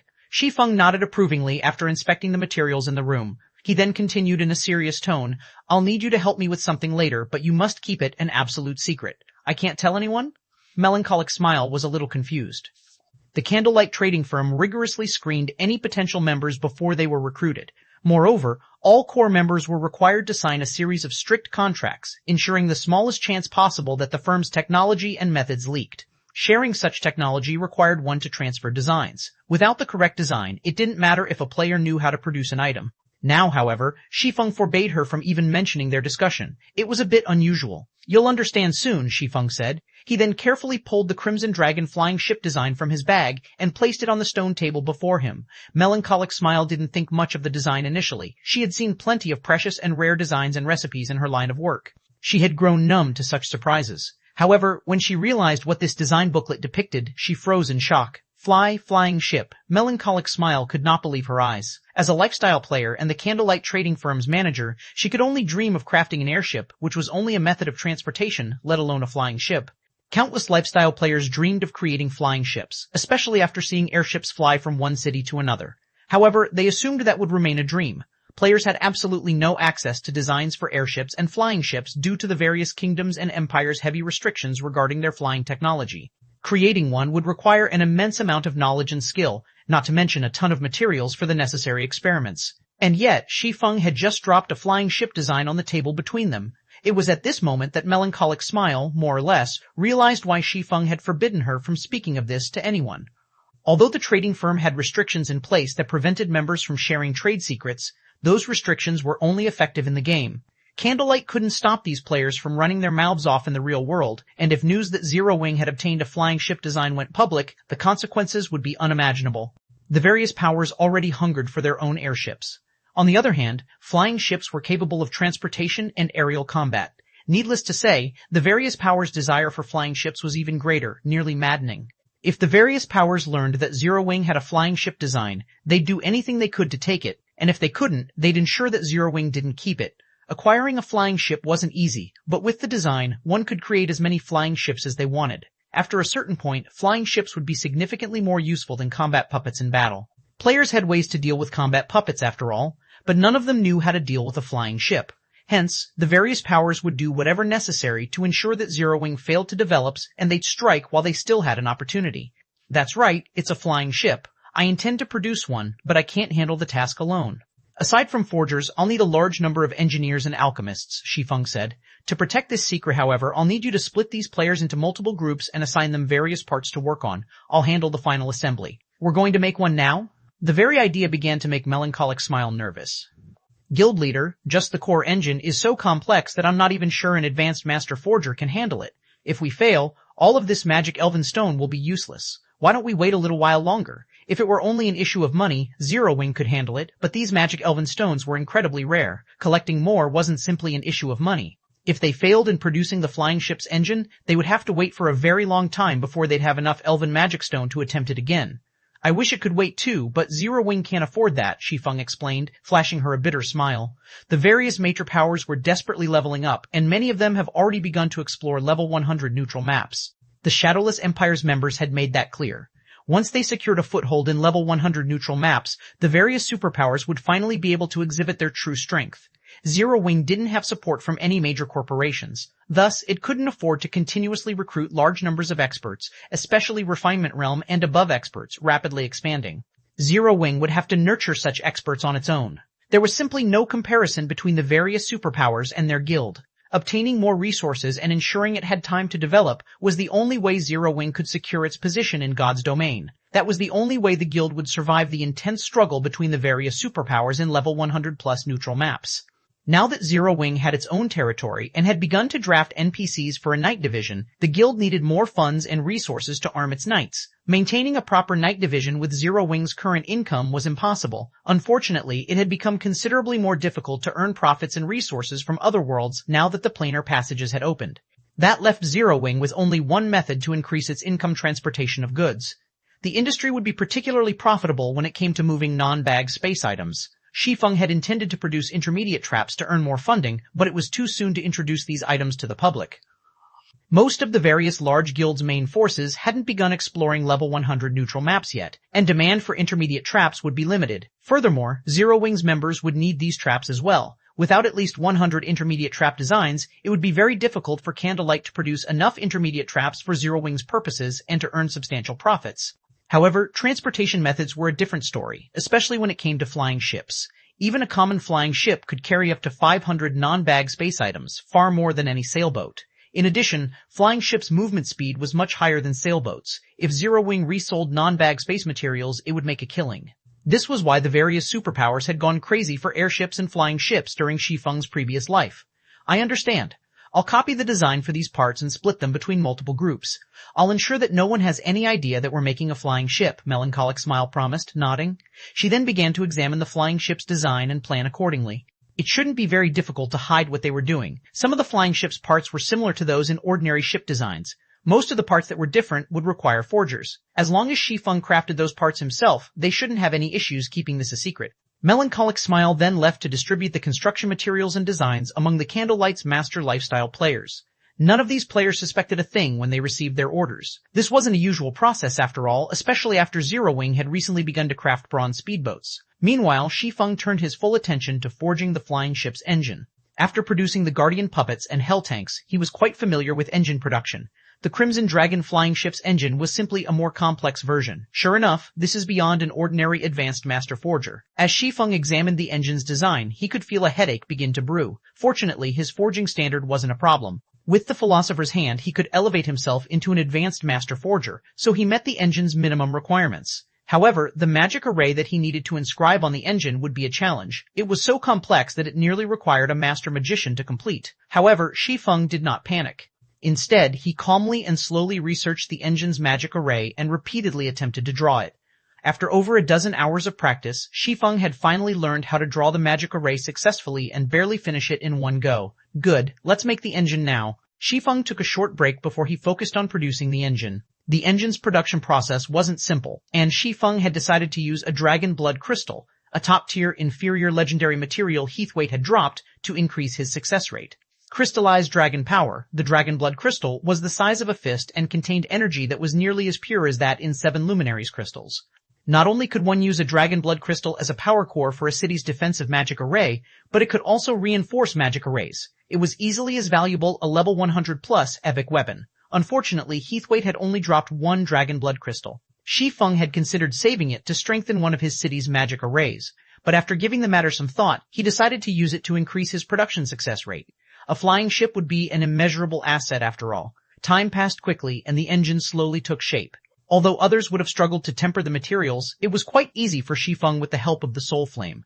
It saved Shi Feng plenty of time and concentration. Shi Feng finally finished the engine's body after 6 hours of restless work. As the engine took shape, the special forging room's mana surged toward it. Sensing the change, Shi Feng began to engrave the magic array immediately. Whether or not the production process was a success would largely depend on the engraved magic array at the end. Not only did the array have to be completed within a short time, but it also had to be completed in one move.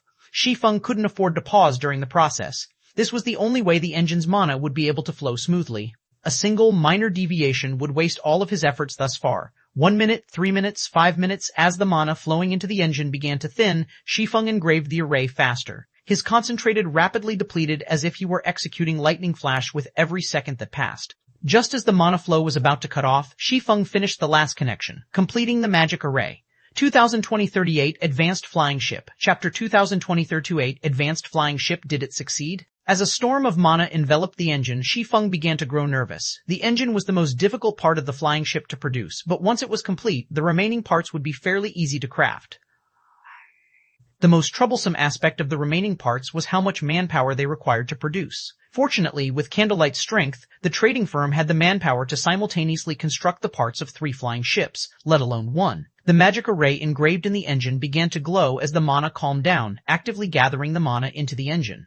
The engine consumed so much mana that the density in the room increased. Wonderful, it's a success. As Shi Feng watched, his expression shifted to one of elation. This wasn't the first time he'd forged an engine, and if it had failed, he knew the stream of mana flowing into it would have been unstable. Now that this was done, he was practically guaranteed to produce a Crimson Dragon flying ship. Moreover, he hadn't expected the mana density in the room to rise to such an extent. The flying ship's engine drew in at least 3 times more than the Bronze Combat Puppet's engine. An engine was the very heart of a machine and played a major role in determining the machine's strength, following which Shi Feng tapped on the engine to appraise it. System: Bronze Flying Ship Engine has been forged successfully. Forging proficiency increased by 1,000 points. Obtained 40 mils in EXP. The dragon blood crystal's effects are so powerful? Shi Feng stared at the results with wide, bloodshot eyes. He had already been relieved that the production process had been a success, but he hadn't expected the dragon blood crystal to upgrade the engine's rank from common to bronze. Normally, bronze engines only powered bronze flying ships. An engine like this would definitely increase a common flying ship's rank. After all, common and bronze ranked flying ships required roughly the same quality of materials. Their engines were the main factor that made a difference. Shi Feng immediately notified Melancholic Smile to hasten the remaining parts construction. After more than 20 hours, Candlelight's master lifestyle players finally produced all of the Crimson Dragon flying ship's various parts. However, Shi Feng didn't start the assembly process when Melancholic had delivered them. Rather, he used the 7 Luminaries Ring's spatial gate to transport Melancholic Smile and himself to an open field within the White River City region. A flying ship was massive, much larger than a sailboat. The special forging room just didn't have enough space. Hence, Shi Feng needed an open location for the final assembly. Of course, to protect this guild secret, he decided to construct the flying ship in an empty, open plain.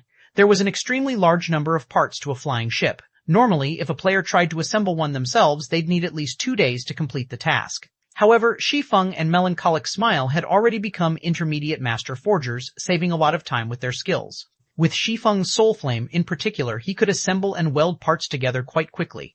After the two players worked for a dozen or so hours, they had finally completed the Crimson Dragon flying ship. They marveled at the 60-meter-long, 20-meter-tall mechanical ship with a crimson hull before them. So, this is a flying ship? Despite taking part in the assembly process, Melancholic Smile couldn't believe her eyes. Even from far away, the Crimson Dragon flying ship was a shocking sight to behold. Next to its colossal frame, even an extraordinary flying mount looked like an infant. Shi Feng sighed ruefully as he gazed at the vessel. Crimson Dragon flying ship, advanced flying ship. Maximum capacity, 130 people, durability 5000, possesses Tier 3 upper rank defensive capabilities. Item storage when liberated, 20,000 bag space slots and 800 non-bag space slots. Additional active skill 1, Magic Shield, absorbs up to 50 million damage per 10 minutes. Cooldown, 15 minutes. Additional active skill 2, Mana Pulse Cannon, 4,000 yard range. Deals Tier 4 damage to a radius of 50 yards. Cooldown, 45 seconds. 8 cannons are currently equipped. Up to 12 cannons can be equipped. Additional active skill 2, Magic Elven Cannon, 5,000 yard range. Deals Tier 4 peak, rank divine damage to a radius of 200 yards. Cooldown, 5 minutes. Additional active skill 4, Mana Field, disrupts the flow of mana within a 2,000 yard radius, weakening all incoming magic damage from Tier 3 spells or below by 30% for 5 minutes. Cooldown, 20 minutes. Each activation costs 300 magic crystals. The bronze engine Shi Feng had crafted elevated the Crimson Dragon flying ship to advanced rank. Now, this flying ship was even faster than extraordinary flying mounts, and its cannons and defenses had increased by a rank as well. This Crimson Dragon flying ship could even contend with level 100 plus mythic monsters. If his guild had had an advanced flying ship like this in the past, his and Shadow's development would have been massively different. Even if Shadow hadn't been able to contend with a superpower, it would have had enough strength to instill fear in first-rate guilds. Tier 4 experts would have dared mess with the guild. If Dragonheart Island superpowers find out that we have this Crimson Dragon flying ship, they'll die from envy, Melancholic Smile said, astonished as she inspected the flying ship's statistics. She had forged hell tanks, so she understood how powerful this Crimson Dragon flying ship was. Aside from its cannon's frightening power, its Tier 3 upper rank hull was enough to render any attack below Tier 4 powerless. Without a mythic combatant, the various superpowers would have no hope of damaging the flying ship. Even if they launched Tier 4 attacks, it would take ages for them to get past the flying ship's 5,000 durability. Envious? I'm more afraid that they'll go mad when they see it, Shi Feng said, chuckling. Melancholic Smile was a lifestyle player, not a combat power. She didn't truly understand what it meant to have a flying ship that could stand against mythic monsters. Players would be able to reach most places in God's domain with a flying ship like this. They wouldn't have to worry about the limitations flying mounts faced or attacks from powerful flying monsters. This vessel would give players a tremendous advantage when grinding for levels or transporting non-bag space items, which were becoming more valuable nowadays. Non-bag space items were becoming useful for more than just producing war weapons, buildings, and ships. Now, such items could even be used to craft players' weapons and equipment, especially level 100 plus secret silver and above weapons and equipment. This was also why these weapons and equipment pieces were so valuable. It's a pity that the flying ship's production requires so many materials. Even if we focused everything on collecting materials, it would still take a week or so before we'd have enough for a second flying ship. We'd have to get really lucky to collect enough for a third, Melancholic Smile surmised, sounding disappointed. If they could produce a fleet of flying ships now, no one would be able to get in Zero Wing's way in God's domain. Unfortunately, the Crimson Dragon flying ship required too many rare and precious materials, some of which were non-bag space items and particularly tedious to transport. If the Candlelight trading firm's main headquarters hadn't had such a large stockpile of these materials, they wouldn't have been able to construct the first flying ship so quickly. Just keep collecting the materials. Every flying ship we make right now counts, Shi Feng said. As soon as Shi Feng finished giving Melancholic Smile her next duties, he received a message notification. The sender was none other than Sindhart, Immortal Light's guild leader. When he read the message, Shi Feng frowned. Guild leader, has something happened? Melancholic Smile asked, noticing that Shi Feng's mood had soured after receiving that message. Immortal Light has been working with the Freedom Alliance in Sea's End, and it seems that there's been some trouble that's preventing Immortal Light from transporting materials out of the area, Shi Feng said.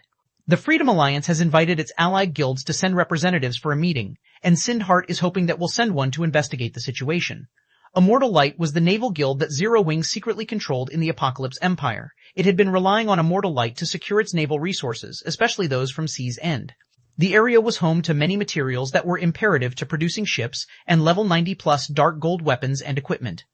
If Immortal Light couldn't secure resources from Sea's End, Zero Wing would suffer, which was why Sindhart had requested a representative from Zero Wing to resolve the matter. I think it's best if I go myself. These materials are important for Candlelight's merchandise. If we lose access to these materials, Candlelight's income will plummet, Melancholic Smile suggested. Don't worry about it, I'll go. Right now, you need to focus on collecting the materials we need to construct the Crimson Dragon flying ships, Shi Feng said, shaking his head. The Crimson Dragon flying ship was crucial to Zero Wing's survival. Without it, the guild wouldn't be able to exert dominance in the Cold Spring Canyon. Relying on a 5,000-man night division wouldn't be enough. Not only was a flying ship faster than flying mounts, but it also had the combat power to squash Tier 3 experts like ants. Meanwhile, Shi Feng wasn't as skilled as Melancholic Smile when it came to collecting materials. After all, she had long since grown familiar with the Candlelight trading firm and its connections. I'll do that then, Melancholic Smile answered, nodding. As Zero Wing's guild leader, Shi Feng would naturally be a stronger representative. Moreover, she didn't have the energy to manage the material collection while addressing the issues in Sea's End.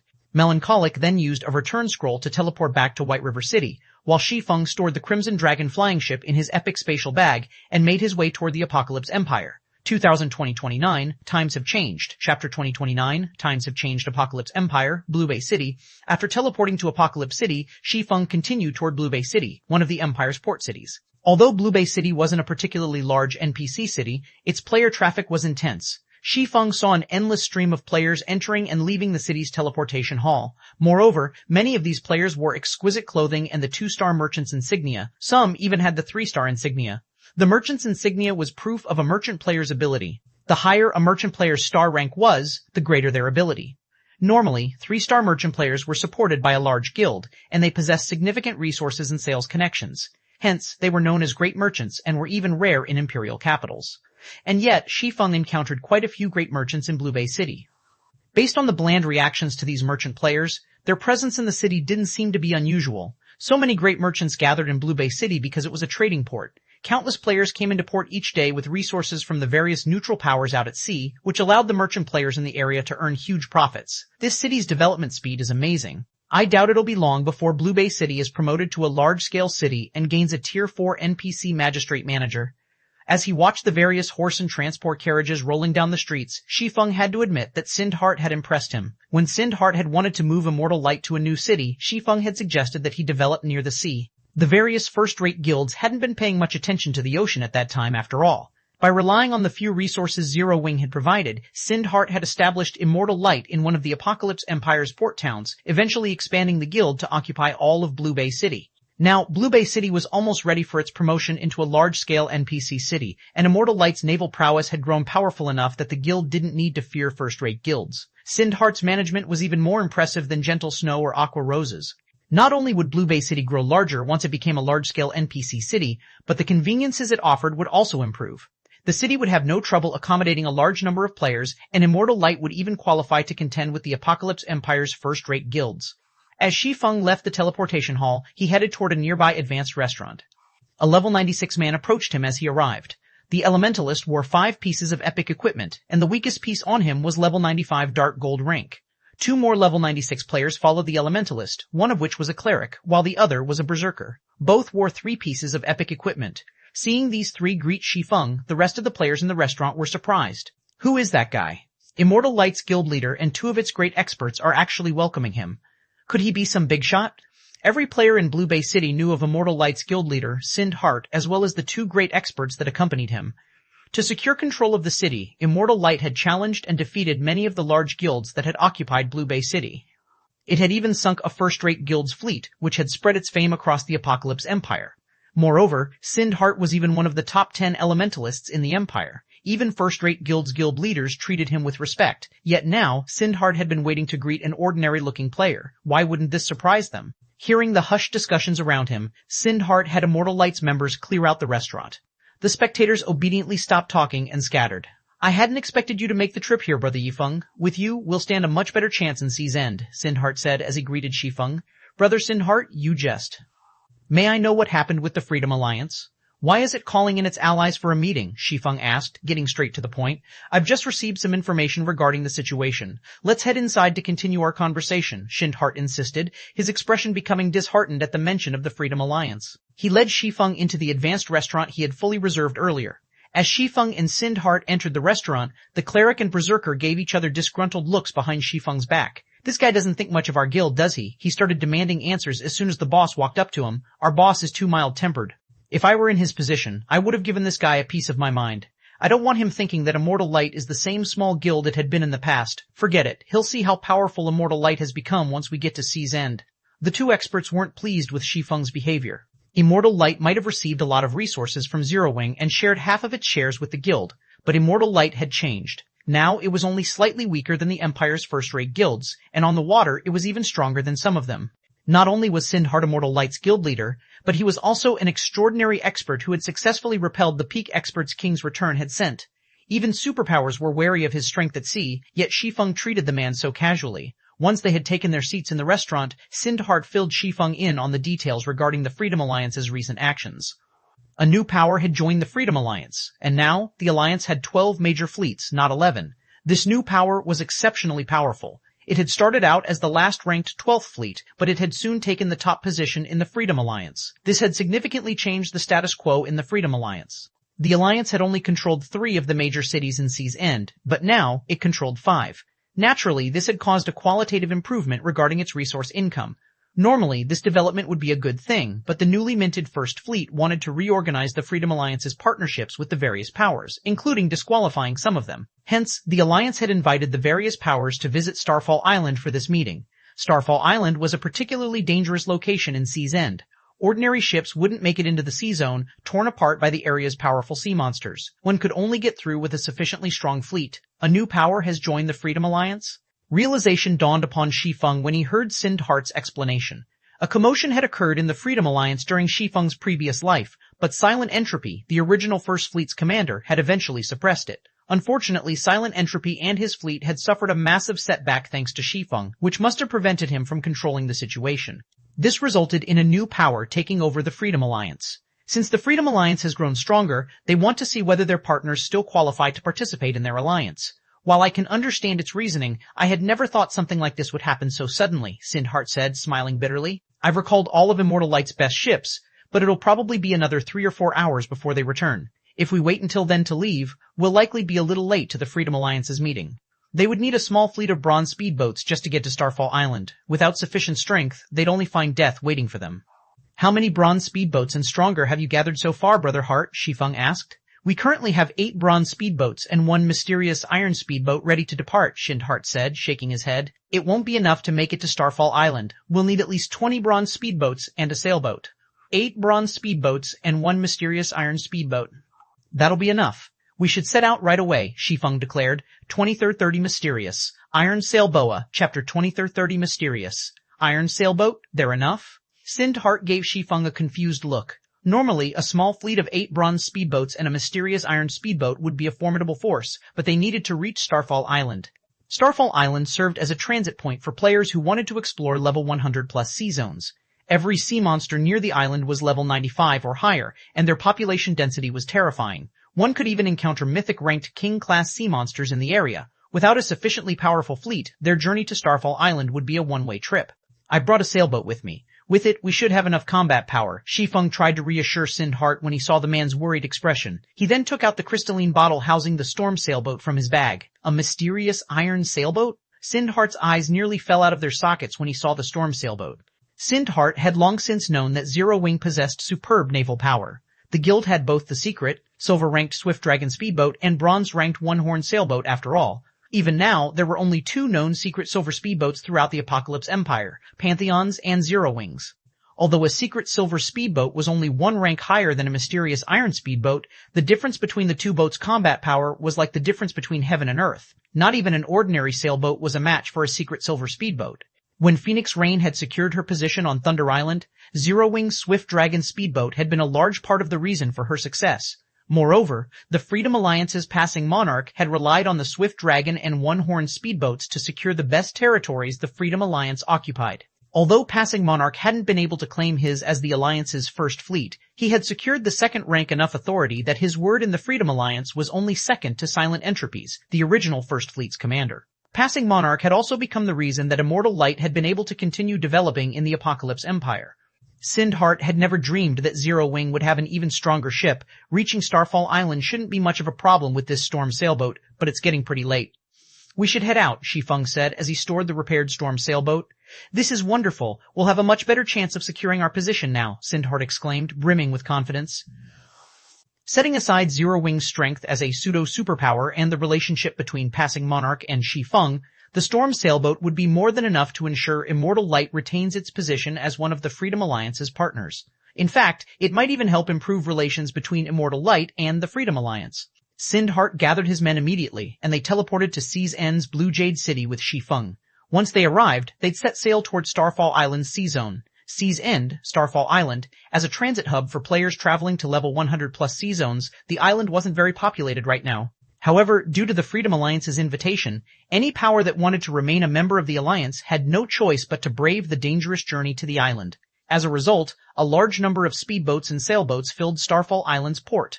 The weakest speedboat at the dock was bronze rank, and quite a few of them were mysterious iron rank. Even naval superpowers would be stunned by the grand sight.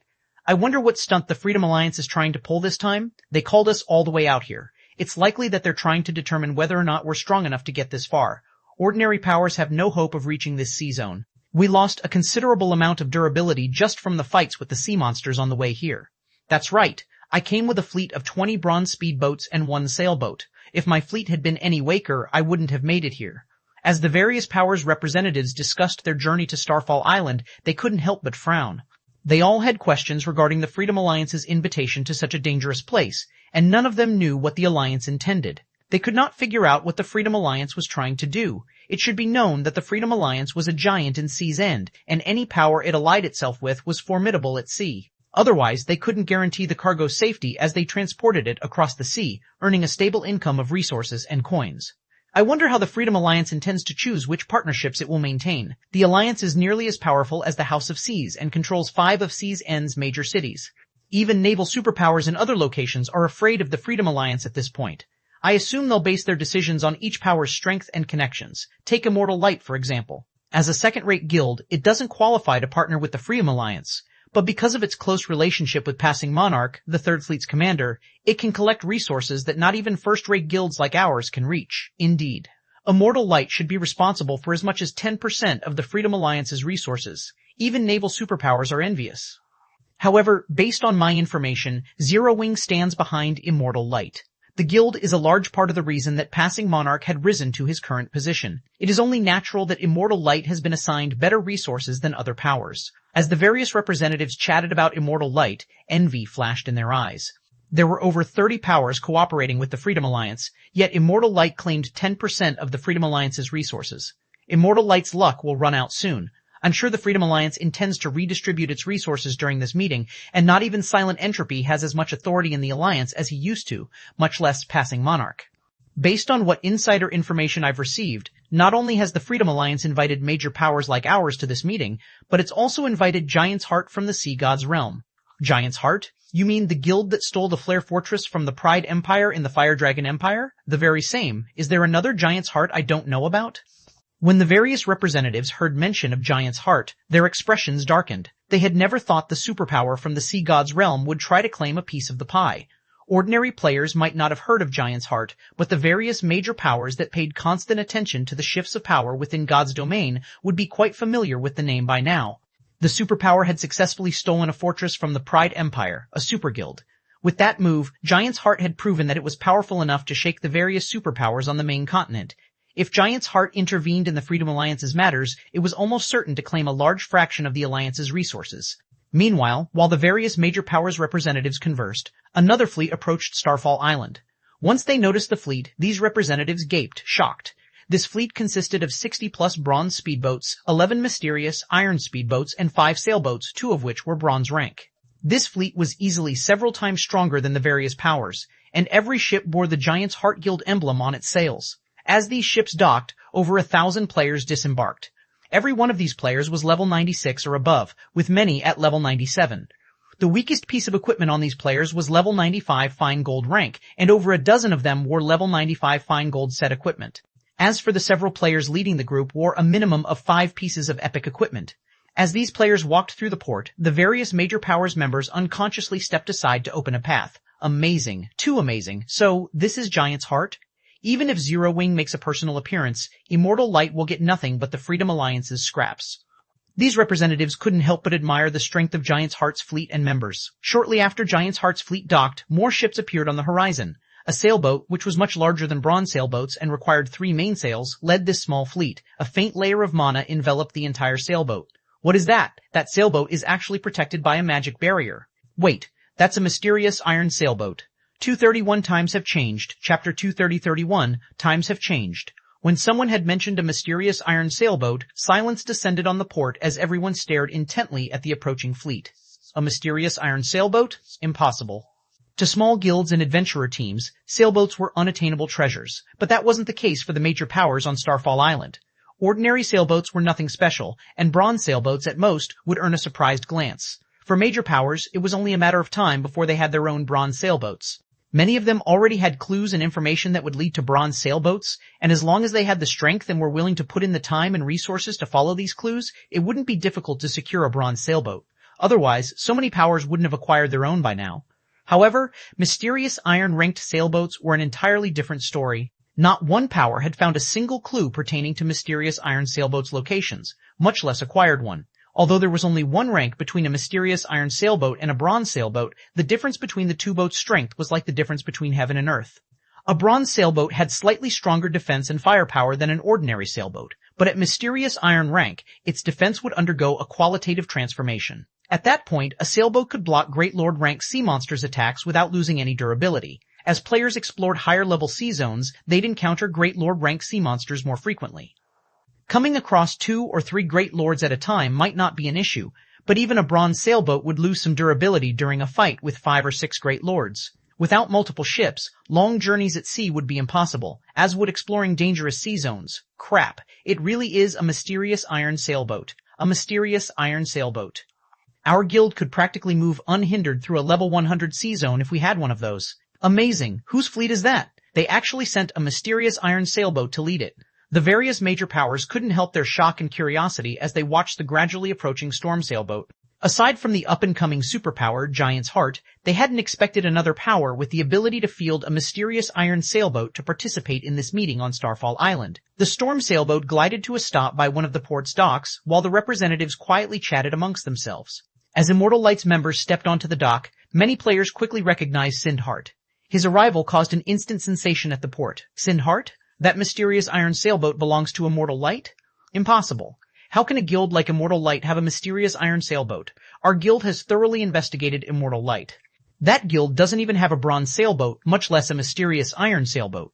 The various major powers that had cooperated with the Freedom Alliance for a while knew, more or less, details about their competitors, especially the powers that were on friendly terms with the Freedom Alliance's upper echelons. Since Immortal Light received 10% of the Freedom Alliance's resources, the other powers had paid particularly close attention to the guild. Thus, all of these representatives knew how powerful Immortal Light was as a guild. However, none of them knew how to rationalize the storm sailboat they saw before them. No, that's not it. I don't see Immortal Light's guild emblem on the sailboat. It wasn't long before one of the players noticed something amiss. Moreover, the person beside Sind Heart looks like Zero Wing's Shi Feng. The declaration inspired everyone to take a closer look at the player accompanying Immortal Hearts Guild leader. It's true, that's Zero Wing's Shi Feng. If that's the case, then the Storm Sailboat must be Zero Wing's. Zero Wing is stronger than even the rumors have made it out to be. It actually possesses a mysterious iron sailboat. It seems Immortal Light has come prepared. So what if Immortal Light has Zero Wing's support? Strength is everything on the ocean, and Zero Wing is only a pseudo-superpower on land. How could it possibly contend with naval guilds like ours?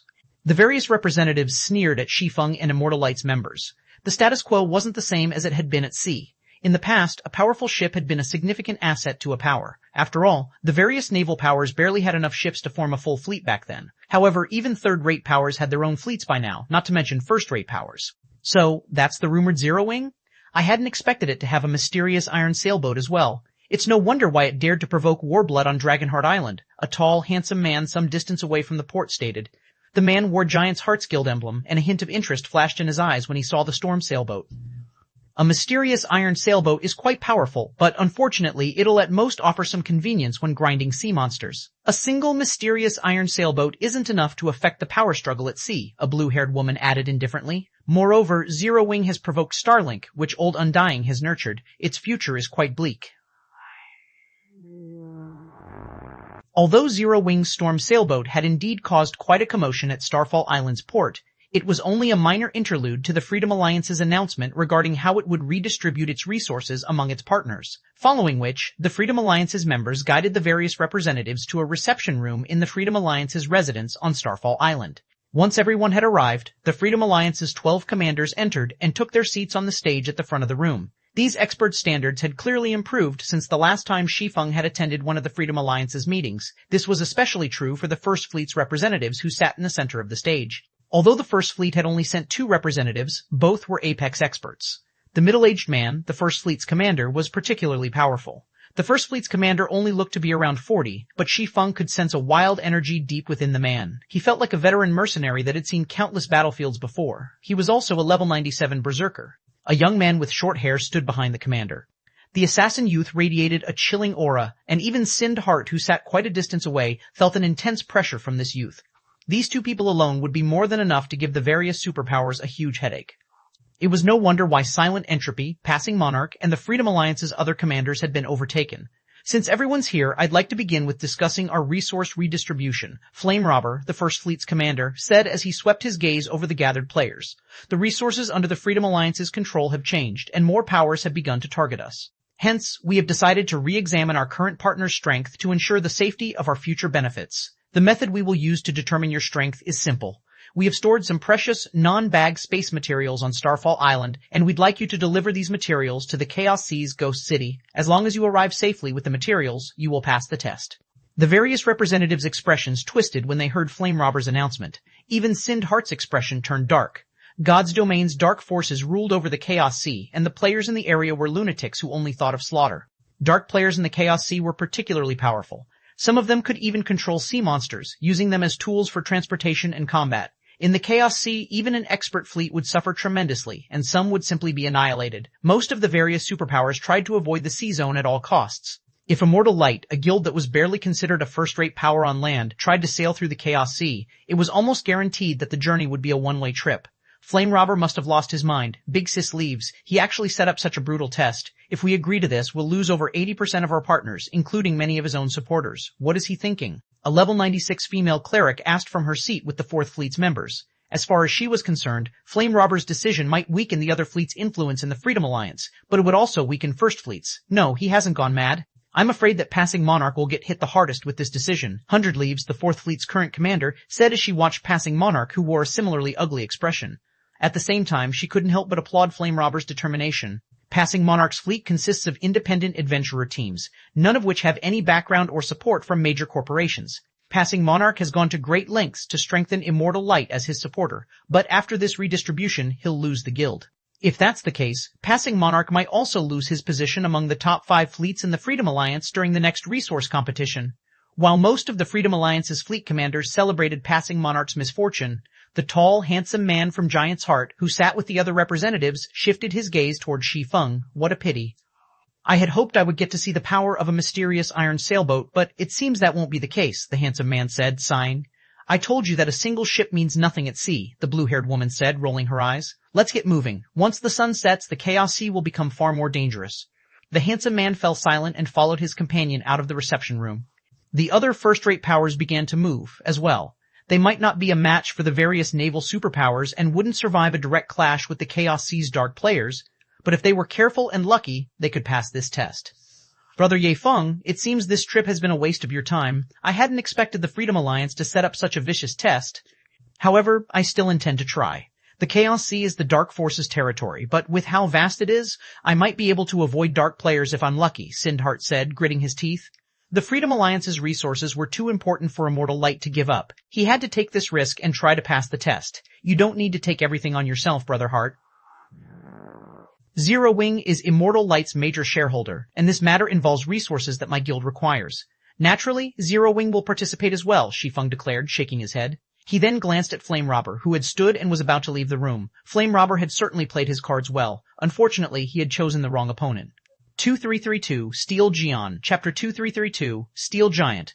I'll have to trouble you then, Brother Yi Feng, Sindhart said. He felt both grateful and ashamed when Shi Feng had offered to help. Zero Wing's help was a large part of the reason that Immortal Light had acquired its current strength.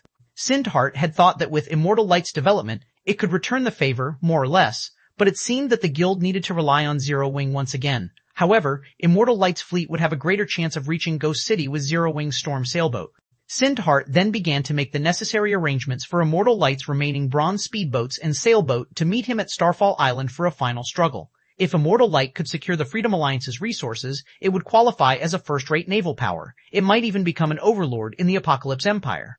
After all, the Freedom Alliance controlled 5 major cities in Sea's End, with more than double the resources it used to have. Moreover, it would likely acquire more as time passed. Naturally, Immortal Light could reap more benefits from its partnership with the Freedom Alliance as well. While Sindhart mobilized Immortal Light's experts, the other major powers began to do the same.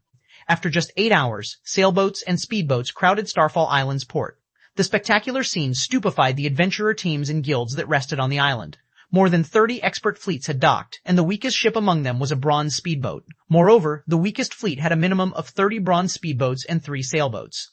If these fleets cooperated, they could even take on level 90+ mythic-ranked sea monsters. Of all of the fleets present, the most eye-catching was undoubtedly Giant's Heart's. Giant's Heart's fleet consisted of 100 bronze speedboats, over 20 mysterious iron speedboats, and 10 sailboats. Of the 10 sailboats, 4 were bronze rank.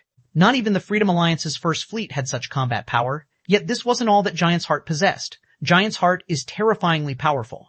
It's no wonder why it defeated Pride Empire in the Fire Dragon Empire. 100 Leaves, who watched the ships gather from one of Starfall Town's lookout towers, commented as she inspected Giant's Heart's fleet.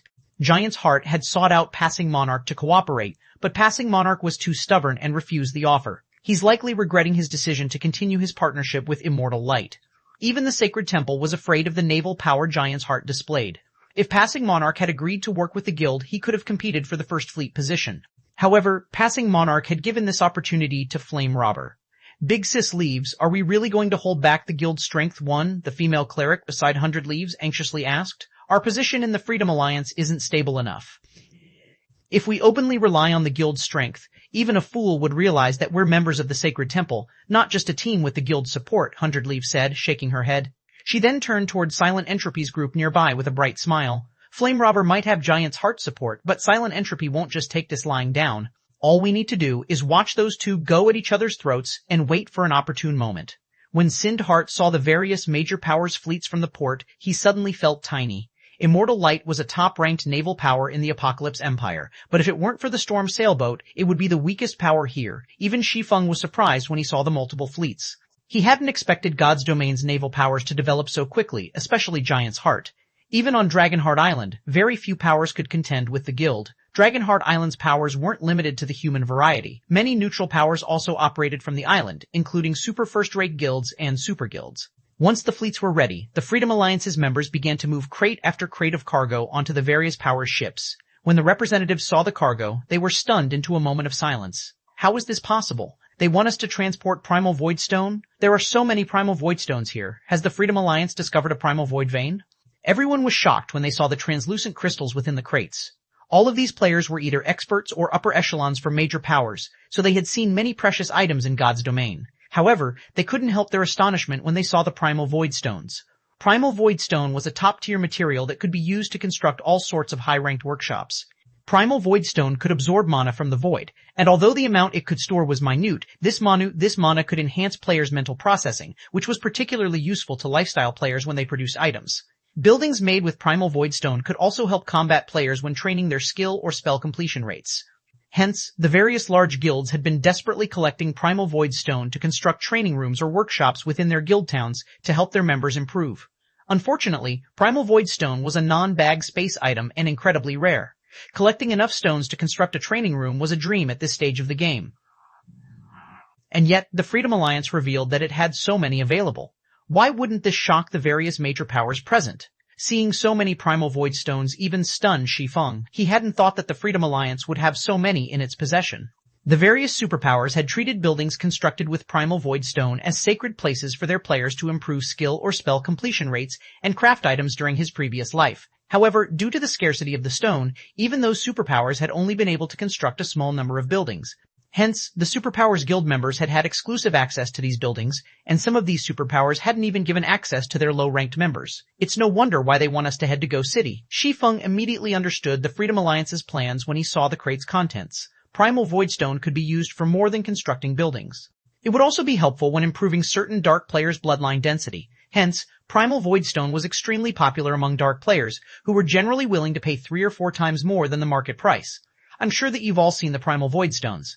As you've probably guessed, the Freedom Alliance has taken control of a Primal Void vein, Flame Robber suddenly announced, smiling. However, the vein's output is quite high, which makes it difficult to transfer all of the stones. Not even the Freedom Alliance can monopolize all of the stones. Thus, we wish to share our harvest with a sufficiently powerful partner. In return, the Freedom Alliance will only ask for half of the generated profits. Not only will this delivery test to Ghost City determine who qualifies to remain a partner with the Freedom Alliance, but we also hope to use the results to find a suitable collaborator for the Primal Void Vein's products. Whoever among you delivers their shipment to Ghost City first will be invited to work with the Freedom Alliance regarding the Primal Void Vein. I do not believe any of our commanders are opposed to this, correct? As Flame Robber finished speaking, he glanced at the Freedom Alliance's fleet commanders beside him. Although he seemed as if he were asking for their opinions, he had no intention to negotiate. How despicable. Which commander would dare oppose such an idea under such circumstances? The female cleric behind 100 Leaves quietly cursed. Flame Robber was clearly trying to hand the share of the Primal Void Vein to Giant's Heart. Silent Entropy, who had seemed relatively calm, revealed an ugly expression. On the other hand, the other commanders silently celebrated the decision. The Primal Void Vein's harvest would be distributed according to rank, with the first and second fleets gaining the most benefits. The remaining fleets would only acquire a small percentage of the goods, so it didn't really matter if they shared the harvest with a foreign power. This distribution would only harm the top-ranked fleets. None of the various major powers voiced any complaints. Even a fool could tell that Flame Robber was trying to ensure that Giant's Heart received these resources. Anyone that objected now would be setting themselves up for the Freedom Alliance to sever their relationship. Since none of his fellow commanders had anything to say, Flame Robber announced the beginning of the test. Like a raging tide, the various major powers' fleets swarmed toward the Chaos Sea. They all wanted to reach Ghost City by nightfall. Not only would the Chaos Sea's Dark players have more of an advantage at night, but more sea monsters would become active as well. We should go, Brother Yifeng. As Sindheart watched the various fleets leave the port, he too felt an urgent need to move. Hold on a second. I have something I'd like to ask Commander Flame Robber before we leave, Shi Feng said. Instead of hurrying as everyone else did, he turned to Flame Robber nearby and asked, Commander Flame, to acquire partnership rights for the Primal Void Vein, we only need to be the first to deliver our shipment of Void Stones to Ghost City, is that correct? Shi Feng's question confused the fleet commanders and the representatives that lingered. Why is he asking such a question? Does he think this situation is unfair? What's unfair about it? Strength is everything in God's domain. If he thinks this is unfair, he can bring it up with Giant's Heart. We watch as they beat this brat to death. He has helped Passing Monarch quite a bit in the past. Does he think Passing Monarch will do something to return the favor? All of the Freedom Alliance's commanders remembered Shi Feng, especially Identical Summer, the original Second Fleet's commander. It was Shi Feng's interference that he had fallen to the Fifth Fleet position. Identical Summer wanted nothing more than watch Shi Feng die. Passing Monarch, on the other hand, could only offer a bitter smile. Even Flame Robber was puzzled as to why Shi Feng had asked such a question. That's right. So long as you are the first to deliver your shipment of Primal Void Stones to Ghost City, you'll become the Freedom Alliance's partner regarding the Primal Void Vein, Flame Robber firmly stated. Ah, then I can rest assured, Shi Feng said, smiling before he walked toward the crates assigned to Immortal Light. Rest assured? Everyone's confusion grew as they watched Shi Feng leave. They couldn't figure out what Flame Robber had said to assure him. Shi Feng then moved to a clearing near Immortal Light's shipment. He placed a hand on his bag and began to chant an incantation. 2 seconds later, a crimson steel ship appeared above him. Even the storm sailboat looked insignificant compared to the gigantic steel beast. However, that wasn't what fascinated the players watching. What held their attention was the fact that this steel ship was floating above the ground. 2333 Starfall, Shaken, Chapter 23333, Starfall Shaken, a flying ship. How is this possible? The Crimson Dragon flying ship's appearance sent Starfall Island into an uproar. The Freedom Alliance's commanders and the players that rested on the island stared at the steel giant with dropped jaws. By now, practically every God's Domain player was familiar with the concept of flying ships. Players who lived in or had visited an NPC city that had an airport would have seen flying ships soar through the sky, and almost every player that had seen one dreamed of one day traveling through God's Domain aboard their own flying ship. Zero Wing actually has a flying ship. Big Sis leaves. Short Clarity, the female cleric standing behind 100 Leaves, exclaimed, staring at the distant Crimson Dragon flying ship in astonishment. Am I dreaming? Everyone, ordinary and superpowers alike, was desperately searching for flying mounts nowadays. Naturally, the Sacred Temple was no exception, but it had yet to find a single one. And yet Zero Wing already had a flying ship. For a moment, Short Clarity wondered if the main god system were playing a joke on her. A flying ship. It's no wonder why Zero Wing dared to provoke both Warblood and Starlink on Dragonheart Island. 100 Leaves was similarly shocked. Zero Wing has fooled everyone. Although Dragonheart Island was very far away from Sea's End, as one of the Sacred Temple's upper echelons, 100 Leaves would have been informed of matters on Dragonheart Island. The Sacred Temple had launched a detailed investigation on Zero Wing. It was the first guild in God's Domain to obtain a flying mount, after all, which would have a major impact on the game. However, after watching Zero Wing blatantly provoke Warblood and Starlink, even the Sacred Temple had begun to wonder where Zero Wing found its confidence. A flying mount might possess incredible combat power and significantly reduce players' travel time, but it was only a mount. It did not have enough combat power for a single player to face an entire superpower, much less two. However, the same couldn't be said for a flying ship. Such a vessel was a bona fide war weapon. Sind Hart, who stood a short distance from Shi Feng, was just as stupefied. The two great experts behind him couldn't even piece a thought together as they stared at the Crimson Dragon flying ship. They had been able to accept the fact that Shi Feng had the storm sailboat. The guild had revealed that it owned a bronze sailboat a long time ago after all.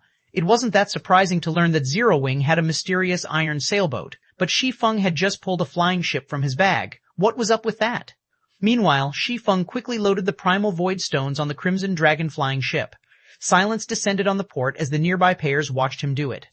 To everyone's surprise, the shipment that would require 3 sailboats to transport fit on the single Crimson Dragon flying ship.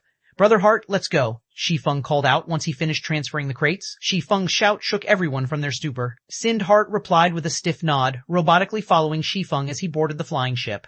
Once Immortal Light's other members figured out what was happening, they scurried aboard the flying ship as well. As everyone watched, over 100 Immortal Light members took their places on the Crimson Dragon flying ship. From the flying ship's deck, Immortal Light's members noticed the spectators' envious gazes. At the moment, they felt as if they had reached the peak of their lifetimes. Crap. Immortal Light's members are so lucky. They actually get to ride a flying ship. I wish I could ride the flying ship too. My friends would die from jealousy if they saw me on one.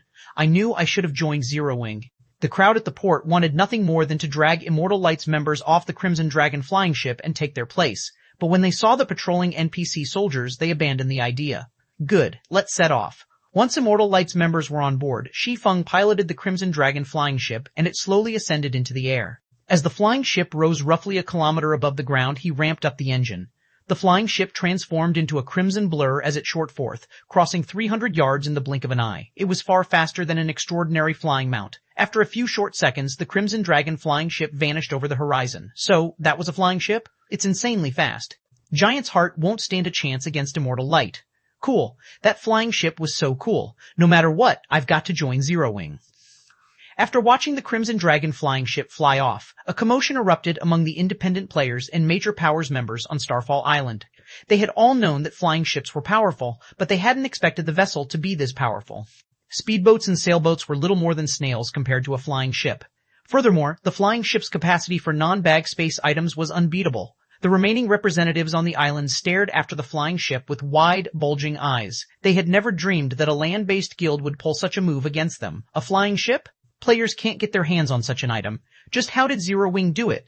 The blue-haired woman on one of Giant's Heart's bronze sailboats exclaimed, surprised and confused after watching the Crimson Dragon flying ship soar over Giant's Heart's fleet.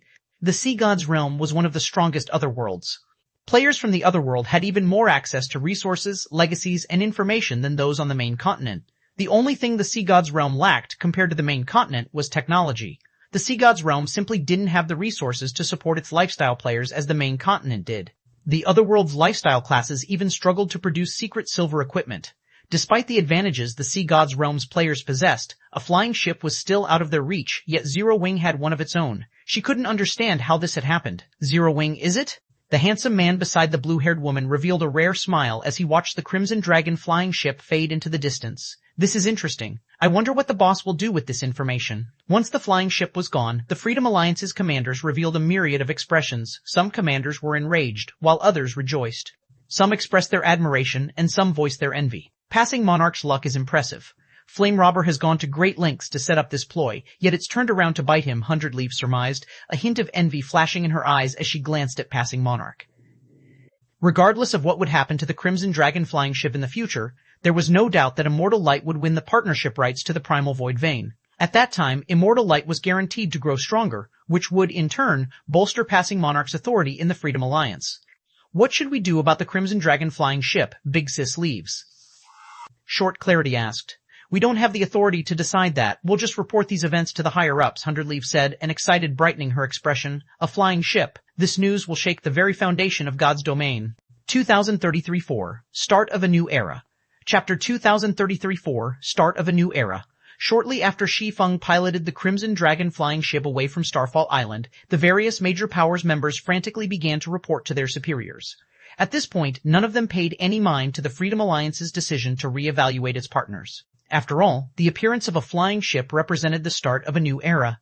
Guild leader, guess what I just saw on Starfall Island? A flying ship. Someone already obtained a flying ship. What? Don't believe me? I'll send you a video of it. You'll know once you see it. That flying ship is amazing. Excitement sparked among the independent players and various powers members on Starfall Island as they discussed the Crimson Dragon flying ship. When the various powers' upper echelons received the reports, they lost their minds. Thus far, they only knew of one flying mount in a player's possession right now, let alone a flying ship. How could someone have already obtained a flying ship? However, when these upper echelons saw the video clips from their subordinates, they were utterly dumbfounded. Passion, envy, greed. These emotions overwhelmed the various major powers' upper echelons as they watched the recordings of the Crimson Dragon flying ship. Almost immediately, they ordered all-out investigations on Zero Wing. They were all determined to learn how Zero Wing had gotten its hands on the flying ship. Some powers even offered a reward of several epic weapons and equipment for any information related to the vessel on the public forums. When Shi Feng saw the posts, the rewards even tempted him, and for a moment he even considered selling the information himself. While these major powers looked into Zero Wing and its Crimson Dragon flying ship, Shi Feng's group reached the expansive Chaos Sea. The Chaos Sea was the Dark Forces territory, and the Sea Zone was a mess of chaotic and violent energy, which was harmful to normal players' mental states. It wouldn't affect Dark players, however. Rather, it would strengthen them, which was why normal players tended to avoid the area. As a Sea Zone, the Chaos Sea was a dangerous place to grind. Once enemy players surrounded newcomers, there'd be nowhere to run for cover. The Chaos Sea was a forbidden land for normal players. The instant the Crimson Dragon flying ship crossed into the Chaos Sea, Sindhart and his companions felt an indescribable weight bear down on them. Their senses became less sensitive as well, which made it impossible to exhibit their normal combat power. So, this is the Chaos Sea. Sindhart was relieved he was aboard the Crimson Dragon flying ship as he gazed at the thin layer of fog that covered the ocean below. The Chaos Sea was far more dangerous than he had expected. The thin fog that covered the water wasn't actual fog, it was the physical manifestation of some kind of chaotic energy. This chaotic energy had a powerful influence on normal players. While surrounded by the fog, he could, at most, see up to 1,000 yards away. However, it wouldn't affect Dark players in the slightest. In other words, Dark players would discover normal players in the Chaos Sea long before normal players could realize they were being targeted.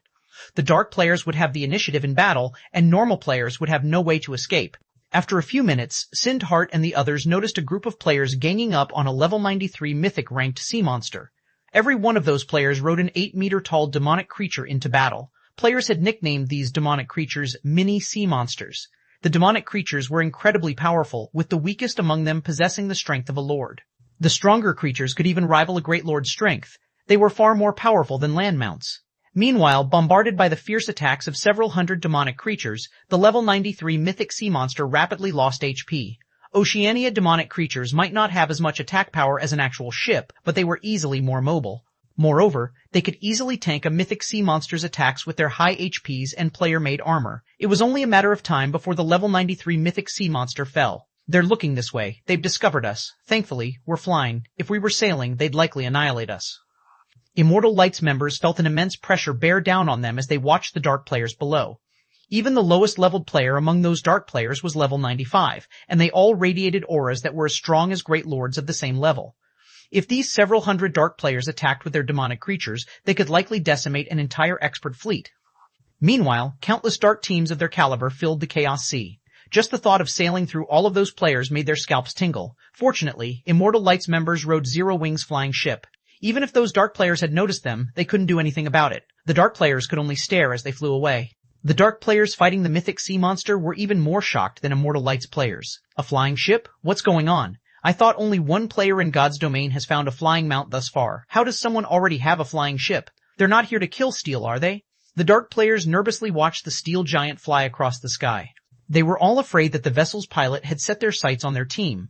Their team had gone to great lengths to locate this mythic sea monster, and they were banking on it to elevate their overall combat power so they could contest for better hunting grounds later. If that flying ship decided to steal the kill, they'd only be able to cry as they watched someone else claim their prey. None of them were afraid of a fight, but a battle was only worth fighting if they had a chance. A flying ship was a war weapon and an overlord of the sky. Its combat power was on an entirely different level. Their demonic creatures wouldn't be much help either. Demonic creatures were quite mobile, but they had very few long-range attacks.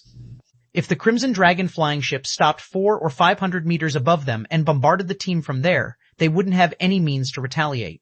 As the Crimson Dragon flying ship drifted out of sight, the dark players breathed a sigh of relief and continued their raid on the level 93 mythic sea monster with peace of mind.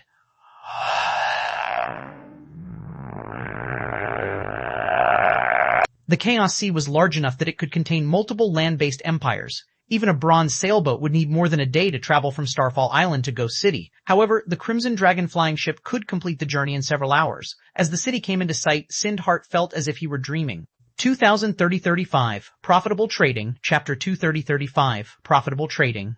As the gigantic Crimson Dragon flying ship appeared above Ghost City, it attracted everyone's attention like a dazzling sun. The flying steel giant was impossible not to notice. The roar of the flying ship's engine reverberated like the roar of a dragon. One could even hear it from several thousand yards away.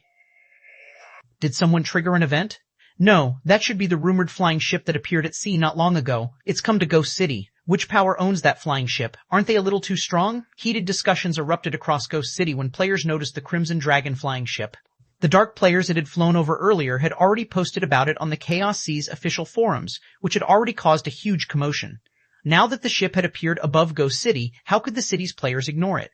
As they arrived, Shi Feng didn't linger above the city for too long, piloting the flying ship toward Ghost City's airport. There were a total of 24 cities within the Chaos Sea, and they were all very far apart from each other. Normally, players had to rely on sea or air transportation to travel from one city to another. Thus, every one of the Chaos Sea's cities had well-developed ports and airports. Disembarking, Shi Feng stored the Crimson Dragon flying ship and entered the airport terminal. As he did, he was greeted by a large crowd of dark players and a smattering of normal players. The dark players didn't seem surprised to see normal players like Shi Feng and Immortal Light's members. It wasn't unusual for players to risk the trip through the Chaos Sea for a profit. Player-owned counters filled the terminal, all selling a variety of precious items.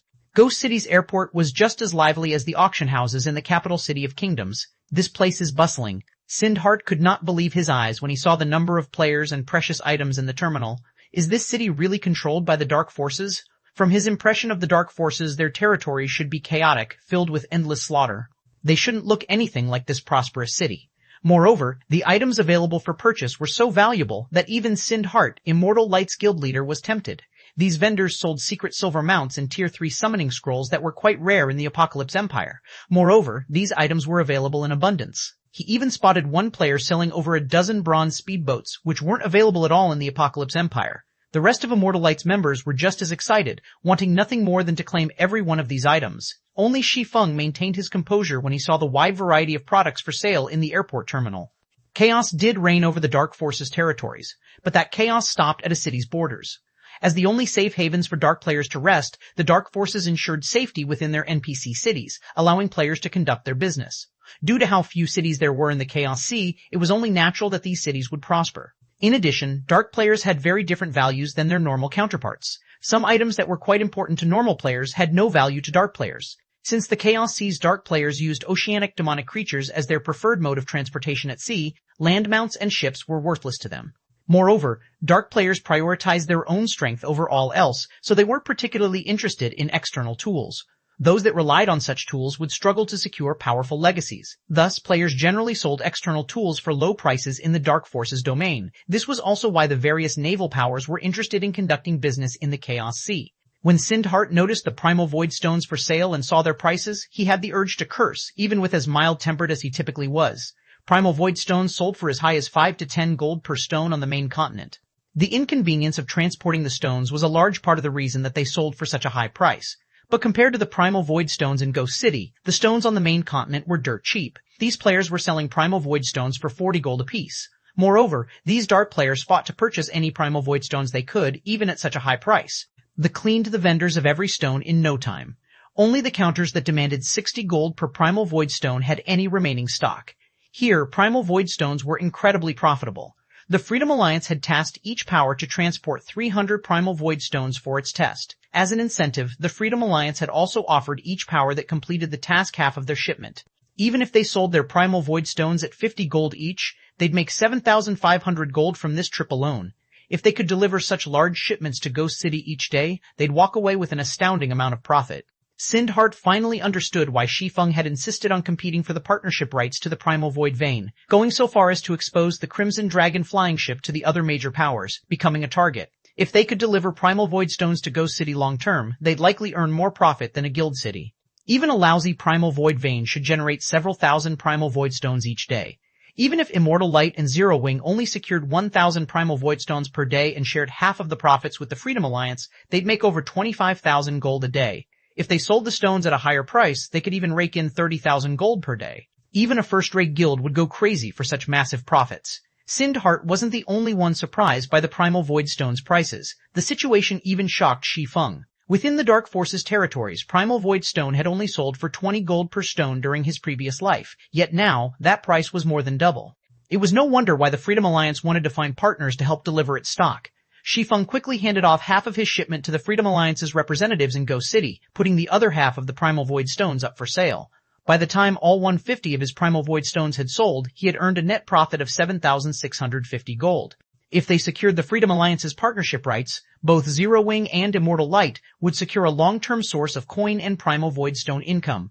Once they completed the Freedom Alliance's test, Shi Feng and his companions left Ghost City. They wanted to sign their partnership contract with the Freedom Alliance as soon as possible, so they used return scrolls to teleport back to Blue Jade City. From there, they flew to Starfall Island aboard the Crimson Dragon flying ship. As soon as they arrived in Starfall Town, they sensed a tense atmosphere around the town.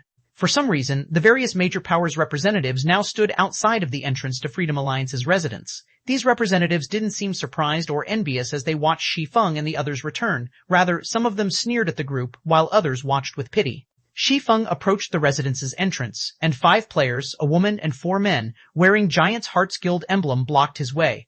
The woman was the player with blue hair that Shi Feng had met during the meeting, and the 4 men behind her were all level 97 players, radiating auras that were no weaker than a great lords of the same level.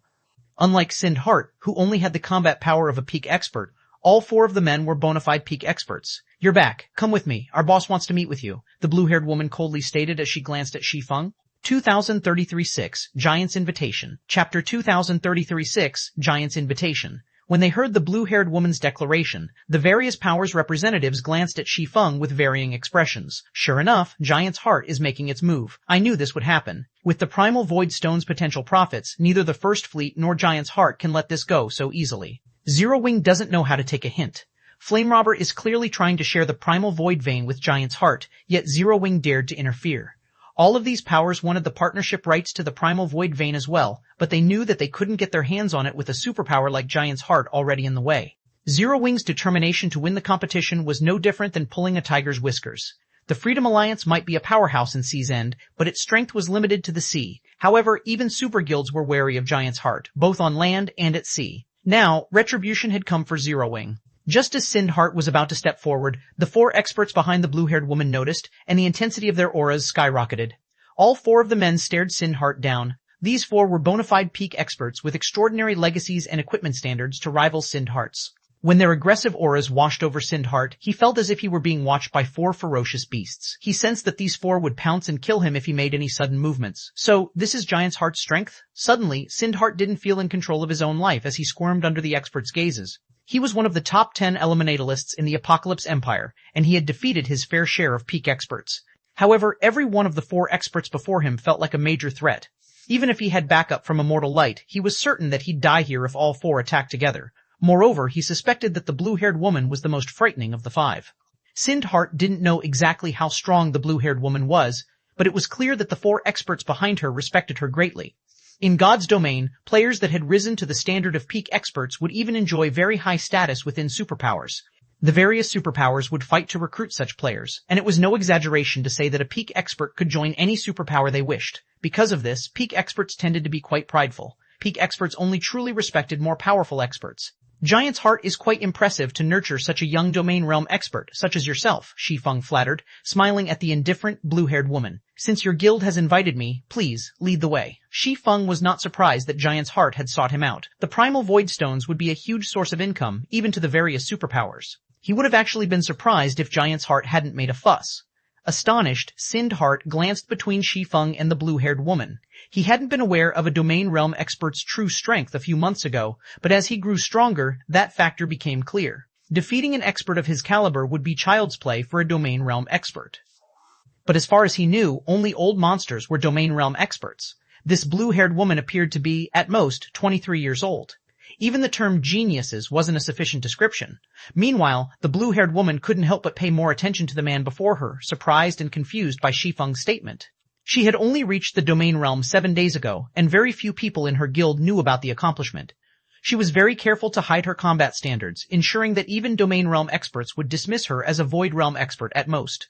She had never expected Shi Feng to recognize her for what she truly was.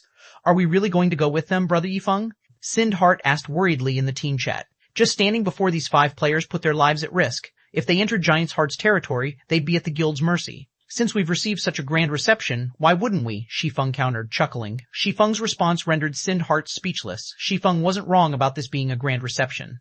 A guild wouldn't even send 4 peak experts and a domain realm expert to escort the guild leaders of the Apocalypse Empire's top-ranked first-rate guilds. However, this party clearly harbored ill intentions. "Let's go. Our boss doesn't have much time to waste," the blue-haired woman said, annoyed. She had wanted no part in this situation in the first place. As far as she was concerned, Giant's Heart already showed enough respect by sending 4 peak experts to escort Shi Feng, but her superiors had given her a command, and she hadn't had a choice. The blue-haired woman then turned and led Shi Feng and Sindhart into the Freedom Alliance's residence. The other Immortal Light members, however, were forced to wait outside.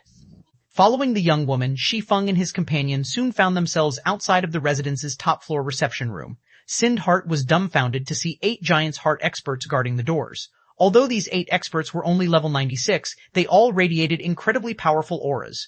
Sindhart could tell that they all had stronger life ratings than the 4 peak experts that had greeted them at the residence's entrance. Only, these experts hadn't reached the Void Realm yet. Even so, their combat power should only be slightly weaker than the 4 peak experts. With such a formidable foundation, Giant's Heart could annihilate Immortal Light with little effort. "Go in," the blue-haired woman said as she pushed open the reception room's doors. Nodding, Shi Feng entered the room with Sindhart by his side. From the nearby hallway, several Freedom Alliance commanders watched this unfold. "Ha ha ha! It seems passing Monarch will be disappointed," Identical Summer, the current 5th Fleet's commander, commented, laughing. When he had seen Zero Wing's flying ship and knew it would win the partnership rights to the Primal Void Vein, he had nearly gone mad, but now that Giant's Heart had stepped in, he couldn't wait to see how Zero Wing intended to get out of this mess. At the end of the day, some things are simply impossible to obtain. If Zero Wing gives up the partnership rights, it should be able to continue working with the Freedom Alliance, Hundredleaf surmised with a sigh. Zero Wing had won the partnership rights, but the guild was still too naive. In one of the past's virtual reality games, the various superpowers would have likely let the matter slide, but in God's domain, there were just too many benefits and secrets. It would not be easy for non-superpowers to claim such a valuable resource in this game. Meanwhile, a handsome, white-haired man reclined on one of the sofas in the reception room. The moment Sindhart entered the room, he was overwhelmed by a strange, stifling sensation. "Is that man a monster?" Sindhart felt cold sweat slide down his back as he looked at the white-haired man before him. The man didn't reveal any killing intent or seem dissatisfied, yet Sindhart was terrified. His instincts screamed at him to stay away from that man and run. So, you're Zero Wings Ye Feng? I am Ite Autumn, one of Giant's Heart's Vice Guild leaders, the White High introduced himself. He sipped from his teacup before smiling at his guests and continued, I've heard about you before. It seems you have a lot of authority in Zero Wing and have even led some of the guild's major operations. That's right, Shi Feng confirmed, nodding. That makes this simple. I have come here in hopes of purchasing Zero Wing's Crimson Dragon flying ship. Are you willing to sell it? If you agree, not only will Giant's Heart help you stabilize your claim on the Primal Void Vein's benefits, but will also sell you some Ocean Boundary Stones, a resource unique to the Sea God's realm, White Autumn explained.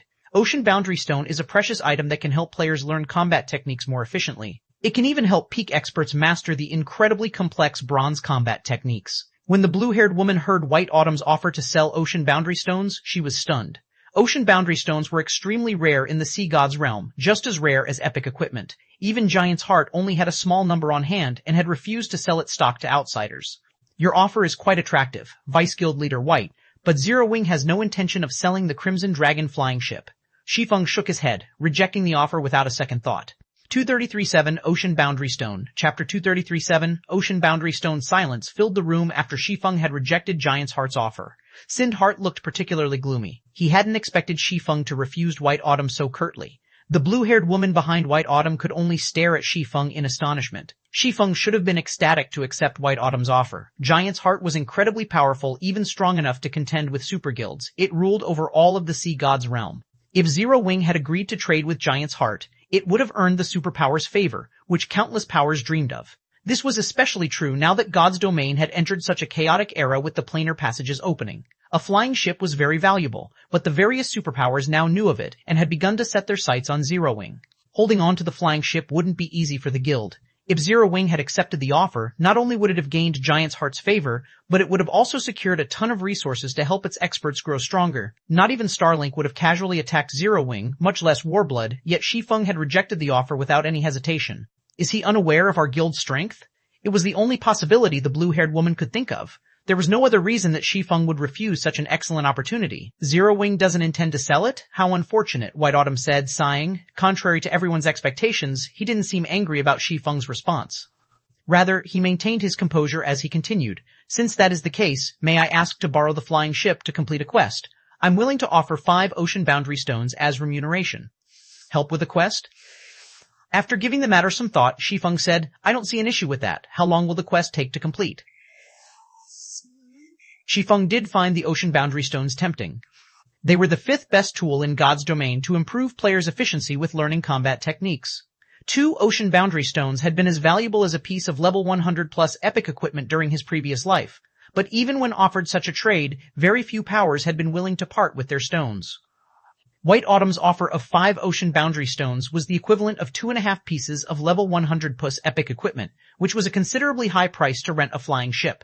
With 5 Ocean Boundary Stones, 5 of Shi Feng's peak experts could learn a bronze combat technique and acquire the combat power to face domain realm experts. Most powers lacked bronze combat techniques, but Zero Wing wasn't one of them.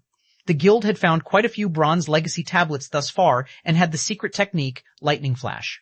Shi Feng was the only guild member to grasp the technique. If Fire Dance or Gentle Snow could master it as well, they'd display extraordinary combat power with the help of their fragmented legendary items.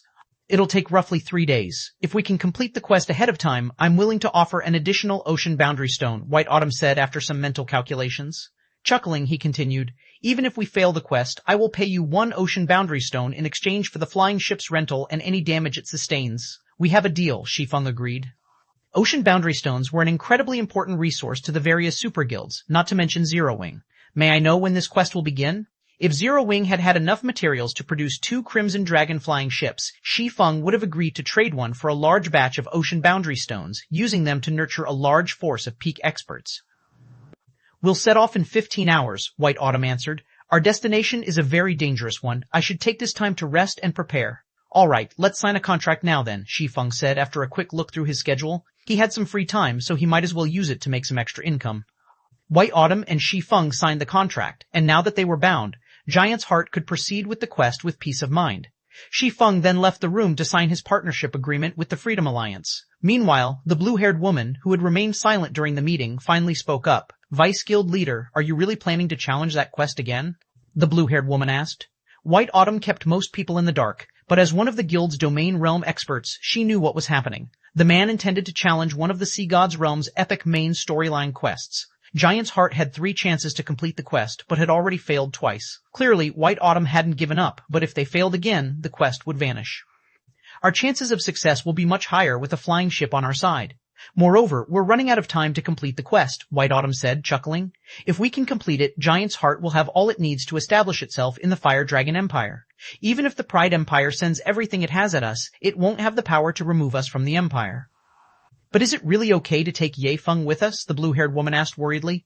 Only 10 players can enter that place, and without a special legacy, not even a peak expert will last more than 10 seconds. If he dies, he'll be thrown out of the area without any opportunity for a healer to resurrect him. Things will become difficult once we're inside, but I'll have Blue Claw and the others share the burden. You've also reached the domain realm. With our current strength, we should be able to complete the quest, White Autumn insisted. I'll notify Blue Claw and the others then, the blue-haired woman said, nodding. Inwardly, she prayed that Shi Feng would not hold them back. Elsewhere, the various major powers and the Freedom Alliance's commanders were shocked as Shi Feng signed the contract for the Primal Void Vein partnership rights. None of them had expected Zero Wing to win the competition, and Giant's Heart hadn't tried to oppose the situation.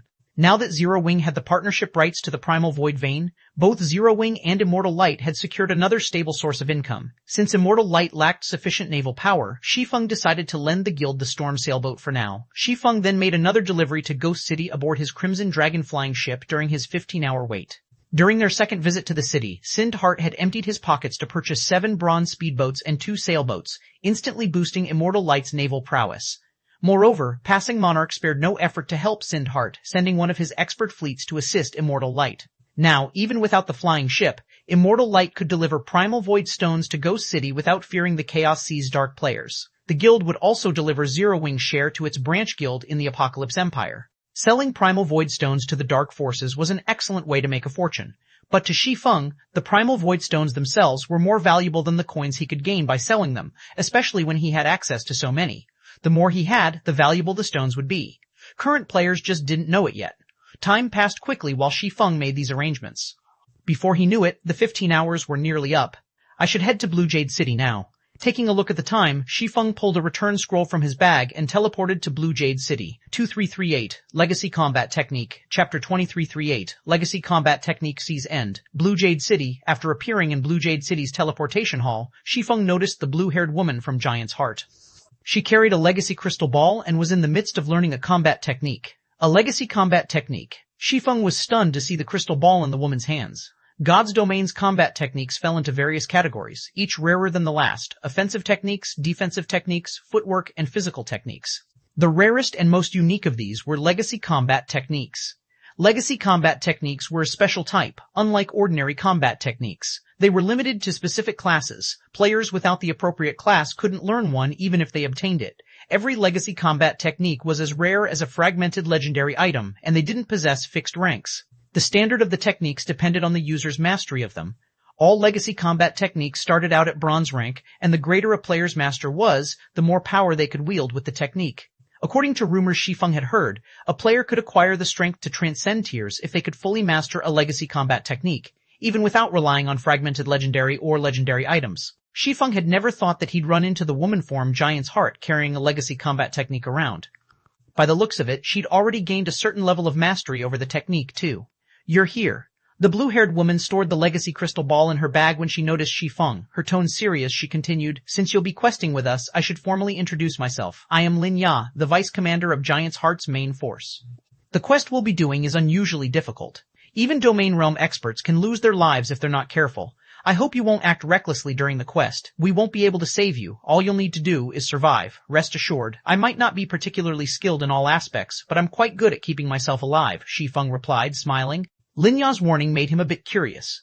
Domain realm experts stood at the apex of God's domain. An averagely geared domain realm expert's performance would be even better than that of a peak expert in full, top-tier equipment during a high-ranked quest. There were very few quests of the same level that could threaten an apex expert fully geared in top-tier equipment. Good, let's go. Lin Ya had nothing more to say after hearing Shi Feng's confident response. She then led him toward the Continental Teleportation Array, and they traveled to the Fire Dragon Empire. Once they arrived, Lin Ya pulled a teleportation stone from her bag and teleported both of them to a heavenly land of verdant mountains and clear rivers. System, you have discovered the Sea God's realm. System. As you have reached Tier 3 and are not indigenous to the Sea God's realm, the world's power works against you, weakening your physique by 30% and basic attributes by 20%. We've teleported directly to the Sea God's realm? Giant's Heart's generosity surprised Shi Feng as he looked at his system map. Teleportation stones were incredibly valuable in God's domain. As long as the registered location was within range, players could use teleportation stones to transport a maximum of 5 players. Planar teleportation stones were the stronger version. Planar teleportation stones allowed players to cross dimensions and travel to a registered otherworld instantly. Although they couldn't be used in areas that prohibited teleportation, planar teleportation stones were a powerful life-saving tool. And yet, Linya had used one so casually. After their arrival, Shi Feng noticed 8 other players on the mountaintop, sitting before an ancient ruin, while Autumn was one of them. Of the remaining 7, the weakest was a peak expert who was very close to reaching the domain realm. To Shi Feng's surprise, not all of the 7 were members of Giant's Heart. 2 of them were independent players. Neither of the independent players had reached the domain realm yet, but they had slightly superior life ratings to Linya's. The ambient water-type mana seemed to gather around those 2 players. Sea God's direct kin? The Sea God's realm really is extraordinary. It's no wonder why Giant's Heart can contend with Pride Empire. Shi Feng could not help but reevaluate his view of the Sea God's realm upon noticing the 2 independent players. All Sea God's kin had received the Sea God's blessing. Becoming a Sea God's kin was like completing a trial of God. Of course, a hero received blessings from multiple gods. A single god's blessing wasn't enough. Even so, players who became Sea God's kin received a huge boost to their life ratings and could rival demon players in their demon forms. Those that were stronger than a god's kin were a god's direct kin. Direct kin were cherished by their patron gods, receiving some of the god's blood. Direct kin could continue to grow stronger and rival actual heroes. Shi Feng had never expected to encounter independent players that had successfully become the Sea God's direct kin. Regardless of how powerful a Sea God's direct kin would be in the Sea God's realm, not even Aqua Rose would be a match for these independent players on the main continent sea. Everyone's finally arrived. But White, why are we taking an outsider with us? What will you do if we fail this quest? Silent Rain, a level 97 elementalist and one of the 2 independent players, asked. Giant's Heart's members flashed the elementalist a dark look when they heard her question, but despite their annoyance at Silent Rain's rudeness, none of them moved to teach him a lesson. That bastard. Just because he became a direct kin, he dares to disrespect our vice guild leader? Linya grumbled to herself. She wanted nothing more than to teach Silent Rain a lesson. But the Sea God's direct kin were highly favored in the Sea God's realm. Even domain realm experts who were also Sea God's kin were no match for the combat power Silent Rain commanded, even though he hadn't yet reached the domain realm. In fact, not even 4 such domain realm experts working together would be a match for the man. I believe you've heard of the flying ship that appeared while you were in the Fire Dragon Empire, White Autumn calmly stated. Yi Feng owns that flying ship, which is why I've specifically invited him to help us on this quest. I have specifically invited him to help us with this quest. A flying ship? Shocked, the 7 players turned toward Shi Feng. The Crimson Dragon flying ship's appearance had caused a huge commotion in the Fire Dragon Empire. Practically everyone in the Empire had heard of it by now. Aside from the convenient transportation it offered, the flying ship's combat power alone left everyone speechless. Based on what players had learned of the flying ship thus far, only mythic-ranked flying monsters would have any chance against it, and they wouldn't even have the power to destroy the Crimson Dragon flying ship. A flying ship? It seems that you're quite impressive, kid, Silent Rain said to Shi Feng, a hint of envy and greed flashing in his eyes. With less than a handful of flying mounts in God's domain, a flying ship was a priceless treasure. If he had one of his own, he could walk through God's domain unhindered as long as the various superpowers didn't go all out to stop him. Alright, we don't have much time left. Let's hurry and go in. Otherwise, we'll have to wait another 2 days before we can enter.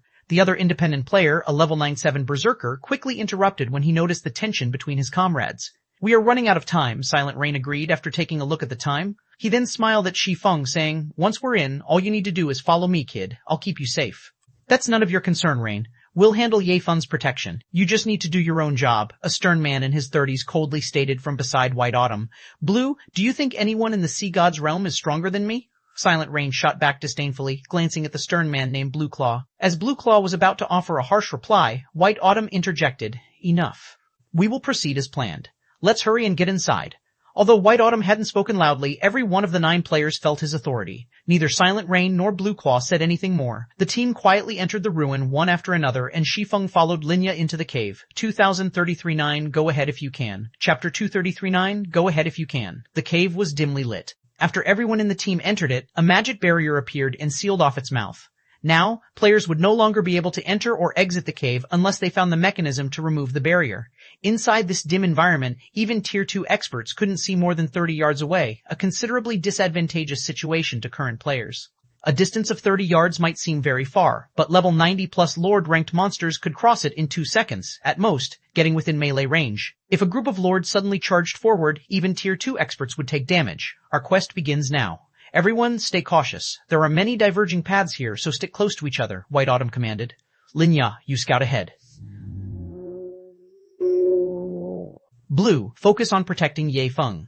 The monsters here are far stronger than the monsters found outside. Ye Feng, you pay attention as well. Players that are not a sea god's kin will be heavily restricted here. You must not try to solo the monsters here at all. In response to White Autumn's warning, Shi Feng simply replied with a silent nod. The suppression this ruin subjected players to was indeed powerful. The instant the magic barrier sealed off the cave, the inside of the cave felt as if it had transformed into a completely different world. Shi Feng could also feel the suppression on him intensifying. Now, although the suppression of his basic attributes remained the same, his physique was only 60% of his original. Moreover, the sensitivity of his 5 senses had decreased sharply. It was no wonder Linya and White Autumn were constantly reminding him to be careful. Under such a powerful suppression, even Tier 2 experts would not be able to fight a Lord-ranked monster of the same level. If they came across a group of Lords, their fates would basically be sealed. Even Domain Realm experts would not fare much better in this scenario. After all, the greatest factor differentiating ordinary experts and Domain Realm experts was their control over their 5 senses. A suppression of the 5 senses would affect Domain Realm experts much more than it would affect ordinary experts. However, the ruin's suppression had minimal effect on White Autumn and the others who were Sea God's kin. On the trek into the cave, Lin Ya, who was an assassin, was fully responsible for scouting out the path ahead. The 2 Sea Gods' direct kin of the team handled clearing out the monsters in the way. Although the suppression on direct kin was negligible, the monsters inside the cave were still extraordinarily powerful. Naga Siren, Bloodline Creature, Great Lord, level 98 HP 63 millions possessing special bloodlines filled the cave. Occasionally, the Nagas would suddenly appear from a branch cave and execute a hit-and-run attack on the team or launch a long-range ambush using crossbows. Every one of these Nagas was like a well-trained, expert assassin. They also possessed combat standards reaching the Trial Tower's 5th floor. To White Autumn and the others, however, these Nagas posed very little threat. After all, every one of them possessed basic attributes rivaling those of a great lord of the same level. As for the Silent Rain and Uneducated Bull, the 2 direct kin of the team, their basic attributes were even higher.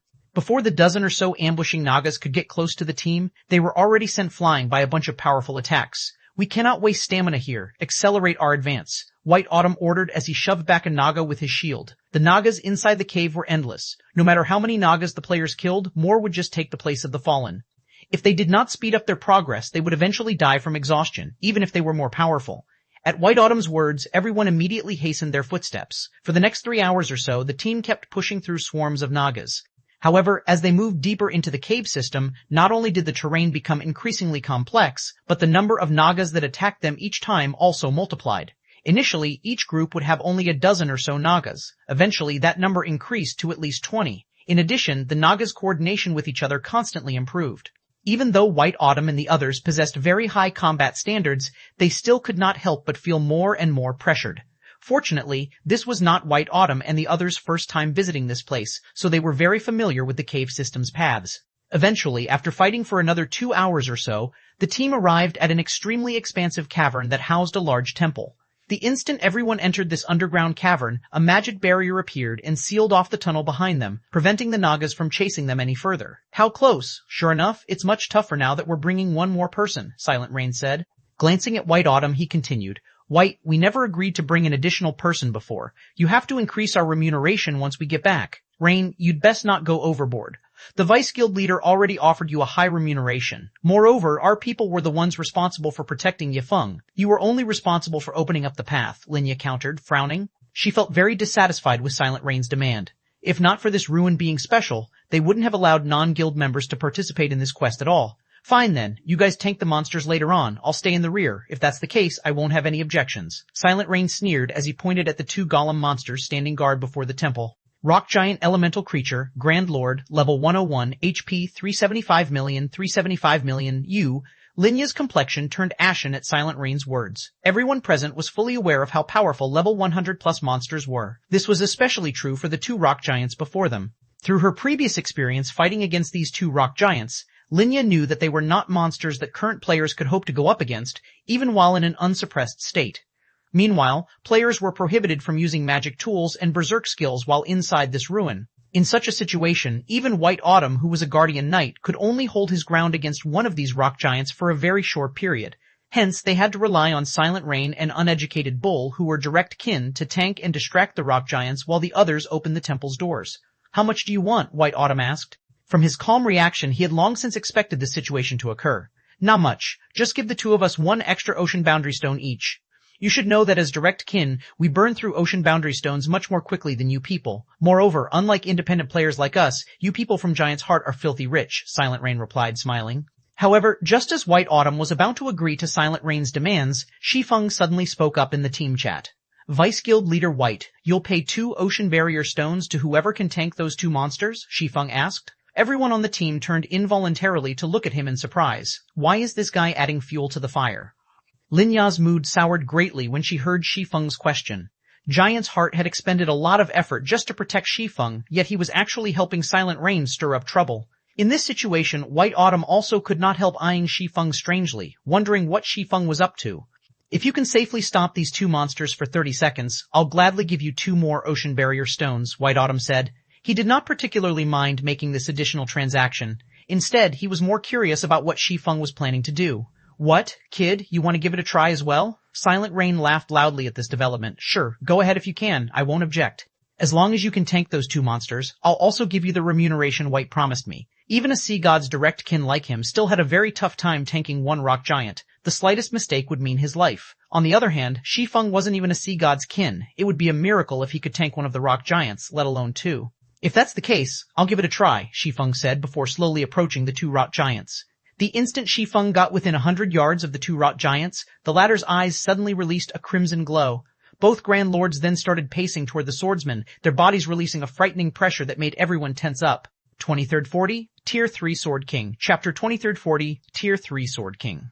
This guy is seriously making more problems for us. Silent Rain has to go all out just to deal with one rock giant. How can one person possibly tank 2? Linya's complexion turned ugly when she saw the 2 rock giants charging at Shi Feng. Does he need to behave this way even if he's angry? He is basically making a joke of himself in front of Silent Rain. She could understand why Silent Rain's actions would enrage Shi Feng. After all, Silent Rain's demand for additional compensation because of Shi Feng's presence was essentially him saying that Shi Feng was dead weight. However, Shi Feng's trying to prove himself by fighting 2 rock giants at once was simply foolish. After all, inside this ruin, everyone on the team had different tasks. Shi Feng's main purpose lay beyond the rock guardians. At that point, once he took out his flying ship, Silent Rain would naturally shut up. "Rain, let's get ready as well. This kid shouldn't be able to last long."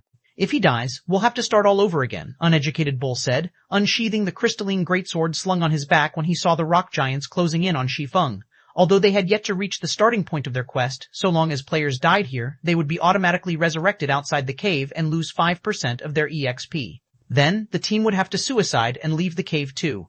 After all, Shi Feng held the key to clearing the quest. Uneducated Bull did not wish to waste several more hours fighting through the cave system once more. No rush. This kid should be quite strong. Given how confident he is, he shouldn't have any problems lasting 4 or 5 seconds.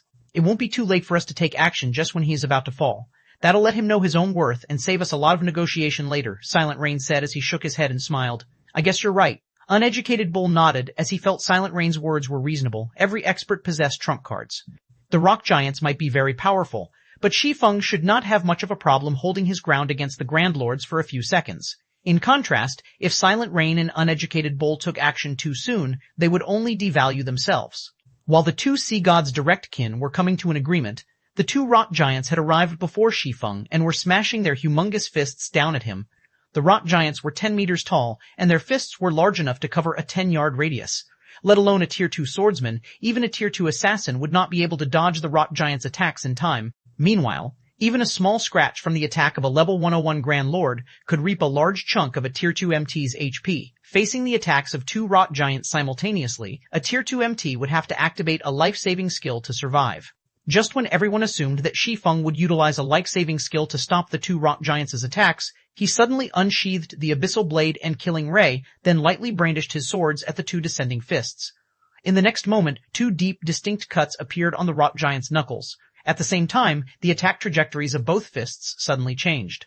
In the end, the fists landed roughly 10 yards away from Shi Feng, creating large craters in the ground. Before the two rock giants could launch another round of attacks, Shi Feng had already appeared behind their feet and executed a horizontal slash with killing ray.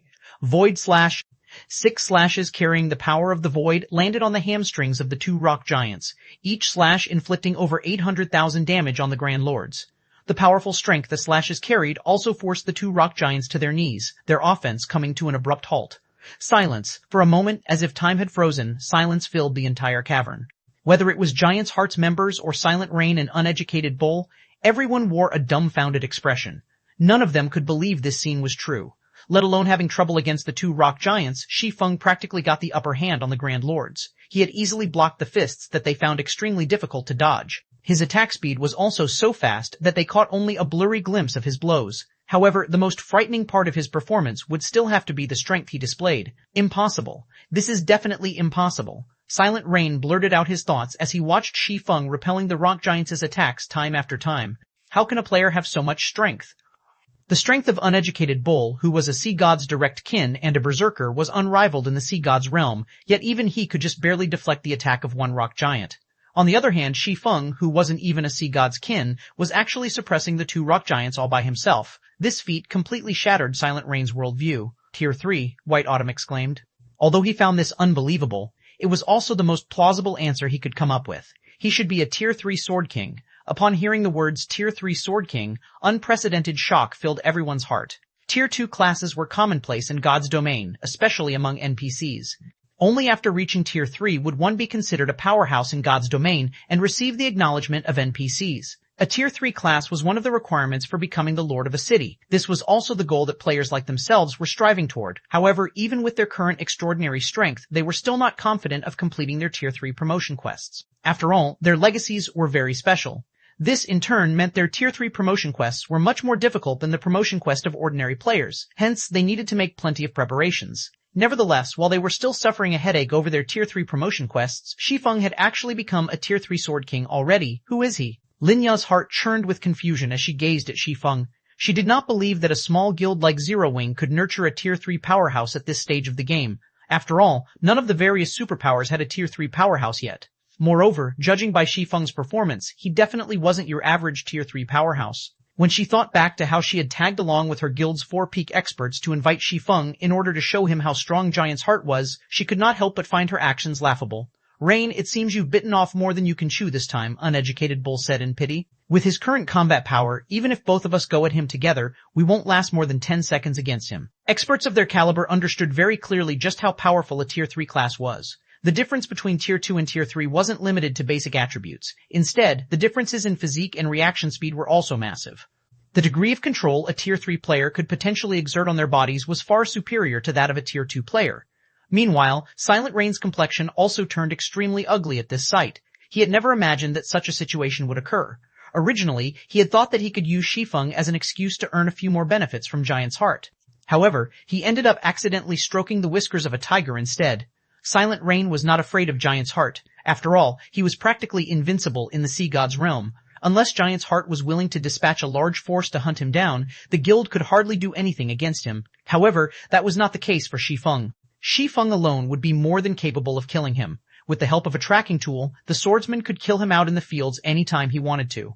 Aren't you going to open the doors yet? Shi Feng prompted White Autumn. He had been fighting for quite some time now, but White Autumn and the others still hadn't taken a single step toward the temple's doors. Now. We'll open them now. White Autumn snapped out of his daze after hearing Shi Feng's reminder. He then hurriedly had everyone else on the team move to open the temple's tightly shut doors. Due to Shi Feng's presence, White Autumn and the others had no problem opening the temple doors. They did not have to worry about the Rot Giant's attacks at all and could focus fully on removing the door's seal.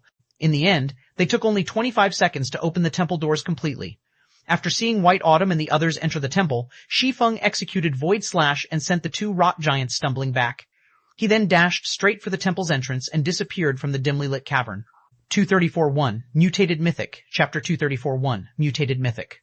The moment Shi Feng entered the temple, he felt as if he had arrived in an entirely different world. Instead of a ceiling, a blue sky hung overhead. Before him was a vast expanse of flowers. Just standing in this place gave him an indescribably pleasant and refreshed feeling. However, some distance ahead stood countless gravestones and statues. Each gravestone recorded the deeds of its owner when they were still among the living. A closer inspection of these gravestones would reveal that every grave belonged to someone who was once a powerhouse in God's domain. Many of these gravestones even belonged to heroes. Meanwhile, every one of these powerhouses had something in common, the fact that they all died on the same day. A resting place constructed by the sea god? Shi Feng could sense faint divine might coming from the gravestones and statues before him. If these things weren't constructed by a god, then it would be impossible for them to pick up a god's aura. After all, an item needed to be in contact with a god for an extended period to absorb the god's aura. Just a graze would not be sufficient. During the time Shi Feng was observing his surroundings, White Autumn and the others approached him. Elder Yifeng, your guild really has hidden its strength deeply. If Warblood and Starlink find out about this, they'll most likely receive a fright, White Autumn said in admiration as he looked at Shi Feng. Although White Autumn had long known that Shi Feng possessed extraordinary strength, he never thought that Shi Feng was this strong. The fact that Shi Feng advanced to a Tier 3 Sword King so soon would serve as a huge deterrence to the various superpowers. After all, nobody could guarantee that, should Zero Wing get pushed into a corner, Shi Feng would not invest a large amount of time specifically to make trouble and target the upper echelons and core experts of Zero Wing's enemies. Most likely, only be a few players in God's domain could say with confidence that they could survive against a Tier 3 Sword King. Moreover, Zero Wing also had a flying ship and occupied a medium fortress on Dragonheart Island. After remembering these matters, White Autumn could not help but grow interested in the guild known as Zero Wing. Now, rather than viewing Zero Wing as a pseudo-superpower, White Autumn already considered Zero Wing an existence equal to Giant's Heart. As for Lin Ya, although she was a little in awe of Shi Feng's strength, she still could not help gnashing her teeth in anger and frustration as she felt that Shi Feng had just been toying with her. Despite being a Tier 3 powerhouse, Shi Feng was insistent on hiding his strength. It would have been fine if he simply kept hiding his strength, yet he chose to reveal it midway through their quest. She felt as if the swordsman had been playing her for a fool. However, as luck would have it, she was utterly helpless to do anything against him. What Linya did not know was that, if not for the extreme importance of ocean boundary stones to Zero Wing, Shi Feng wouldn't have bothered interfering at all. After all, it was much easier to just relax at the rear and collect his payment of ocean boundary stones once the quest was done. However, he had received an opportunity to earn 2 ocean boundary stones with merely a little effort. With the value of 2 ocean boundary stones equivalent to 1 piece of level 100 plus epic equipment, only a fool would choose not to make such a trade. Brother Yifeng, you really concealed your strength perfectly. It is my loss this time. According to our agreement, I'll give you the 2 ocean boundary stones White Autumn promised me as well, Silent Rain said, admitting his defeat. Nobody present found Silent Rain's decision surprising. Although Silent Rain was a sea god's direct kin and could exert the combat power of a Tier 3 class in the sea god's realm, there were still massive differences between Tier 3s. Silent Rain might be able to cope against ordinary Tier 3 experts, but against a Tier 3 Sword King like Shi Feng, who could suppress 2 level 101 Grand Lords all by himself, he would be nothing but a joke. Unless Silent Rain successfully advanced to Tier 3 as well, he wouldn't perform any better than other Tier 2 players when fighting Shi Feng. However, completing the Tier 3 promotion quest was easier said than done. Even if Silent Rain could get promoted to Tier 3, that was something that would happen only in the distant future. Meanwhile, Shi Feng did not say anything about this situation. Gaining 2 additional ocean barrier stones was undoubtedly a good thing for him. With this, his single trip here would earn him a total of 9 ocean barrier stones. This was definitely a huge windfall for Zero Wing. After all, compared to other powers, Zero Wing already possessed a significant advantage when it came to learning combat techniques, the Extraordinary Tower. The further one progressed into the Realms of Truth, the greater the assistance the Realms of Truth would provide. Upon reaching the Ascension Realm, even a Flowing Water Realm expert would have an excellent chance of learning bronze combat techniques. Even if their mastery wouldn't be very high, they would, at least, learn the basic principles of how bronze combat techniques improved one's combat power. Meanwhile, with the help of the Ocean Boundary Stones, Zero Wing would be able to nurture a batch of experts with mastery over bronze combat techniques. At that time, Zero Wing could further stabilize the situation of its various branch guilds. Vice Guild Leader White, may I know what we will be doing next? Shi Feng asked as he looked at the sea of flowers around him. What we need to do next is very simple. We just have to get rid of the spirits created by the strange energy leaking out of the graves. The quicker we clear out all of these spirits, the higher our quest completion rate will be. During our previous 2 attempts, we spent nearly 3 days clearing out the spirits. Now that we have your help, we should be able to finish this part much more quickly, White Autumn said, smiling as he pointed at the faint crimson mist seeping out of the graves. The spirits created by the strange energy were roughly equal in strength to the Naga sirens. However, unlike the Nagas, these spirits were limited in number. One could say that, upon entering this world, they had completed a large portion of the quest already. After eliminating the spirits, all that would be left was removing the strange energy from the graves. Once that was done, not only would White Autumn be able to become a sea god's direct kin, but he would also obtain a sea god's weapon, which would allow him to become the ruler of the seas. While White Autumn was speaking, the strange energy seeping from the graves condensed. A short moment later, translucent undying spirits took shape above the numerous graves. These undying spirits were all geared in excellent weapons and equipment. Their eyes gave off a black glow, and their bodies radiated an indescribably strange energy, which continuously corroded the space around them as if these spirits were trying to taint the space in their own colors. Undying Spirit, Special Energy Being, Great Lord, Level 99, HP 50, Million Ash 50,000 ALVSS. Although these immortal spirits looked to be only ordinary Great Lords, Shi Feng could tell that their combat standards were superior to the Naga Sirens, probably reaching the 6th floor Trial Tower standard. Even Refinement Realm experts of the same level would not be a match for them with their powerful basic attributes. However, against experts like White Autumn and the others on the team, these undying spirits could hardly count as an opponent. Not to mention, Shi Feng was also taking part in the fight now. Due to Shi Feng's participation, the task that originally required nearly 3 days to complete was done in just roughly 2 days. If not for the Undying Spirit's very low spawn rate, the team would have finished this part of the quest in just 1.5 days. Meanwhile, during these 2 days, almost everyone in the team had received a lot of EXP. White Autumn, Linya, Silent Rain, and Uneducated Bull had all risen to level 98. As for Shi Feng, due to the monster's lower level, he did not receive that much EXP from them. As a result, he was still 23% away from reaching level 1003. Aside from EXP, the Undying Spirits had also dropped relatively excellent equipment. Even though the drop rate wasn't particularly high, White Autumn had still ended up with over 100 pieces of level 95 secret silver equipment and several pieces of level 95 fine gold equipment. In addition, he had also obtained quite a number of precious materials. After clearing out the Undying Spirits, White Autumn had everyone sit down and rest in preparation for the final phase of the quest. Once everyone was rested, he took out an aqua blue pendant and chanted an incantation before the graveyard. Immediately, the strange energy remaining in the graveyard went berserk and started gathering rapidly at the center of the graveyard. After 10 seconds, a 6-meter-tall Undying Spirit appeared before everyone's eyes, wearing a crimson cape made out of the strange energy. At this moment, this Undying Spirit was looking at the players before it with an evil grin on its face. Upon seeing this Undying Spirit, whether it was White Autumn or Silent Rain and the others, the expression on their faces changed immediately. That's not right. Why is this boss different from the ones we fought before? Linya could not help her confusion as she stared at the Undying Spirit. Sunset King Mutant, Mythic, Level 100, HP 20,227,227. Is this Sunset King really the same as the ones we fought before? Silent Rain's complexion darkened as he felt the aura the Sunset King radiated. Its HP is more than triple of the previous ones. Although the 2 Sunset Kings they fought before were similarly mythic monsters, they had not been strong enough to make his scalp tingle.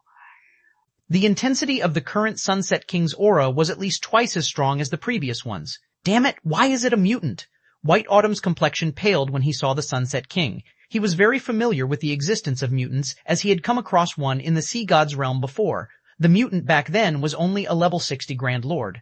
However, its strength surpassed even that of mythic monsters of the same level. It had easily slaughtered a raid team consisting of several thousand level 70-plus experts. In order to bring down that level 60-plus mutant, Giant's Heart had mobilized its war weapons and sacrificed nearly 10,000 expert players. Meanwhile, the mutant before him now was a level 100 mythic monster. White Autumn didn't dare imagine what would happen to the Sea God's realm if it managed to leave this place. Run! Everyone, escape quickly, White Autumn shouted. This isn't a monster we can handle. We need to escape this place immediately. 2342, Void Fragmentation. Chapter 2342, Void Fragmentation.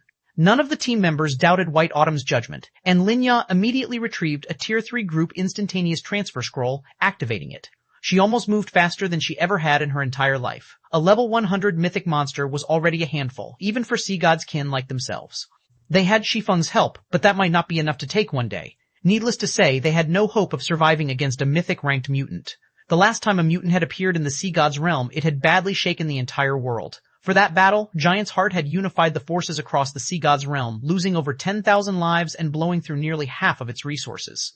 The guild had even been forced to rely on certain cards it had prepared to use against super guilds to bring down the mutant. To make matters worse, a mutant didn't just kill players as normal monsters did, it would sometimes devour them as well. Players that were simply killed didn't have much of an issue, but those that were captured and eaten would suffer triple the usual death penalty, and their souls would be weakened for 10 days after their resurrection. Being eaten was far more severe a loss than dying 5 or 6 times. During the battle against the mutant, many of Giant's Heart's refinement realm experts and stronger had been devoured. Unfortunately, that included some peak experts. It had been a huge setback for the guild. If not for that battle, Pride Empire wouldn't have defended against Giants Here's invasion in the Fire Dragon Empire so effectively. Meanwhile, not only was the mutant before them a mythic-ranked monster, but it was also level 100. If they couldn't escape in time, and the monster devoured them, the consequences would be unimaginably dire for experts of their caliber. Fortunately, players could use teleportation tools within this divine temple. Otherwise, they'd have no hope. As soon as Linya activated the scroll, a teleportation array appeared under the team members' feet. As a Tier 3 group instantaneous teleportation scroll, it could instantly teleport up to 20 players to the nearest NPC city or a fixed location. She didn't waste a second deciding on the teleport location, setting the scroll to transport them to the nearest NPC city. Shi Feng didn't object to White Autumn's decision to retreat in the least. Even with his long years of experience in God's domain, this was the first time Shi Feng had encountered or heard of a mythic-ranked mutant.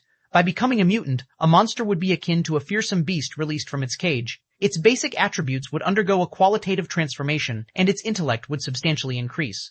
At this point, Shi Feng couldn't even fathom how powerful the mutated Sunset King had become.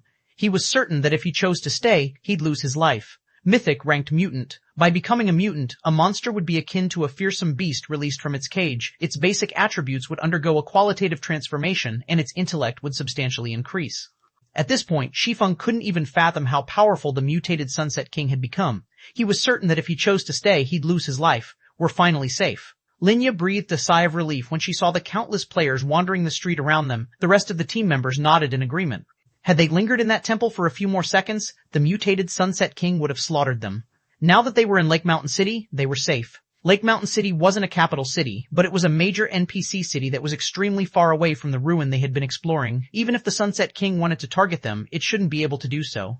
Only White Autumn was disappointed with the outcome. He had gone to great lengths to complete that quest, and just when he had been a step away from his promotion to Direct Kin and the Sea God's weapon, his efforts were wasted.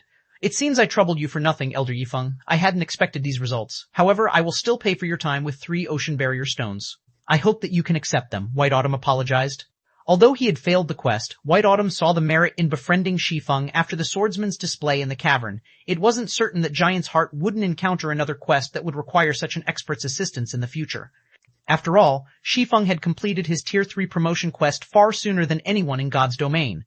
Even if Giant's Heart's experts reached Tier 3 as well, Shi Feng's strength shouldn't be underestimated with the massive lead he had. Silent Rain and Uneducated Bull watched Shi Feng enviously. According to their agreement with White Autumn, they'd only get paid if they helped complete the quest. Since they hadn't, they'd receive nothing. Yet Shi Feng had still been given 3 ocean barrier stones. The original agreement they had with Giant's Heart had only involved a single ocean barrier stone as payment. As Shi Feng was about to respond to White Autumn's offer, however, an intense shockwave blew through the street, attracting everyone's attention. Some distance away from Shi Feng's group, a tear in space opened, and 2 pitch-black hands reached out, slowly prying the tear apart. How is this possible? Linya exclaimed as she watched the black hands emerge. Those hands belonged to none other than the Sunset King. The crimson aura radiating off the crimson hands was the same strange energy that filled the Sea God's ruin they had been in. The others on the team stared at the rift as well, just as shocked. This was a monster that could track their teleportation and rip through space to hunt them down. It was the first time they had ever heard of such a creature in God's domain. Before Shi Feng and the others could react, the Sunset King stepped through the enlarged spatial tier, its crimson gaze immediately locking onto the group.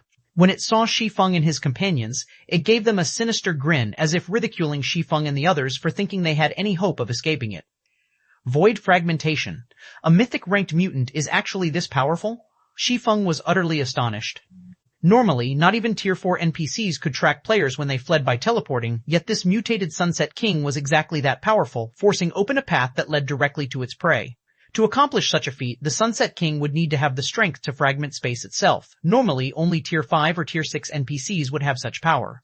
Contrary to Shi Feng and his companions' reactions, the players around them seemed excited as they watched the Sunset King emerge. Crap, a mythic monster is sieging the city? This is perfect timing. A level 100 mythic monster. If it dies, it'll definitely drop something excellent. If I can snatch 1 or 2 items, I'll be rich. Lake Mountain City's players didn't panic in the least when they saw the Sunset King. Rather, they hungered for its blood. They were in an NPC city after all, and the city's NPC soldiers were all level 150 or higher. A measly level 100 mythic monster would just be asking for a beating by trying to attack the city. It wasn't long after the Sunset King's appearance that a group of level 150 plus NPC soldiers arrived and charged toward it.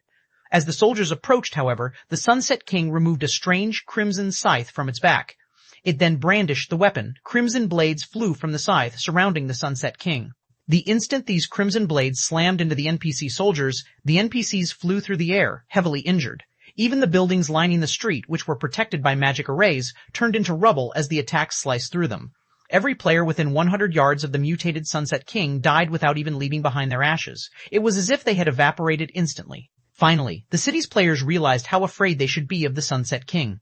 Are you kidding me? Magic arrays had protected those buildings. Even mythic monsters would need a lot of time to destroy them, yet this monster, the players that had assumed they could take advantage of the Sunset King's arrival, were dumbfounded.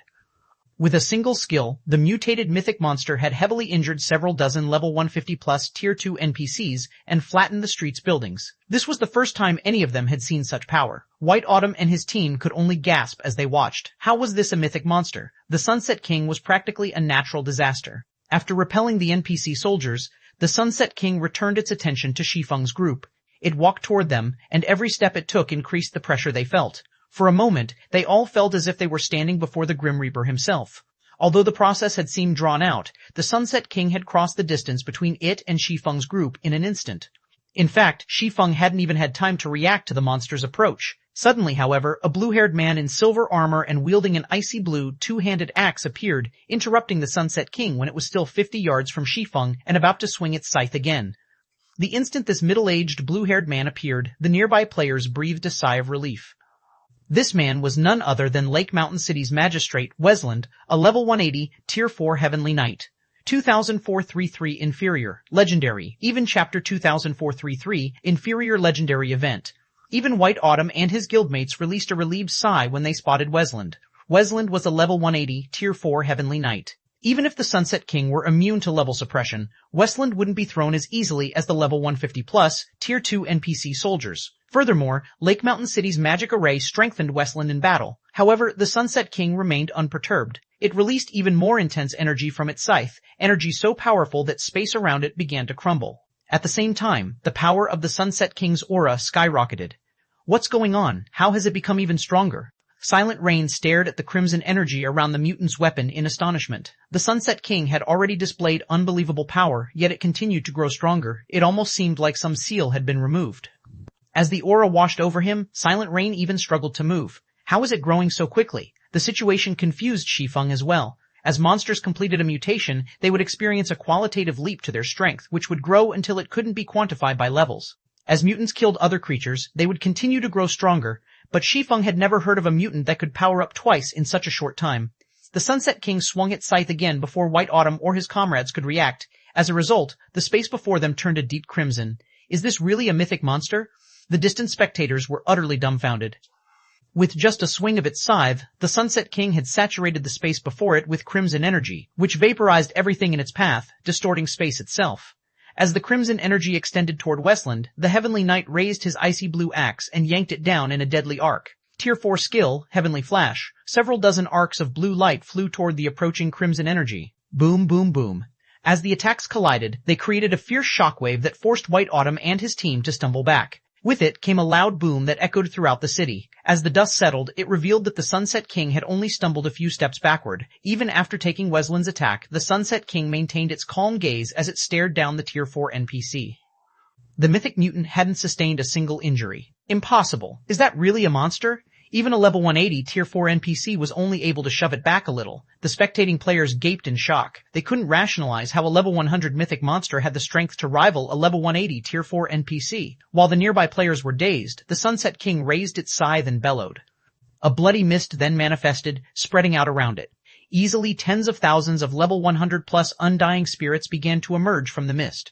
Even the weakest summoned undying spirit was a High Lord, while the strongest were Grand Lords. As these undying spirits appeared, Lake Mountain City's players heard the sound of a system notification. System: Lake Mountain City has triggered the inferior legendary event, Awakening of the Mutant King. Kill the Sunset King before it destroys Lake Mountain City and obtain the mutated heart. With the mutated heart, one may receive the Sea God's blessing. The notification shocked everyone, and the players who had been trying to flee froze in place. An inferior legendary event. They had never heard of such a thing happening in the Sea God's realm before. Moreover, if they killed the Sunset King, they could receive the Sea God's blessing. A God's blessing. That was even better than becoming a God's kin. If they could obtain the Sea God's blessing, an instant rise to fame would be easy. The way these players looked at the Sunset King immediately changed. Rather than fear and trepidation, They now stared at the mythic mutant with longing, fervent gazes. Attack. Our adventurer team must obtain that mutated heart. With it, we'll become famous throughout the sea god's realm. Gather all of our war weapons immediately. We need to kill the Sunset King before other guilds arrive. Lake Mountain City's various major powers exploded into action. These major powers hadn't paid much attention to the Sunset King at first. A mythic monster's loot wasn't all that impressive after all. Even if they killed it, they'd be lucky to claim a handful of items with how many players were in the area. Furthermore, the Sunset King was clearly quite powerful. The potential gains simply hadn't been worth the losses. However, the system announcement had changed everything. As long as they killed the Sunset King and obtained its mutated heart, they could grant one player the sea god's blessing. With it, one would be unmatched at sea. We should gather our men as well, Vice Guild leader. With a Tier 4 NPC and an entire city of players to help raid the Sunset King, not even this mythic mutant will last long, Linya quickly advised. Before the planar passages had opened, no one would have dared to defy Giant's Heart in the sea god's realm, but now, many of the other world's major powers had allied with those on the main continent. Although Giant's Heart still held a significant portion of the sea god's realm's resources, the various major powers didn't fear the guild as they once did. Hence, it was impossible to claim all of the Sunset King's loot. Notify our subordinates and tell them to send as many guild members to the city as they can. Inform them that we'll need all of our available war weapons as well, White Autumn commanded, understanding the situation's importance as well. Giant's Heart might have a powerful hold on the sea god's realm, but that did not mean its strength was equally distributed across the world. Logically, it shouldn't have much more manpower than the local guilds in a backwater area like Lake Mountain City. Moreover, that strange bloody mist had disabled all teleportation abilities. In other words, players would have to run to Lake Mountain City. This gave Giant's Heart even less of an advantage over the local powers. Meanwhile, Silent Rain and Uneducated Bull also began to grow anxious. Due to the Sunset King's power, players couldn't approach it. If they tried, they'd be instantly vaporized. Hence, the city's players would have to rely on tools and war weapons to raid the mythic mutant, which was a major disadvantage to independent players like them. Following which, Lake Mountain City's various major powers mobilized one trump card after another, with some using summoning scrolls, and others revealing formidable war weapons such as gnome cannons. These powers started to push back the Undying Army while bombarding the Sunset King. For a while, Lake Mountain City had transformed into a chaotic war zone. However, the Sunset King was no easy opponent. Not only was its attack range massive, but its summoned undying spirits also moved like a well-organized army. They specifically targeted the gnome cannons and large ballistas, forcing the various major powers to defend their war weapons desperately. Unfortunately, against the level 100 plus undying spirits, ordinary Tier 2 experts were little more than moving targets. After only 20 minutes, over 100,000 players had died in Lake Mountain City. Several hundred Tier 2 NPC soldiers had also fallen amidst the chaos. In contrast, as the bloody mist continued to expand, more undying spirits joined the battlefield. Even though more players and powers joined the fight with each passing minute, they couldn't stop the spread of the bloody mist. Fortunately, bombarded by the various major powers' war weapons and magic scrolls, the Sunset King rapidly lost HP. At this rate, Vice Guild leader, I'm afraid that the raid will end before our reinforcements arrive. Also, there are too many spirits here now. Approaching the boss's location will be very difficult, Ling Yao worriedly reported as she watched the mythic monster's HP decrease.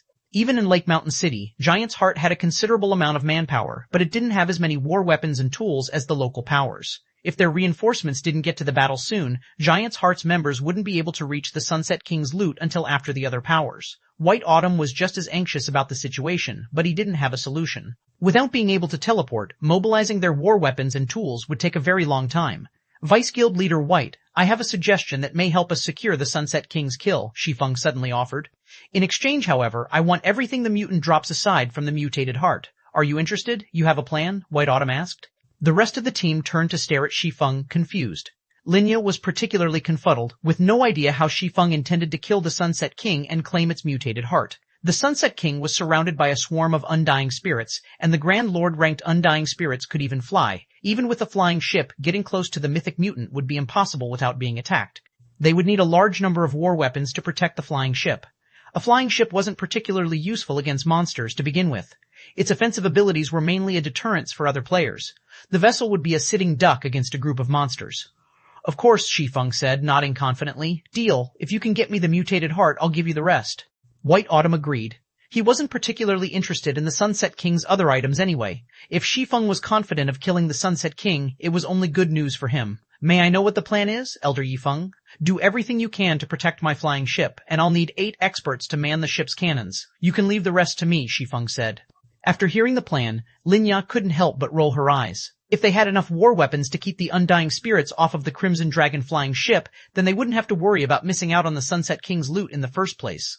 Oh, I'll also need 6 peak experts to pilot these guardian puppets and protect the flying ship, Shi Feng said, chuckling. He then revealed 6 guardian puppets from his epic spatial bag. 2344 Flying Ship vs. Sunset King. Chapter 2344 Flying Ship vs. Sunset King. White Autumn and the others were stunned when they saw the 6 guardian puppets. 6 combat puppets? Did he bring Zero Wing's entire armory with him? Linya stared, astonished, at Shi Feng after witnessing the 6 guardian puppets, which were as tall as buildings.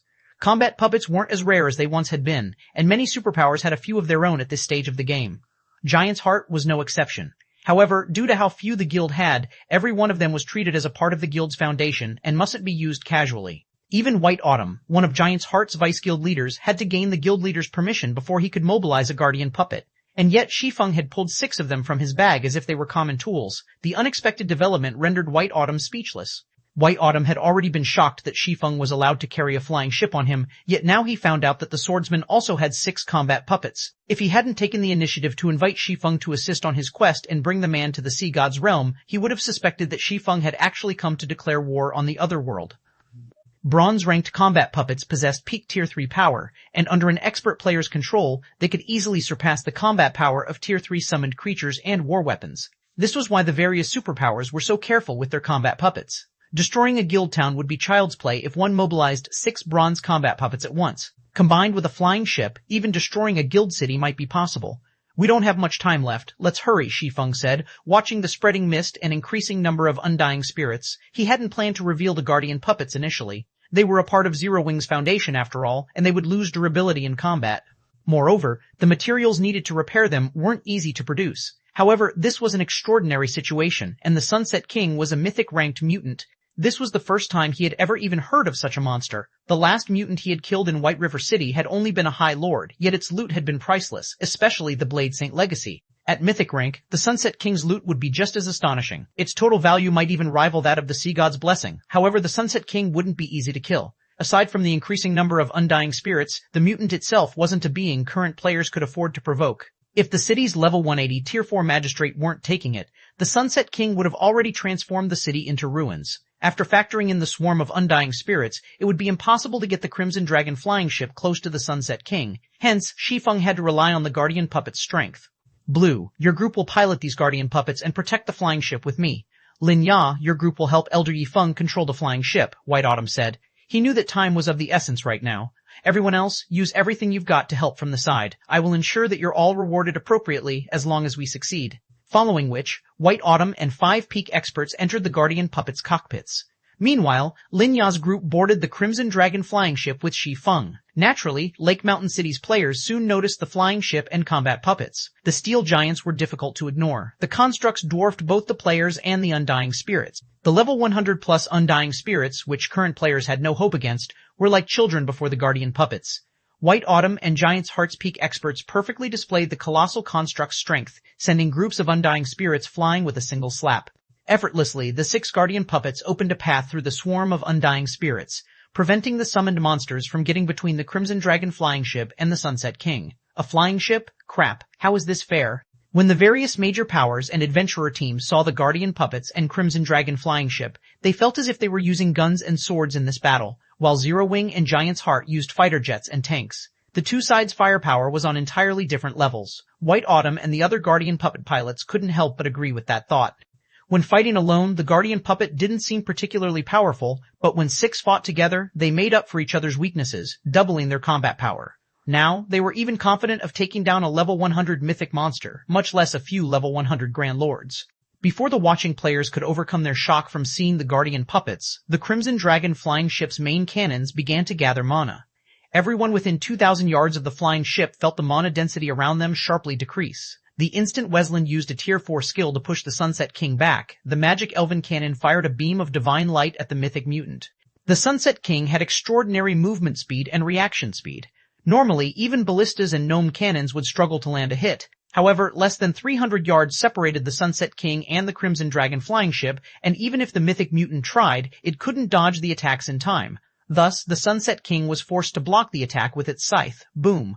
The instant the beam attack smashed into the scythe, space around the impact ruptured.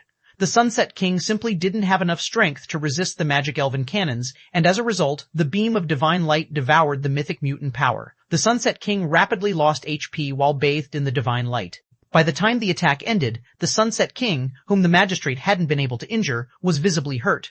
Cracks spread across the mutant's body, and it had lost over 20,000 HP.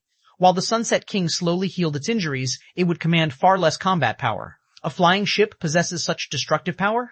Linya stared at the injured Sunset King with wide eyes. Not even a Tier 4 Heavenly Knight had been able to damage the Sunset King's body, yet the Crimson Dragon had achieved the feat with a single attack. It was simply unbelievable. What Linya didn't know was that the Crimson Dragon flying ship was powered by a bronze engine. Its overall DPS might not be a match for an actual bronze flying ship, but its main cannon had peak Tier 4 power. Not even Westland could afford to take a direct hit from the magic elven cannon. The boss is coming. Activate the magic shield and mana field. All mana pulse cannons, attack with everything you've got. Shi Feng commanded as the Sunset King turned his glare toward the Crimson Dragon flying ship.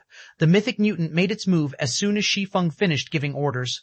The Sunset King appeared before the flying ship in the blink of an eye and swung its scythe, sending a crimson arc slicing at the vessel. Fortunately, the flying ship's magic shield and mana field snapped up before the Sunset King had attacked. As a result, the flying ship avoided taking any hull damage. However, the attack had depleted the magic shield's energy reserve by over 6,000 points. After blocking the Sunset King's attack, the flying ship's mana pulse cannons activated, one after another, firing a black and white beam that struck the mythic mutant. Each one of the beams shaved off a sizable chunk of the Sunset King's HP, and the spectating players were stunned by the horrific, spectacular explosions that ensued. After witnessing the Crimson Dragon flying ship's performance, everyone gained a newfound appreciation for flying ships.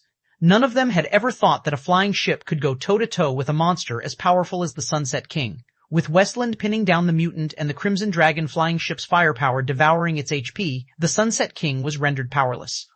It could only watch as it continued to lose HP. Moreover, due to the 6 guardian puppets, the tens of thousands of Undying couldn't even reach the flying ship. 60%, 30%, 10%. As the Sunset King's HP continued to plummet, the mythic mutant frenzied. In turn, the Crimson Dragon flying ship steadily lost durability. They were lucky that Westland had shown up. Without him to tank the mythic mutant, the Crimson Dragon flying ship would have lost durability at a much faster rate. When the Sunset King's HP fell to 5%, it turned and fled, but Westland refused to allow it. The magistrate immediately activated Lake Mountain City's defensive magic array, sealing off the city. The Sunset King couldn't escape the city until it destroyed the magic barrier. Die.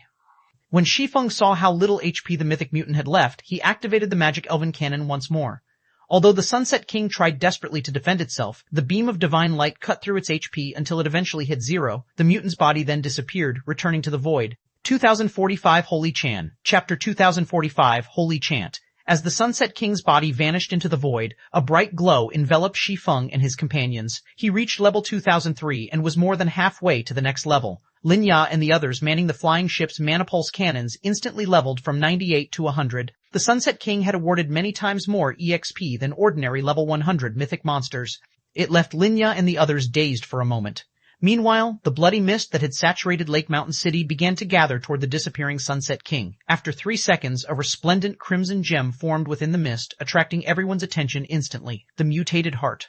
Even without inspecting the gem, everyone knew it was the mutated heart. After all, the crystal contained tremendous energy, even more than 7 luminaries' crystals. While it hovered in the air, the crimson gem radiated such powerful waves of energy that space around it distorted as if it couldn't endure the energy. The energy within the crimson gem had no place on this plane of existence. Suddenly, a ray of holy light descended from the sky, and every player in the city heard a divine chant. As if the heavens were celebrating the Sunset King's death, over 100 globes of light fell from the sky, landing around the mutated heart. Their brilliant light illuminated all of Lake Mountain City. Every one of these treasures radiated incredible auras, and so close together their auras amplified each other. Bathing in the combined auras and warm light, ordinary players struggled to approach the items, loot.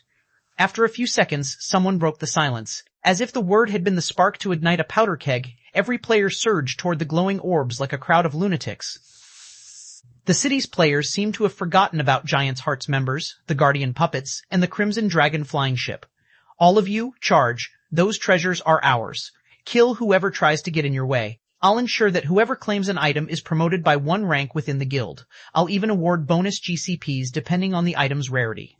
Lake Mountain City's various major powers promptly ordered their guild members to surround the Sunset King's loot. Although there were quite a few Giant's Heart members nearby, no one paid them any mind. With so much precious treasure before them, all else was secondary. Improving one's strength was the key to success in God's domain.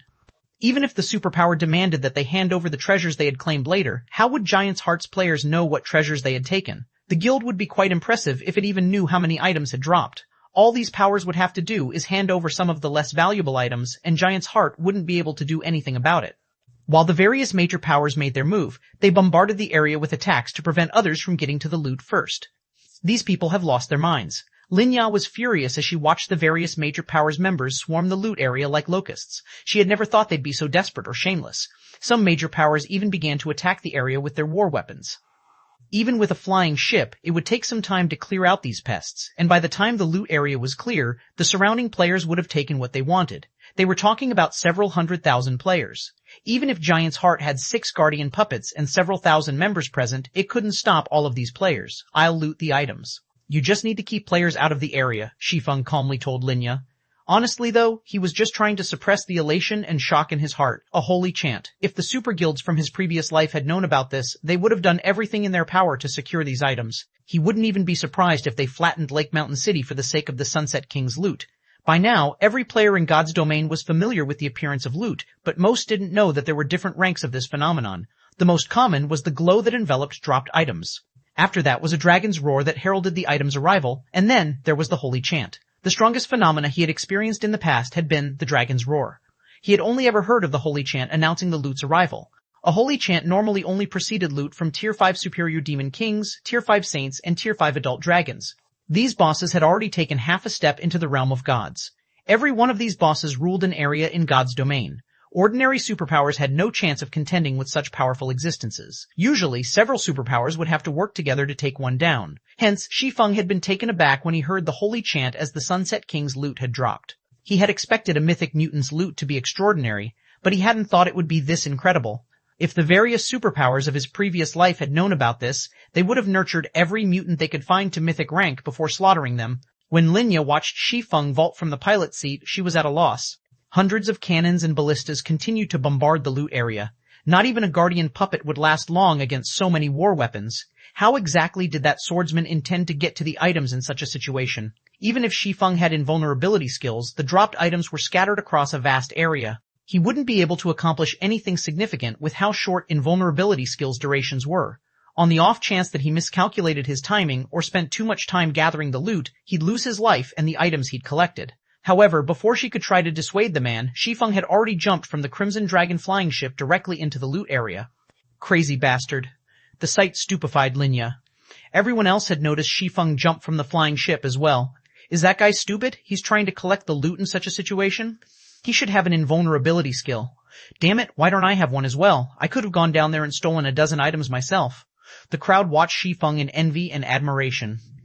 With a dozen of the 100 or so items on the ground, one could make a killing. So many major powers were trying to get to those items right now, and each would be fortunate enough to obtain 5 or 6 items at most. However, Shi Feng hadn't activated an invulnerability skill when he hit the ground as everyone had expected. Rather, he replaced the Abyssal Blade with the Twilight Blade and summoned 8 doppelgangers, each with 85% of Shi Feng's basic attributes. What is he trying to do? White Autumn, who commanded Giant's Heart's members some distance away, was confused as he watched the swordsman. Some doppelgangers could use their players' skills and spells, but none of the doppelgangers in God's domain could pick up items. Only the player's main body could do so.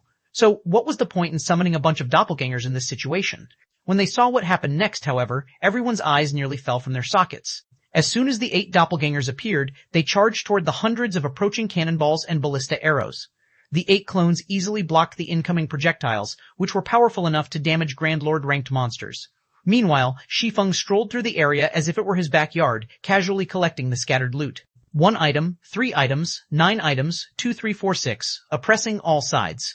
Chapter 2346, oppressing all sides. As Shi Feng started collecting one dropped item after another, silence fell over the entire city. How is something like this even possible? Crap. Is he even human?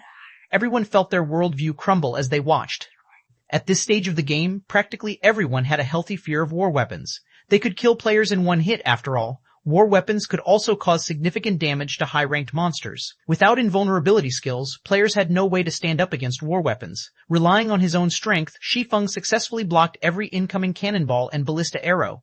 Even his doppelgangers effortlessly deflected the hundreds of war weapon attacks. He was simply inhuman. The various major powers members watched as Shi Feng steadily collected the loot with bloodshot eyes. Every one of the Sunset King's items radiated an incredibly powerful aura. In God's domain, such auras were proof of an item's rarity and value. Even from so far away, they could see the epic glow effect shining among the Sunset King's loot, and a few items radiated a strange light and a faint trace of divine might. Kill him. Those items are mine. Use Tier 4 magic scrolls.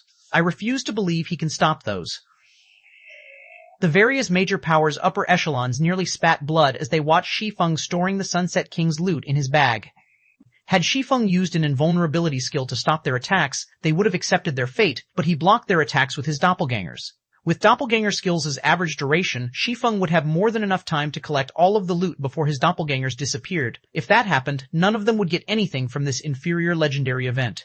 A few of the major powers experts immediately retrieved the Tier 4 magic scrolls they had been saving and activated them against the swordsman.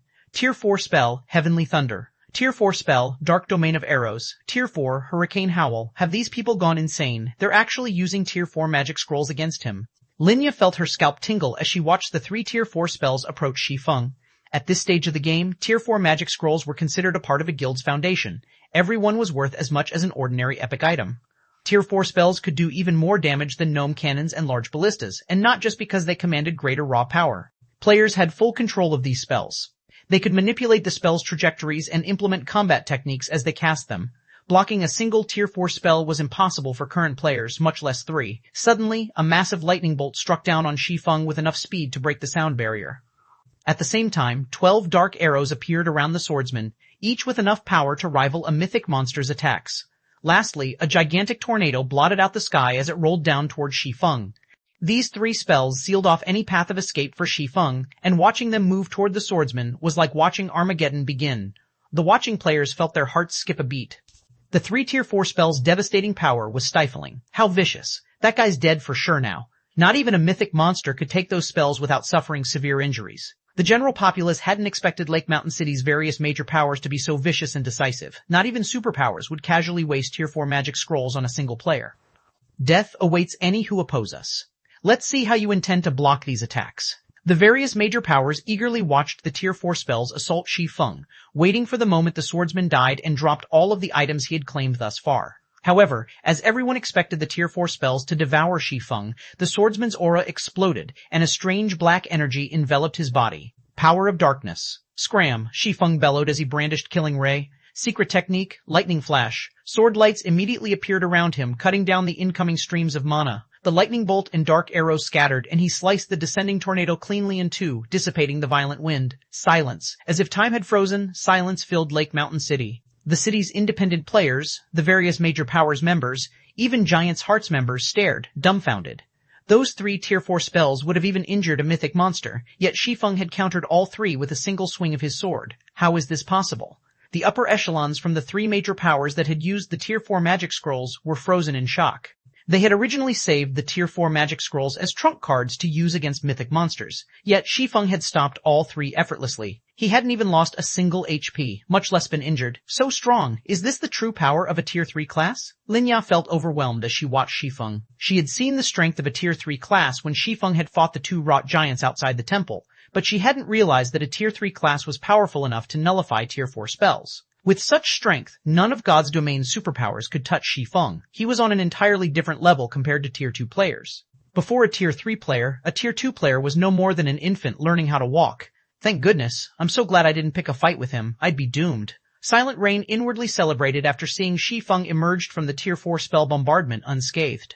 Silent Rain had considered plotting a way to steal the Crimson Dragon flying ship, but after this performance, he knew that not even a superpower's main army could take that swordsman down. Warblood and Starlin are truly unlucky to have provoked such an individual. White Autumn couldn't help but pity the 2 organizations.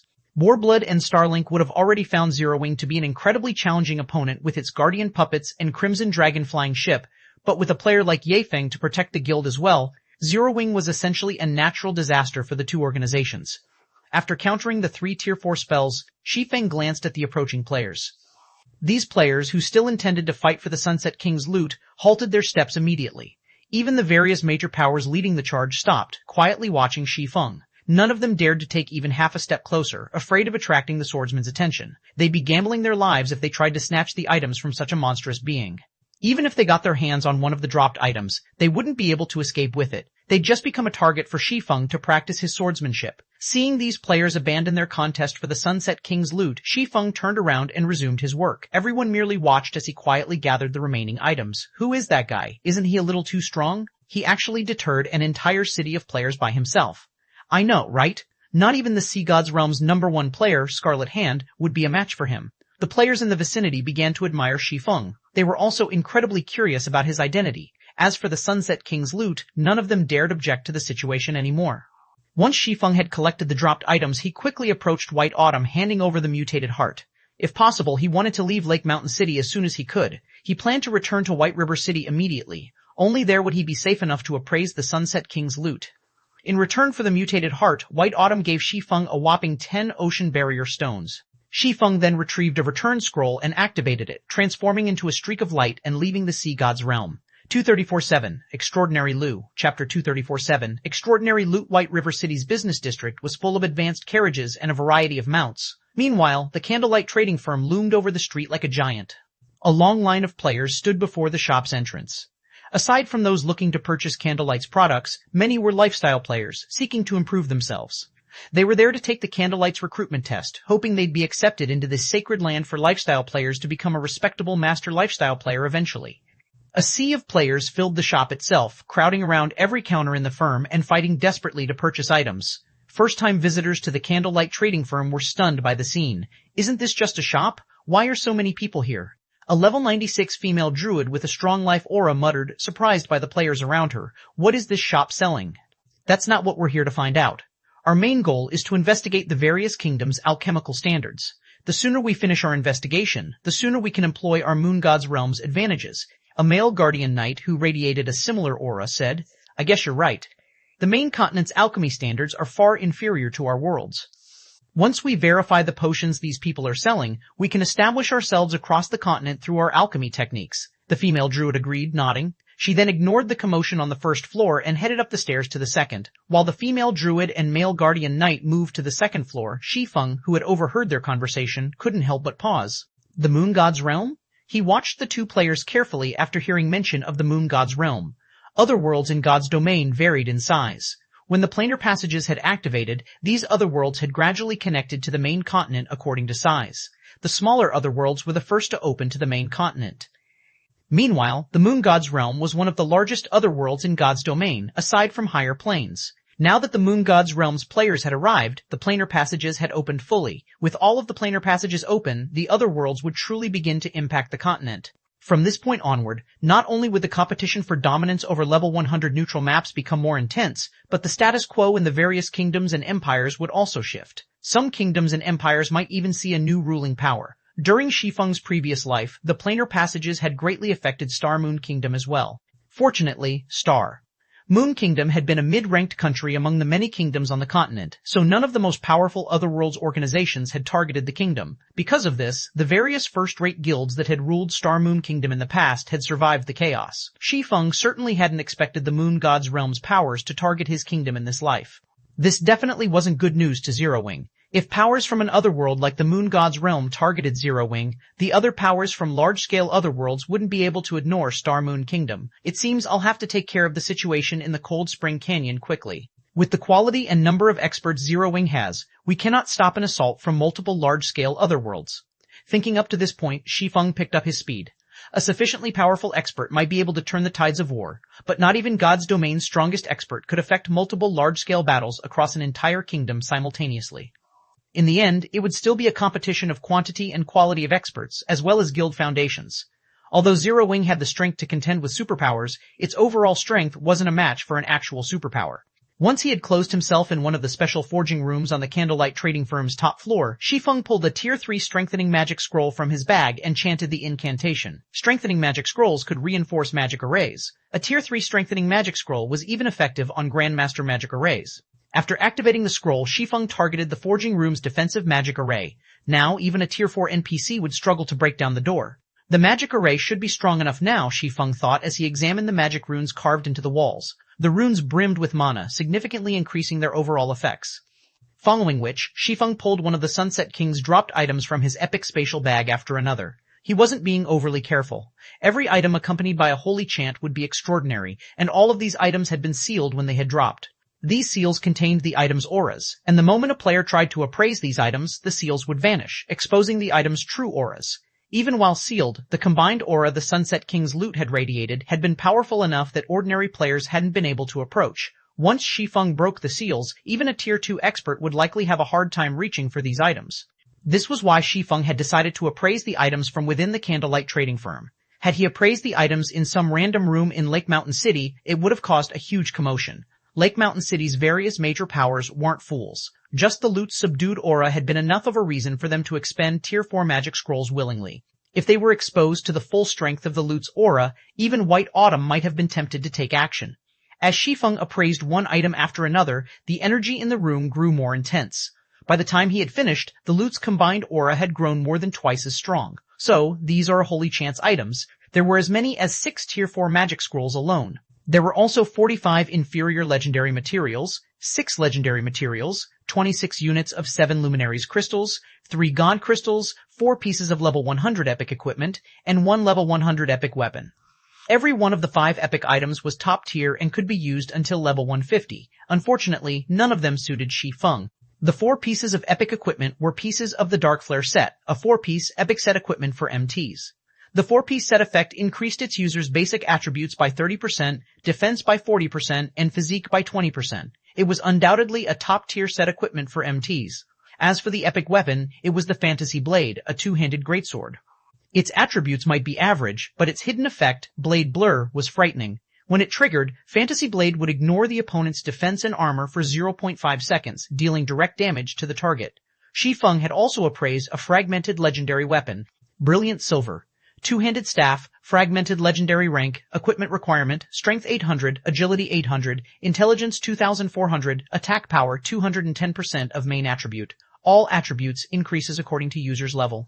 When equipped, strength increased by 40%, agility increased by 40%, intelligence increased by 70%, endurance increased by 30%, vitality increased by 50%, casting speed increased by 35%, spell completion rate increased by 4%, spell critical rate increased by 35%, stamina and concentration consumption decreased by 20%, ignore levels plus 20 additional passive skill. 1. Soul Transition increases the user's soul by 1 tier. Can be increased up to Tier 5 additional passive skill 2. Mana Blessing, user spells have a certain chance to be upgraded by 1 tier. Can be increased up to Tier 5 additional passive skill 3. Mana Body, increases Mana Body's effect by 1 rank. Additional active skill 1. Void Field, all magic damage received decreased by 80%. All spells' effects increased by 100%. Physique increased by 60%. Duration, 1 minute cooldown, 2 hours additional active skill 2. Void Blade summons 18 blades using the power of Void. Each blade possesses strength equal to 120% of the user's main attribute and deals divine damage. Duration, 30 seconds. Cooldown, 5 minutes. Brilliant Silver had once belonged to the Void creator. However, its core had been severely damaged when the staff had been used to repair the world's heart. In addition, to gain full control of the staff, one must be acknowledged by the Void creator. Repairing it requires 10 God Crystals. God Crystals required to repair Brilliant Silver, Nero 10. Brilliant Silver was suitable for any magical class expert and would qualitatively transform a player's combat power.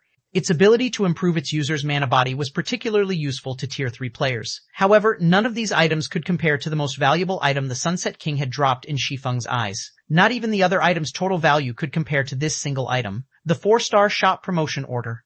2034-8, 4-star shop. Chapter 2034-8.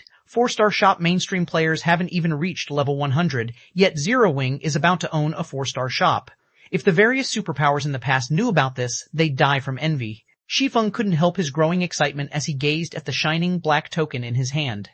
A 4-star shop promotion order was roughly worth as much as a fragmented legendary item, but it was far more difficult to obtain. Even of the many superpowers in God's domain, only a minority could obtain a 4-star shop promotion order. No power would trade a 4-star shop promotion order even if offered a legendary item.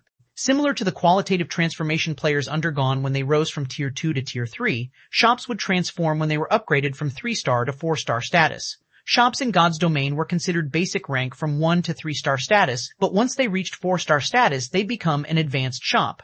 Not only would all of the shop's existing functions improve, but it would also gain new major functions. The first was the Research Workshop. The Research Workshop would be tremendously helpful to lifestyle players as they worked to rise through the ranks. Not even the Philosopher's Hand or Moon God's Secret Journal could compete.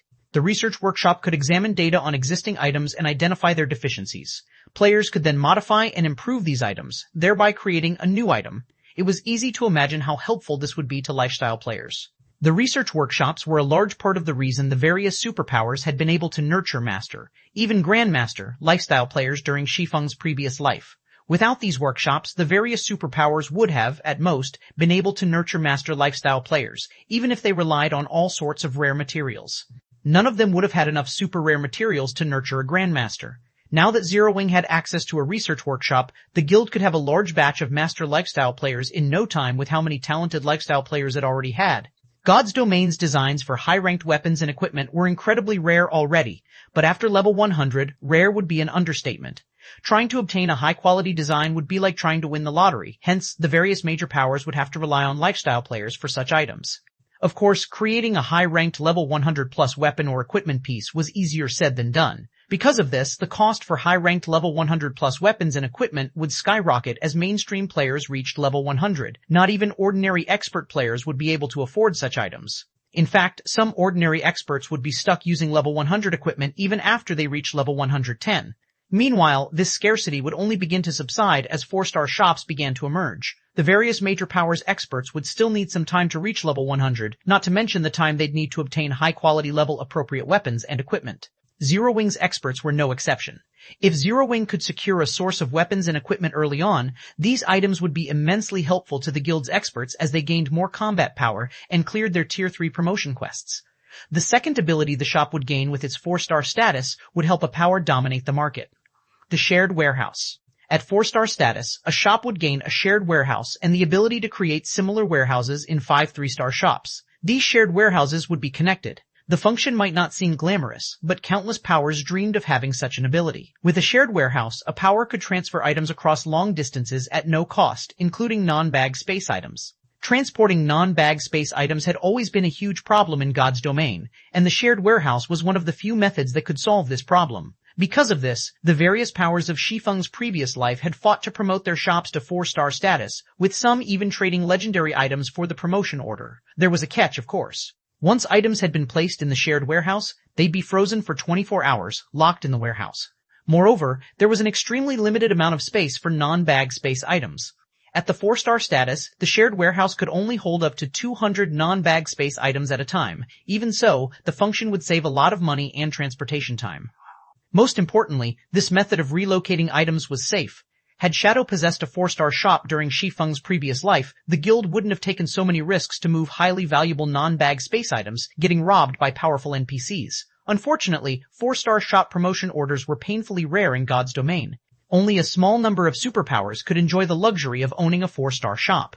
Due to these two functions, not even powers with 100 3-star shops could compete with those that had a 4-star and a few 3-star shops for dominance over the market. Thinking up to this point, Shi Feng collected the Sunset King's loot in his bag and stored the 7 Luminaries crystals and God crystals in his private warehouse. He then made his way to the city hall to upgrade the Candlelight trading firm to a 4-star shop. He also notified Melancholic Smile and had her mass recruit players for Candlelight's internal membership, pausing normal recruitment for now. Previously, Candlelight hadn't met the conditions for expansion. The trading firm only had a limited number of special workshops and meditation rooms after all. Moreover, competition between the various trading firms hadn't been particularly intense as designs for high-quality weapons and equipment below level 100 were relatively easy to obtain. However, that was about to change. Any design or recipe a player found in a level 100+ neutral map would be incredibly valuable. Now that Candlelight was about to have a 4-star shop, Shi Feng couldn't allow the trading firm to operate as liberally as it had been.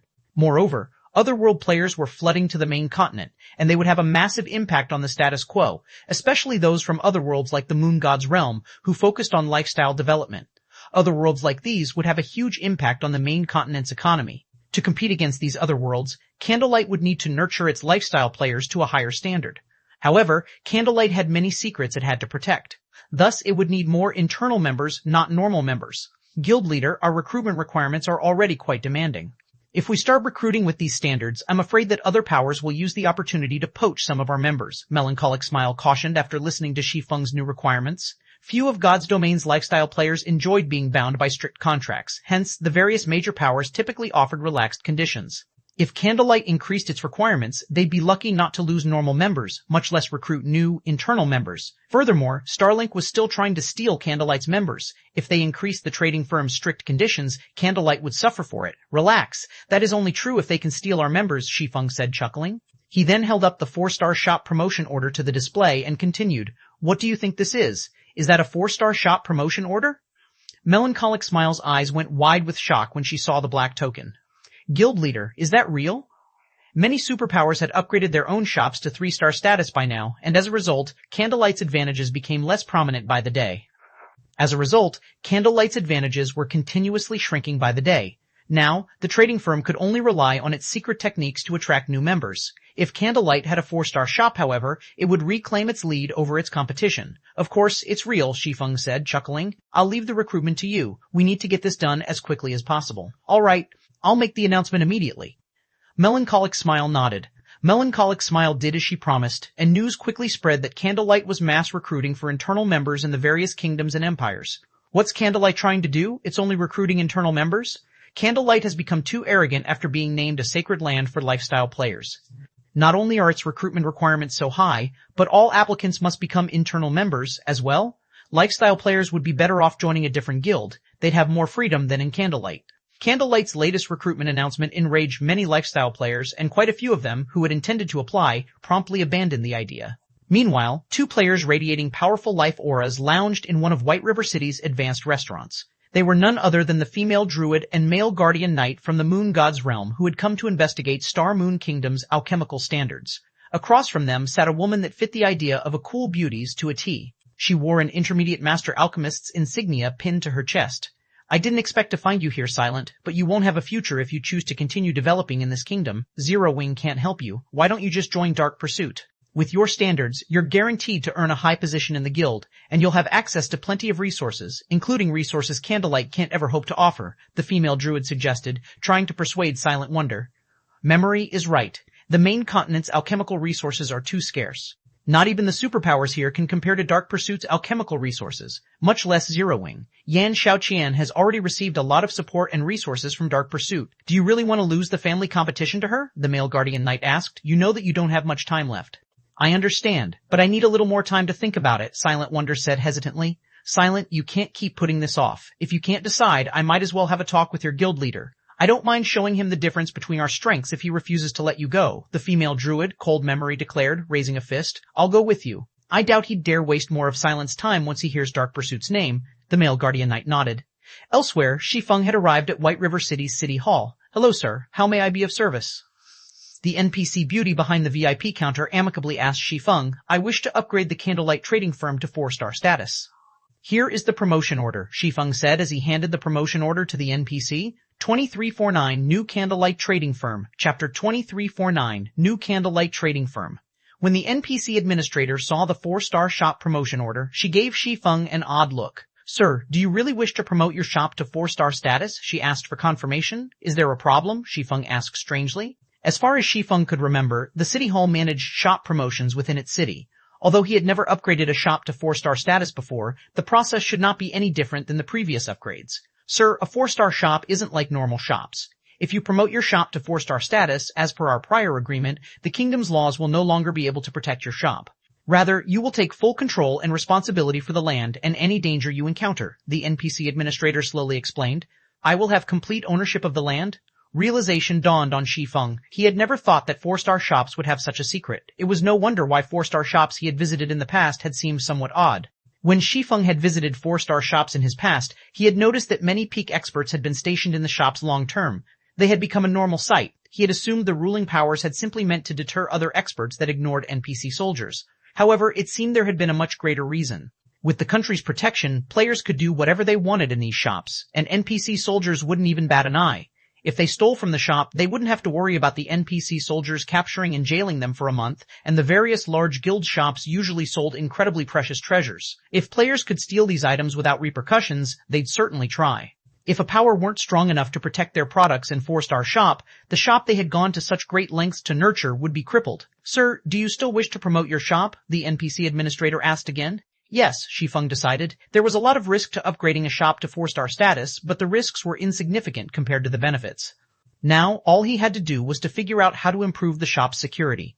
The cost of rebuilding and expanding your territory will be calculated independently. Here are the reconstruction and expansion options. You may choose whichever you wish. If you are not satisfied with the results, you may reconstruct and expand again, the NPC administrator said, smiling as she handed Shi Feng a list. How vicious. Shi Feng was flabbergasted when he saw the stated prices. Reconstruction meant adding new floors to the shop. In this regard, he had 3 choices: 12 floors, 15 floors, and 21 floors. They would cost 20,000 gold, 40,000 gold, and 100,000 gold respectively. The expansion cost was even more ruthless. Gaining 40% more land would cost 50,000 gold, while each additional 10% would cost 30,000 gold to a maximum of a 100% expansion. This was even more expensive than constructing a city. First-rate guilds would be considered quite wealthy if they had 50,000 gold in liquid funds, yet that was only a fraction of the cost for reconstructing and expanding the shop. Although Zero Wing had recently earned a lot of money, with around 170,000 gold in liquid funds, it couldn't afford to splurge on a 4-star shop. The guild still needed to pay the recruitment costs for 5,000 NPC knights after all. Shi Feng's hesitation didn't last long, however. After a moment, he chose the 21-story option and expanded the shop's land by 40%. Unlike 3-star shops, which had a fixed number of special workshops and meditation rooms, a 4-star shop with more floors could contain more special workshops and meditations rooms. For example, the 15-story version would only have 30 special workshops, while the 21-story building would have 50 special workshops. As for the basic meditation room, a 21-story shop would have as many as 12 in total, which would be more than enough to satisfy Candlelight's lifestyle players. In fact, it would be enough to allow Shi Feng to reserve one for himself. Unfortunately, the number of total floors wouldn't affect the number of research workshops the shop possessed. Even in the 21-story shop, the shop would only have a single research workshop. As for the additional land, that would only allow the shop to accommodate more players. Hence, Shi Feng prioritized the number of floors for his shop over the shop's size. Alright. Your bill comes to 155,000 gold, the NPC administrator said, flashing Shi Feng a bright smile. Once you've completed the payment, our men will head over and start the reconstruction. The process should take half an hour. During this time, nobody will be allowed into the shop. That won't be a problem, Shi Feng replied. His heart ached a little as he handed over the payment. He had just spent a ridiculous amount of money, but with a 4-star shop's abilities, he could likely earn it all back within the first week. Even during his previous life, research workshops had been one of the best tools to nurture lifestyle players. Since he still had some time before mainstream players reached level 100, the research workshop would be priceless. Meanwhile, after Shi Feng completed the payment, the NPC administrator handed him the deed to the Candlelight trading firm. Once the shop's reconstruction was complete, White River City's Candlelight trading firm would become Shi Feng's personal possession. He would then be responsible for the shop's security. With this task complete, Shi Feng left the city hall and returned to the Candlelight trading firm. He intended to spend some time planning the shop's security measures. However, halfway through his journey, Melancholic Smile called. Guild leader, 2 people are here to meet you. They've identified themselves as Dark Pursuit's representatives and say that they'd like to negotiate a partnership, Melancholic Smile excitedly reported. Any player that had spent time in the virtual gaming world knew about the guild known as Dark Pursuit. The Super Guild was famous for its focus on support classes. Although Dark Pursuit did not operate on the main continent, no power dared to underestimate it. If Candlelight could secure an alliance with the Super Guild, it could gain some serious advantages. Partnership? The news confused Shi Feng.